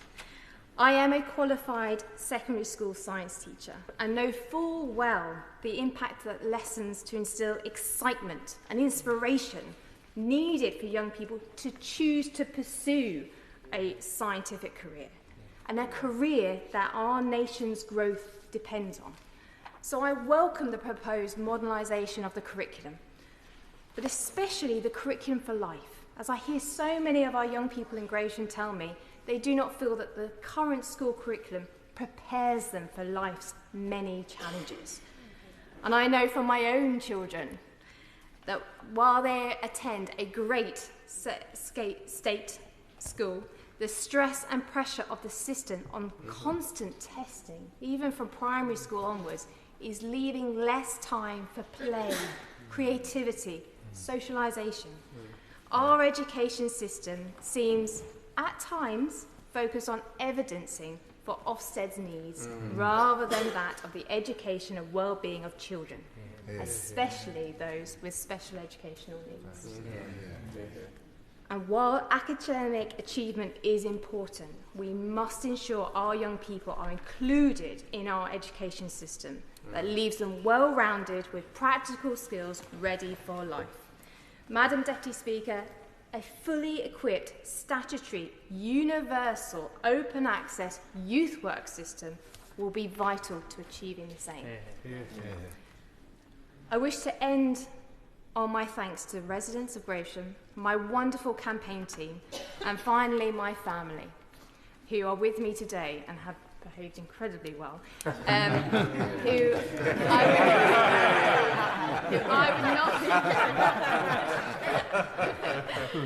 I would not be here without their love, support, and I thank you very, very much, Madam Deputy Speaker. Peter Swallow to make his maiden speech. Thank you very much, Madam Deputy Speaker, and it's a privilege and a pleasure to follow my honourable friend from Gravesham, who, like me, before entering this place, worked in the university sector, worked in teaching. My background is in humanities, hers is in science, and I know that we will both have to resist the urge to tell anyone off for speaking on the back of the class whilst our time is here. It is the honour of my life to rise and offer my maiden speech as the Member of Parliament for Bracknell, Crowthorne, Sandhurst and Whitegrove, the first ever Labour MP to represent this corner of Berkshire. I want to start by offering my thanks to constituents who have put their trust in me and in this new Labour government to serve them. It is now for me and for colleagues on these benches to deliver the change we've promised. I take that duty seriously. And while change cannot come overnight, it is time to begin the steady task of building a better future for Bracknell and for the country. My predecessor, James Sunderland, represented Bracknell through a challenging parliament, dominated by a global pandemic and 2 major international wars. I pay tribute to the manner in which he served during this difficult period. James was an advocate for the eradication of malaria, a disease he saw in action while serving overseas in the army. He was also a champion for special educational needs, a cause I will be proud to take up as his successor. In his own maiden speech, James remarked that politics is ultimately about service. We disagreed about many things during the election campaign, as you would expect, Madam Deputy Speaker. But on that, we were and are agreed. Politics is ultimately about service. Madam Deputy Speaker, this year is the 75th anniversary of Bracknell being designated a new town. In 1949, after the war, Britain was facing a housing crisis, and a Labour government established new towns like Bracknell to address a burning need for more social housing. I'm proud that in 2024, a new Labour government facing a new housing crisis is again committed to developing the next generation of new towns to build a better future for families struggling to find safe and secure housing. And may I say that this next generation of new towns would do well to look at the success of Bracknell, where a sense of community has been embedded by good town planning. Transport links, including active travel, have been designed into the fabric of the town, and we are home to many national and international businesses, including in the tech and life sciences sectors. But my constituency's long and proud history did not start in 1949. The new town of Bracknell was originally a small market town in the parish of Warfield, some of which lies within the new constituency boundaries. I'm proud too to be the MP for Crowthorne, which is a beautiful, peaceful village and yet has a long history of automotive innovation. Everyone in this house will have benefited from the new road signs, mini roundabouts, zebra crossings and speed humps, all designed and tested at the Transport Research Laboratory based in Crowthorne. And in the south of my constituency lies the town of Sandhurst.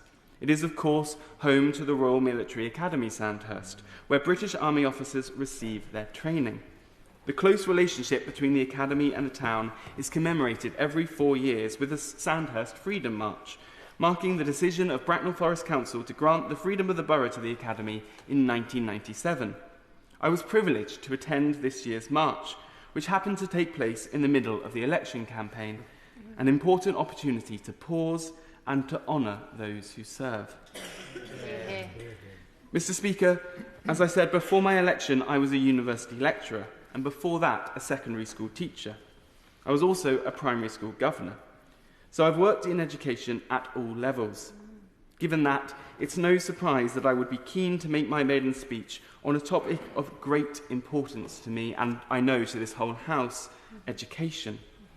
I welcome the Secretary of State for Education's commitment to breaking down the barriers of opportunity for all children, including her announcement today of a pause and review into the defunding of technical qualifications and her laser-like focus on raising standards in early years education. We're lucky to have a number of excellent schools across Bracknell Forest, and as this week is the start of the school holidays, I'd like to take this opportunity to thank teachers, TAs and the wider school staff across my constituency for another year of hard work and dedication, and to wish them a pleasant summer. But, Madam Deputy Speaker, the measures set out by my right honourable friend are badly needed in my constituency, because despite their heroic efforts, teachers are finding it harder than ever to offer an excellent education while supporting increasingly complex mental health needs of their students, growing child poverty, and real terms cuts to funding. Madam Deputy Speaker, nowhere in education is education reform more needed than in special educational needs provision. A long-term failure to grapple with SEND has threatened local government finances and means that, frankly, we are letting our children down. During the election campaign, I was privileged to get to know a young man called Fred. Fred is 13 years old, has autism and ADHD, and for the last 18 months, he's been out of school because mainstream education isn't suitable for him, and he's still waiting on a place in a special school. Fred wants to go to school. He wants to learn. He's an inquisitive kid, and the reason why I know that is because Fred helped me with the research for this speech. But because the system isn't working, he's been locked out. And Fred isn't alone. There are far too many children like him in Bracknell and across the country, so-called ghost children who are missing education because the right support isn't in place. This is a national crisis, and requires national solutions, and I welcome the Secretary of State's acknowledgement of that here today. The first step to solving the problem is admitting the problem exists. So, Madam Deputy Speaker, let me conclude with this commitment. I will do everything I can, for as long as I serve in this place, to fight for better educational opportunities for all, and to speak up for kids like Fred, who just want a chance to learn. Now call Al Carnes to make his maiden speech. Thank you, Madam Deputy Speaker, and congratulations on taking your position in such an important role. We look forward to working with you as we move forward. Also, thank you very much for allowing me to vacate the front bench and come back here to make my maiden speech. I really do appreciate it. And also thank you to my honourable friends from Bracknell and Gravesham for such fantastic maiden speeches, which I'll try to live up to now and get the third one okay. But really well done and a fantastic story to tell. Before I delve into my speech, I thought it'd be worthwhile stepping back and having a look. Globally, I do not know any country in the world that has high education standards and a weak economy. And I would argue, as we sit here in this debate, that better education, more opportunities as a whole, relates directly to the economy, and the two are mutually supporting. Secondly, I'd like to say, as my role as the Veterans and People Minister within the MOD, that the Army is one of the biggest providers of apprenticeships in the UK, with over 13 to 14,000 across the whole service, and that's just the Army, not necessarily the MOD. The military, as a testament to myself and many other individuals who are ex-military here, provides a fantastic opportunity to realise your ambitions. It's a true privilege, Madam Deputy Speaker, to stand before you and an honour to be in this historic place. I'm deeply grateful that the constituents of Selly-Oak, my constituency, have placed their trust and confidence in me. I'll work tirelessly to deliver change for the people of Selly-Oak and indeed this great nation. It would be remiss of me to stand here before you without thanking the man who held this seat before me, Steve McCabe. Steve was a devoted public servant and an esteemed MP, a role he held for over 27 impactful years. Work improving the NHS, social care and championing small businesses in our constituency are just some of his achievements, to name but a few. Indeed, his legacy of his career in these great halls and in Birmingham Selly-Oak will be enduring. I'm personally grateful also for his guidance and indeed his friendship throughout the campaign, which was very alien to me as I took on knocking on the doors. And I also used to always joke with him that if he didn't know it, it generally wasn't worth knowing. I was often chastised when I went in the door that it was one in, one out. And indeed, the Scots are slowly taking over as we came in. Madam Deputy Speaker, I'd also like to outline my heartfelt sympathy to the Army officer and his family following the shocking incident in Kent outside Brompton Barracks yesterday evening. Our thoughts collectively are with them all. Importantly, I'd like to extend my gratitude to the extraordinary and unflagging volunteers in my constituency from all walks of life. Their drive and dedication helped me and helped our election victory become achievable. The generous spirit which they committed huge amounts of their personal time genuinely humbled me. I've never seen so many people give up their own time to support the cause. And is one of the many reasons I'm really proud to stand here before you to represent Selly-Oak constituents and drive forward change for them. Now I have the privilege of being the MP for Birmingham Selly-Oak. It's a constituency rich in working class heritage. Its historical developments are interwoven with Birmingham's industrial story. But they also blazed their own unique trail. And I would argue that unique trail was in industrial and social relations. The Cadbury family, for example, wasn't just any family, it wasn't just any business. That business saw the value in investing in their local workforce by building hundreds of homes, social spaces, schools, securing not only a legacy, but making Selly-Oak a far better place to live when times were exceptionally tough. Imagine if big business mirrored even a small fraction of that same spirit, or indeed that self-generated leadership in today's society. Now, walking the doors and knocking and speaking to constituents, I often describe Selly Oak as a United Kingdom squeezed into a constituency. We had different cultures, different characters, hundreds of small businesses. We had the Cadbury factory. We've got the Cadbury attraction with over 500,000 visitors every year. We've got the great Birmingham University that is so fantastic.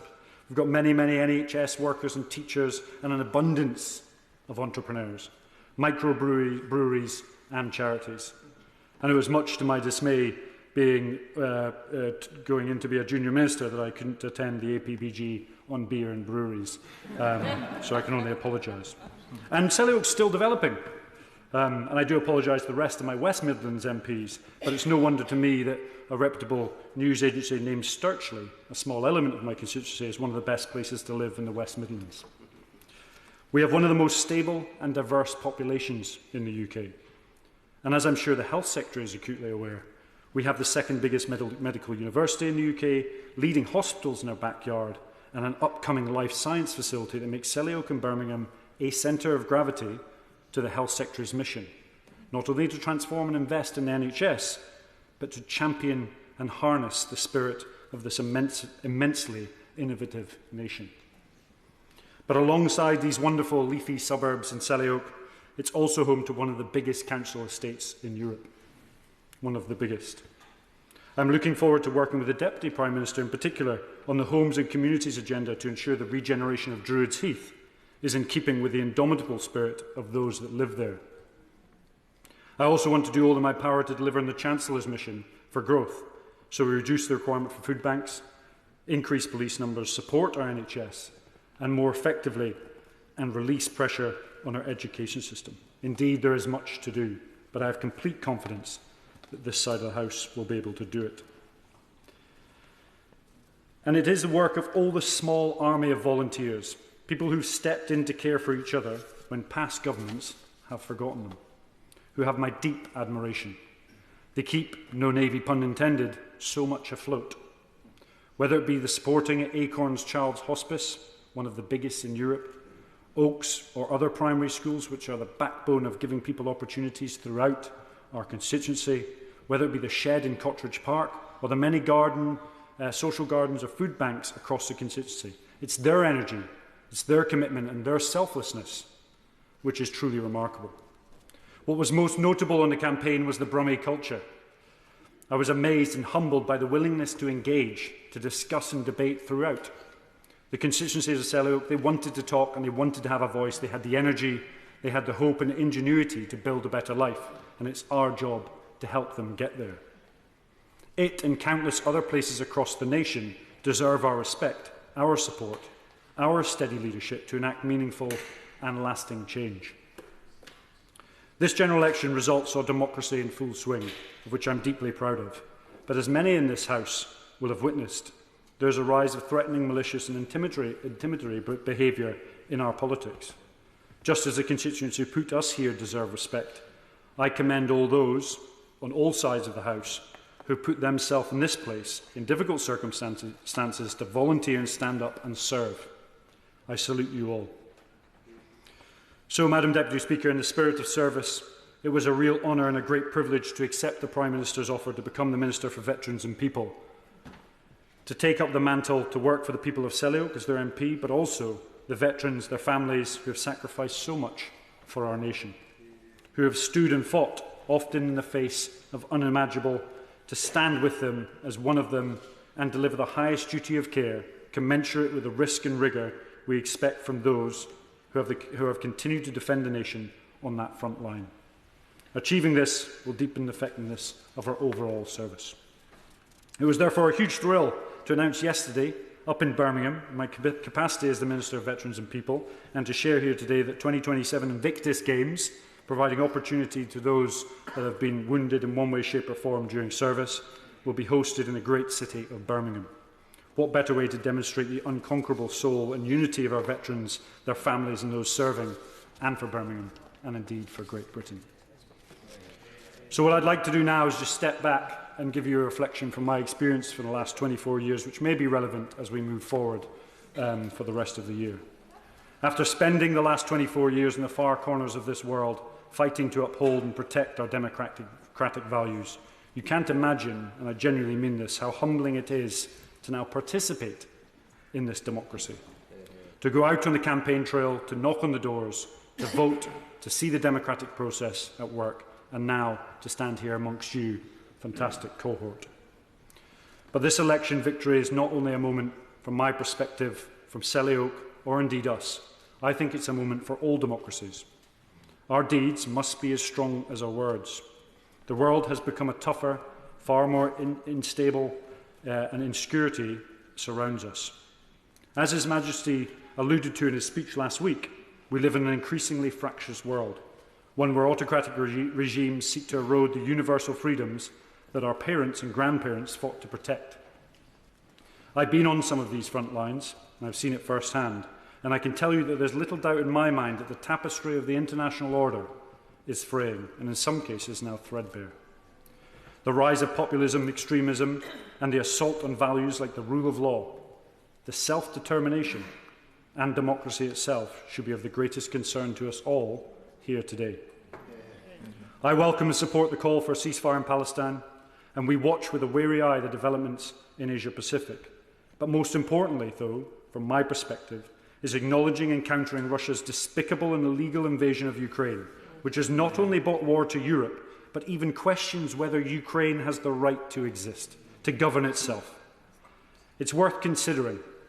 If I had stood here 4 years ago to either side of the House and explained to you that by now in Ukraine there has been 900 Russian casualties, by the time you've had lunch there's 500, and if not a similar amount from a Ukrainian perspective, you would have probably told me to be a scaremonger, a dramatist, or indeed at worst a belligerent Scot. But here we are. We have a war on the edge of Europe at scale and of such devastation it's inconceivable to you or I. Indeed, it's taken place at such a pace that it's changing the very character of warfare. And that is why I welcome the Defence Review, because the only thing consistent about change is that change is consistent. We must adapt and keep pace with the shifting character of conflict. If not, we risk falling short of our mission and indeed our duty and our responsibility to serve. In my career, I've never stood idly by and done nothing in dangerous or uncertain times. The United Kingdom has not either. We lead the way. After fighting for democracy all over the globe for so long, it's a great privilege to be stood here in these great chambers and carry that fight forward, not only on behalf of Selly Oak, on behalf of defence and our veterans, but on behalf of all the people in the United Kingdom and Northern Ireland. Madam Deputy Speaker, thank you very much. Yeah. And I would like to call the front benches at 22. That does give us time to get in John Slinger for his maiden speech. Yeah. Thank you, Madam Deputy Speaker, and may I warmly congratulate you on taking up your position, and also warmly welcome the Secretary of State and her ministerial team on taking up their positions too. And I would like to express my deepest condolences to the Honourable Member for Montgomeryshire and Gwendor for your loss. Madam Deputy Speaker, I would like to also congratulate the Honourable Member for Birmingham, Selly Oak, for his very sobering and powerful words, and indeed the speeches of my colleagues across the House in this chamber today. I want to start by thanking my family for their love and forbearance in recent months, my Labour and other friends for their support, and the people of Rugby and the villages for giving me the honour of representing my constituency, my home, for the last 17 years. And as the MP representing the only seat with a sport named after it, I hope the House will indulge me the occasional rugby analogy. The rugby ball has been passed to me, and notwithstanding a couple of minor mauls during the election campaign, which I overcame, I want to pay first tribute to Mark Pawsey, my predecessor, who ran with the ball, literally and metaphorically, as a member of the Commons and Lords rugby team. Mark is an honourable and decent and kind man who served this House with distinction worked tirelessly for his constituents and promoted the game of rugby internationally. I'd like to also put on record my respect for the former Labour member, Andy King, whose distinguished service continues to inspire me. Rugby is a market town that has grown rapidly in recent years, surrounded by many small villages, too numerous to mention one by one, set in the beautiful Warwickshire countryside, and indeed to the north of the constituency is Bolkington, some say one of the largest villages in England, although the Right Honourable Member for Kingston upon Hull North and Cottingham may disagree. Rugby's population ballooned when the Oxford Canal was constructed in the 1770s. The railway hastened industrialisation, and might I say, Madam Deputy Speaker, to any frontbenchers listening, that being on the West Coast main line can very much hasten any ministerial visits that they may or may not want to make. Come and see us too. No, stop at rugby. The confluence of the M1, M6 and M45 near Rugby places us firmly in the logistics golden triangle. And notwithstanding this logistical good fortune, though, Rugby's potential lies primarily with its people. We have been and are still blessed by people who innovate, challenge norms and think creatively. Take sport. A plaque at Rugby School records that in 1823, the legendary local schoolboy William Webb Ellis, and I quote, with a fine disregard for the rules of football, took the ball in his arms and ran with it. And while my connection with the game of rugby as a player was, I confess, somewhat underwhelming, I'm proud to say that my dad, who is in the gallery today, played for England as a schoolboy. Yeah. I won't join the house rugby team, therefore, but no, I won't worry about that. But I might join a reformed house rock band, and I'm acutely aware of how dangerous such statements can be, given that yesterday I wandered innocently into an APPG meeting and wandered out slightly bewildered as vice chair. And as a classically trained violinist and semi-retired rock musician, I'm glad to represent a constituency filled to the brim with talented people, and I will bang the drum for them and strum a chord for them. Rugby was the birthplace of the poet Rupert Brooke, whose words that there's some corner of a foreign field that is forever England epitomise a quiet, contemplative English patriotism. We've spawned famous rock bands and musicians from Spacemen 3 to James Morrison. The creative arts scene is thriving. Fantastic local bands of all genres, an orchestra, dance schools, rugby theatre for amateur dramatics, galleries and much, much more. The sporting scene is vibrant, with several rugby football and football teams and a plethora of clubs in the town and villages which selfless volunteers offer pretty much every sport to the community through. Rugby also has a proud track record of technological innovation. And for honourable members, as you get on a jet plane after this session, think of Rugby. For the prototype of the first jet engine was built by Sir Frank Whittle at the British Thomson Houston Works in the town in 1937. And at the same site, a decade later, a young Hungarian refugee, Denis Gabor, invented holography. And I live in hope that holographic technology advances so far one day that MPs can be beamed into multiple locations to insist with our busy diaries.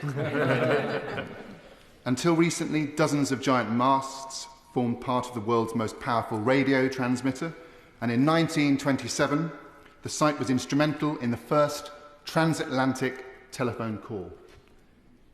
I believe in maintaining the strongest possible transatlantic alliance, so I'm proud that rugby played its part in deepening the ties between our two great nations. This pioneering industrial and scientific prowess persists. GE Vernova today builds world-leading advanced generators, including for Royal Naval vessels. At Anstey Park, we have the Manufacturing Technology Centre, the MTC, the London Electric Vehicle Company that many of us newbies may have been moved around in recent days, the electric cabs, and Fanuc UK. When I visited the MTC recently with my Right Honourable friend, the Deputy Prime Minister, and the West Midlands Mayor, what struck me was that in order to unleash potential, what is needed is partnership between business, the education and skills sector, local and national government, trade unions, and much more. We met apprentices, beaming with pride at their achievements and in anticipation of a brighter future. We also need investment, most importantly in education, and I'm therefore delighted that the King's speech includes measures to raise standards in education, reform the apprenticeships levy, and establish Skills England. Having visited so many of our excellent state secondary schools and the brilliant local college, I am confident that the people of our area will do the modern-day equivalent of inventing a sport, designing an engine, or writing an immortal poem. Rugby is a place that is at ease with itself. We are a very diverse town, and that is unequivocally a huge strength. We learn from one another, celebrate one another's traditions, break down barriers and focus on our common interests, something epitomised by the late Dr. James Shearer, MBE, a mentor of mine who is sadly missed across the constituency. Our charitable sector is strong, and I'll take the liberty of mentioning two local charities that inspire me. The RJ Foundation that installs defibrillators, and Back and Forth Men's Mental Health, an issue close to my heart. The churches, temples and faith groups are at the heart of our community. The street pastors, who I shadowed on a late night shift, show kindness in action. Kindness is a much underrated virtue. The people of Rugby and the villages are compassionate. They warmly welcomed refugees from Ukraine, and I pay tribute to the thriving Rugby Ukrainian community. It's Ukrainian members bravely forging their new lives away from home, and all from the constituency who are helping them. The Ben Partnerships, meet and eat on Fridays, catered for by recent immigrants, who not only cook the food but are learning English there, shows our cohesion.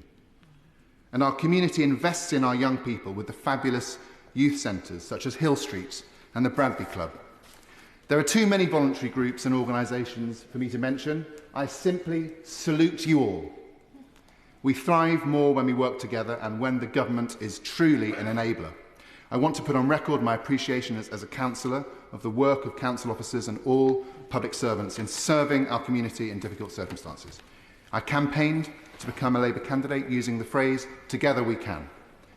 I believe this is the only approach that will truly unleash the potential of the constituency. We now have a brilliantly led Labour council, a Labour MP, and a Labour government committed to empowering places with a strong vision. And I will do all I can to bring together people in this constituency, urban or rural, factory or farm worker, whatever their backgrounds, to tackle the problems we face, whether the lack of infrastructure such as GP surgeries, the need for more services at the superb Hospital of St Cross, insufficient affordable and social homes, town centre regeneration, or the need to make our streets safer. In doing this, I am inspired by the late, great Anne Clwyd, for whom I worked, and the late, great Frank Field, with whom I worked. Okay, I'll finish. Thank you, Madam Deputy Speaker. Shadow Minister Gagan Mahindra. Madam Deputy Speaker, can I thank you for calling me, and it's a real pleasure to have you in the chair, both. It's the first time for both of us. Can I firstly start by thanking each and every one of you for some awesome maiden speeches. I remember 4.5 years ago how daunting it was. I still wake up today in cold sweats thinking I've got to redo it. Can I start Southampton, Itchen, the Honourable Member?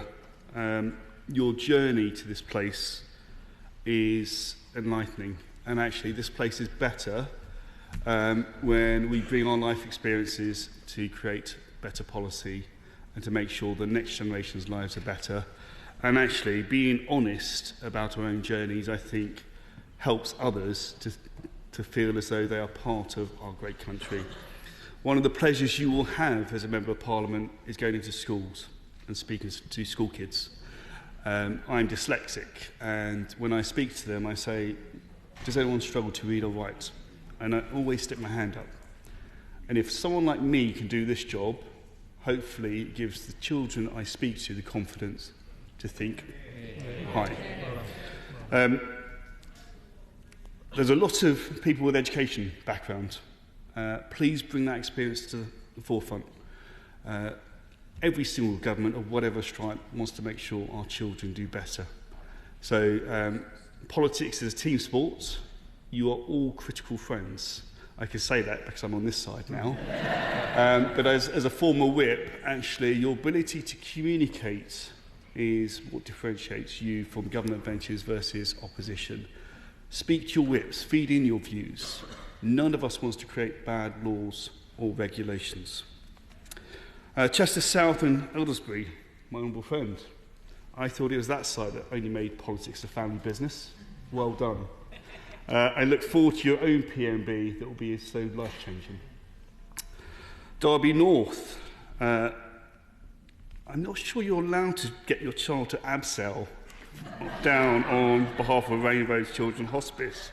I know the area well because I've got family from that part of the world. But I look forward to your legal skills being helpful.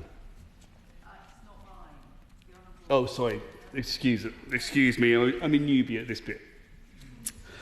Surrey Heath, honourable member. You've got some big shoes to fill with my old boss, Michael Gove. You've started very well on that. Your experience as a lecturer will be really, really helpful.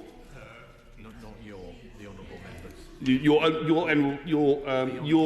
honourable member's experience as a professor will be really helpful to this place. Solihull West and Shirley.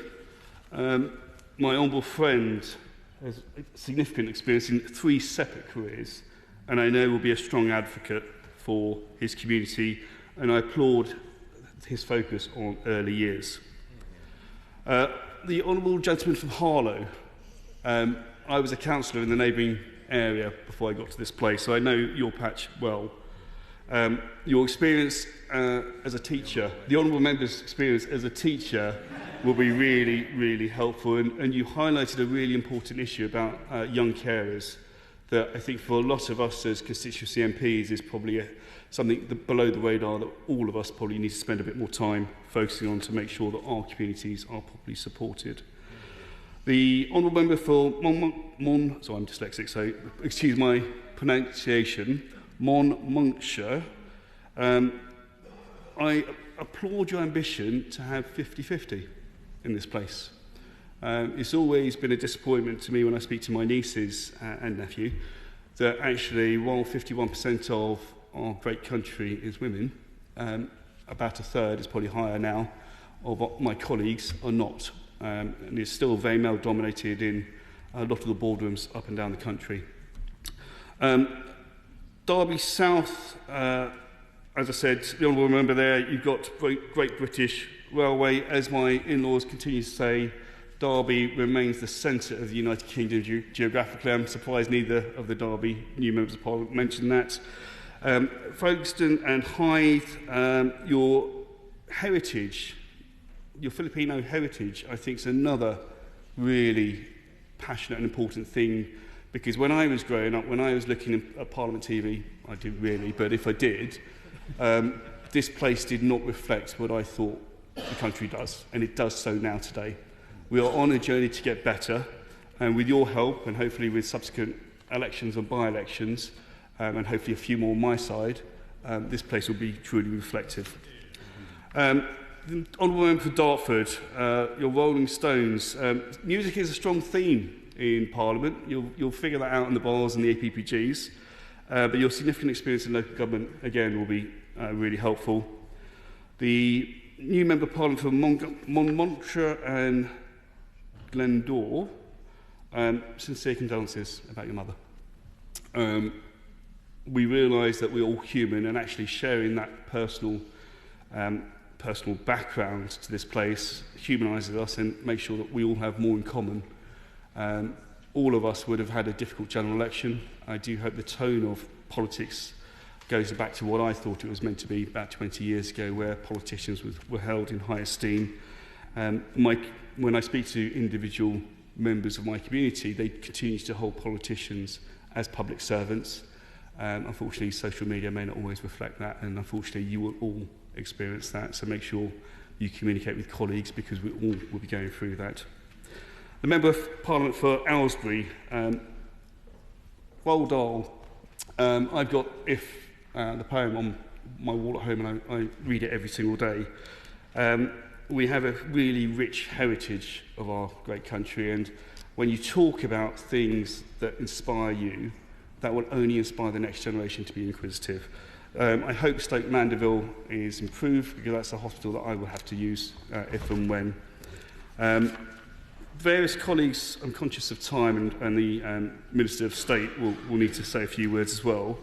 I'm going to wrap up the maiden speeches. I know I've not addressed every single one of you, and I will buy you a drink in the bar later, or the next few days, weeks and years. But please do enjoy this job. It's the best job in the world. You really are life-changing. And on that note, can I welcome the front bench to what is a phenomenal brief, and I look forward to supporting them where they're changing people's lives for the better. I call the Minister, Catherine McKinnell. Thank you. Thank you, Madam Deputy Speaker, and I warmly welcome you to your place in the chair this evening, and I warmly welcome the Honourable Member for South West Hertfordshire to his place, and also the Shadow Secretary of State, who I previously shadowed. I really want to thank honourable members who've made contributions to this afternoon's debate, and pay particular tribute to those who've made their maiden speeches today. They do themselves and their communities proud. The member for Folkestone and Hyde, the first member of Filipino heritage to stand in this chamber. The member for North West Cambridgeshire, our youngest member of the House, who spoke about his education, which was fairly recent. The member for Birmingham Selly-Oak, who has rightly been recognised for his experience in this place, and the member for Rugby, who is forgiven for all of his rugby analogies after that excellent speech that he made. And in this House, we come together with a common goal: to give every child the best start in life, to equip them with an education that sets them up for their lives. We are the Department for Opportunity at the Department for Education.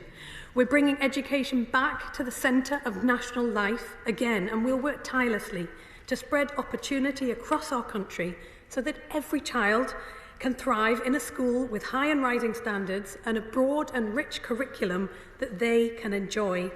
Like every parent, I want that for my children, and I'm so pleased that we have a Labour government that is ready to deliver it. And I know what a brilliant school and education can mean, because unlike the member for Southampton, Itchen, who made an excellent maiden speech today, I am not one of 3 Darrens, but I am a Sacred Heart girl, and I'm not the only one in this Parliament. The Parliamentary Labour Party can indeed boast 3 alumni from my old school, Sacred Heart Catholic High School in Newcastle, my honourable friends, my constituency neighbours, the members for Newcastle East and Wallsend and Cramlington and Killingworth, and also the member for Derby North, who also made an outstanding maiden speech today. She also attended a Sacred Heart school. It now means that there are as many state-educated Sacred Heart girls in this House of Commons as there are Old Etonian boys. A very tangible demonstration of the radical redistribution of opportunities that this Labour government represents. The Honourable Member for Paisley and Renfrewshire's account of her school trip to Parliament as well reminded me of my own, age 17, where I got in trouble for sitting down on that bench, and clearly that works to break down barriers to opportunity. Madam Deputy Speaker, the journey starts in a child's early years, where a child's development and education begins, and where, under successive Conservative governments, that attainment gap has widened. And it's now some years since I served on the Treasury Select Committee, but I still recall our inquiry into childcare as a part of national infrastructure. It was groundbreaking for the time and acknowledged that childcare is a fundamental service to our economy. It is not a nice to have. It's fundamental to allow parents to work longer hours, to provide for their families. It's fundamental to a life's chances. And it's why this government will deliver 3,000 more primary school-based nurseries, making it widely accessible to parents and unlocking opportunity for our youngest. And in answer to the Secretary of State's question earlier, it will be delivered in partnership with the sector to ensure that it meets the needs of children and parents. And we know that childcare needs don't end when school starts. When a child moves up to primary school in England, they'll benefit from the rollout of free breakfast clubs in every primary school in England. They'll drive up attainment, improve behaviour and attendance, and enable parents to start work on time and support their families. We'll set children up for the day, we'll set them up to achieve, because it's as much about the club as it is about the breakfast. Being in the classroom at the start of the day matters. Schools have a unique power to open up enormous opportunities for their pupils, with teachers and support staff who make a mark on every child's life. And that includes supporting children with special educational needs and disabilities to flourish. But across that system, we have to acknowledge there are many challenges that we face. Our buildings are substandard, our children are too often unhappy in school, our support staff feel underappreciated. We have to do better. So many members today have touched upon the crisis in support for those with special educational needs and disabilities, including my honourable friend, the member for Dulwich and West Norwood, who I know has worked tirelessly on this issue for many years, and the member for Dartford also that spoke passionately today. This government will help schools to take a community-wide approach to SEND, improving their capability to accommodate pupils in mainstream settings and indeed supporting them to flourish. Last week I visited the brilliant Croftway Academy in Northumberland. They demonstrated how children of different abilities and needs can have the highest standard of education in a mainstream setting. But we also need to ensure that special schools can cater for those with the most complex needs. And for those struggling with the pressures of school life, this Labour government will fund mental health support in every secondary school and in every community so that they can access support before problems escalate. And I know that mental health is a priority for many in this place, as very powerfully described by the Honourable Member for Aylesbury in her speech. As Shadow Schools Minister, I heard many stories of decisions being taken about our schools which just didn't factor in the needs of communities. There was delay, it turned to disappointment and frustration. I've seen this in my own constituency with the lack of proper planning causing chaos to school admissions in Gosforth this year. Countless stories of failure replicated across the country. So under Labour, schools will need to cooperate with their local authority on school admissions, on SEND inclusion and place planning. No more of the chaos that we have seen over the last few years. And we want children to leave school with skills and knowledge to set them up for life. That means a broad and balanced curriculum that encourages them to try new things, ask questions, express themselves, be creative, whilst also gaining an excellent foundation in reading, writing and maths. So we're establishing an expert-led review on the curriculum, and we'll collaborate with the sector to allow schools, teachers, parents and students to contribute and to plan ahead. And on the question of removing exemptions for private schools, which has been raised, this change will enable vital investment in more teachers and improved nursery provision. And I want to commend the contribution from the member for Harlow, a former maths teacher, and whilst we're delighted he's in his place, we need to ensure we have more maths teachers in our state schools. The honourable member for Monmouthshire also spoke about being a school governor, and we need more of those too. And the member for Montgomeryshire and Gloucester, what a powerful testimony to his dear late mother. We share his grief and we share her pride. And ultimately, education is about preparing children and young people for life, giving them skills they need to get on. But these opportunities don't end at the school gates. For too long, post-16 education has been poorly matched to the ambitions of young people and the needs of businesses and employers, allowing talent to go untapped and the economy to flag. And that's why earlier this week we announced Skills England, a transformative new body to match post-16 education to the needs of the economy. By deploying skills investment strategically, we'll bring employment opportunities to parts of the country where young people need a break and businesses need their skilled labour.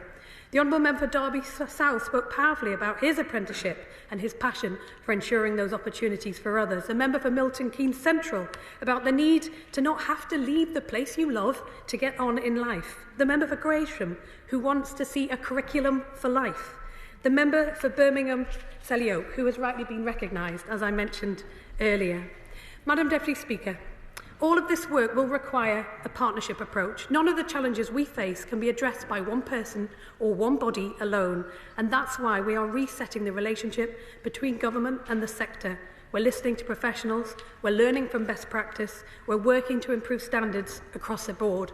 And it's also why I take the opportunity today to pay tribute to all those who work in our schools, to thank them and wish them a restful and restorative summer break. Under this Labour government, neither your place of birth nor the income of your parents will determine what you can achieve, how you find fulfilment, how you discover your skills and talents, how you grow in confidence. Because breaking down the barriers to opportunity is Labour's guiding focus. It is the job of this government, and it's one that we are committed to deliver on. Thank you. Order. Order. We come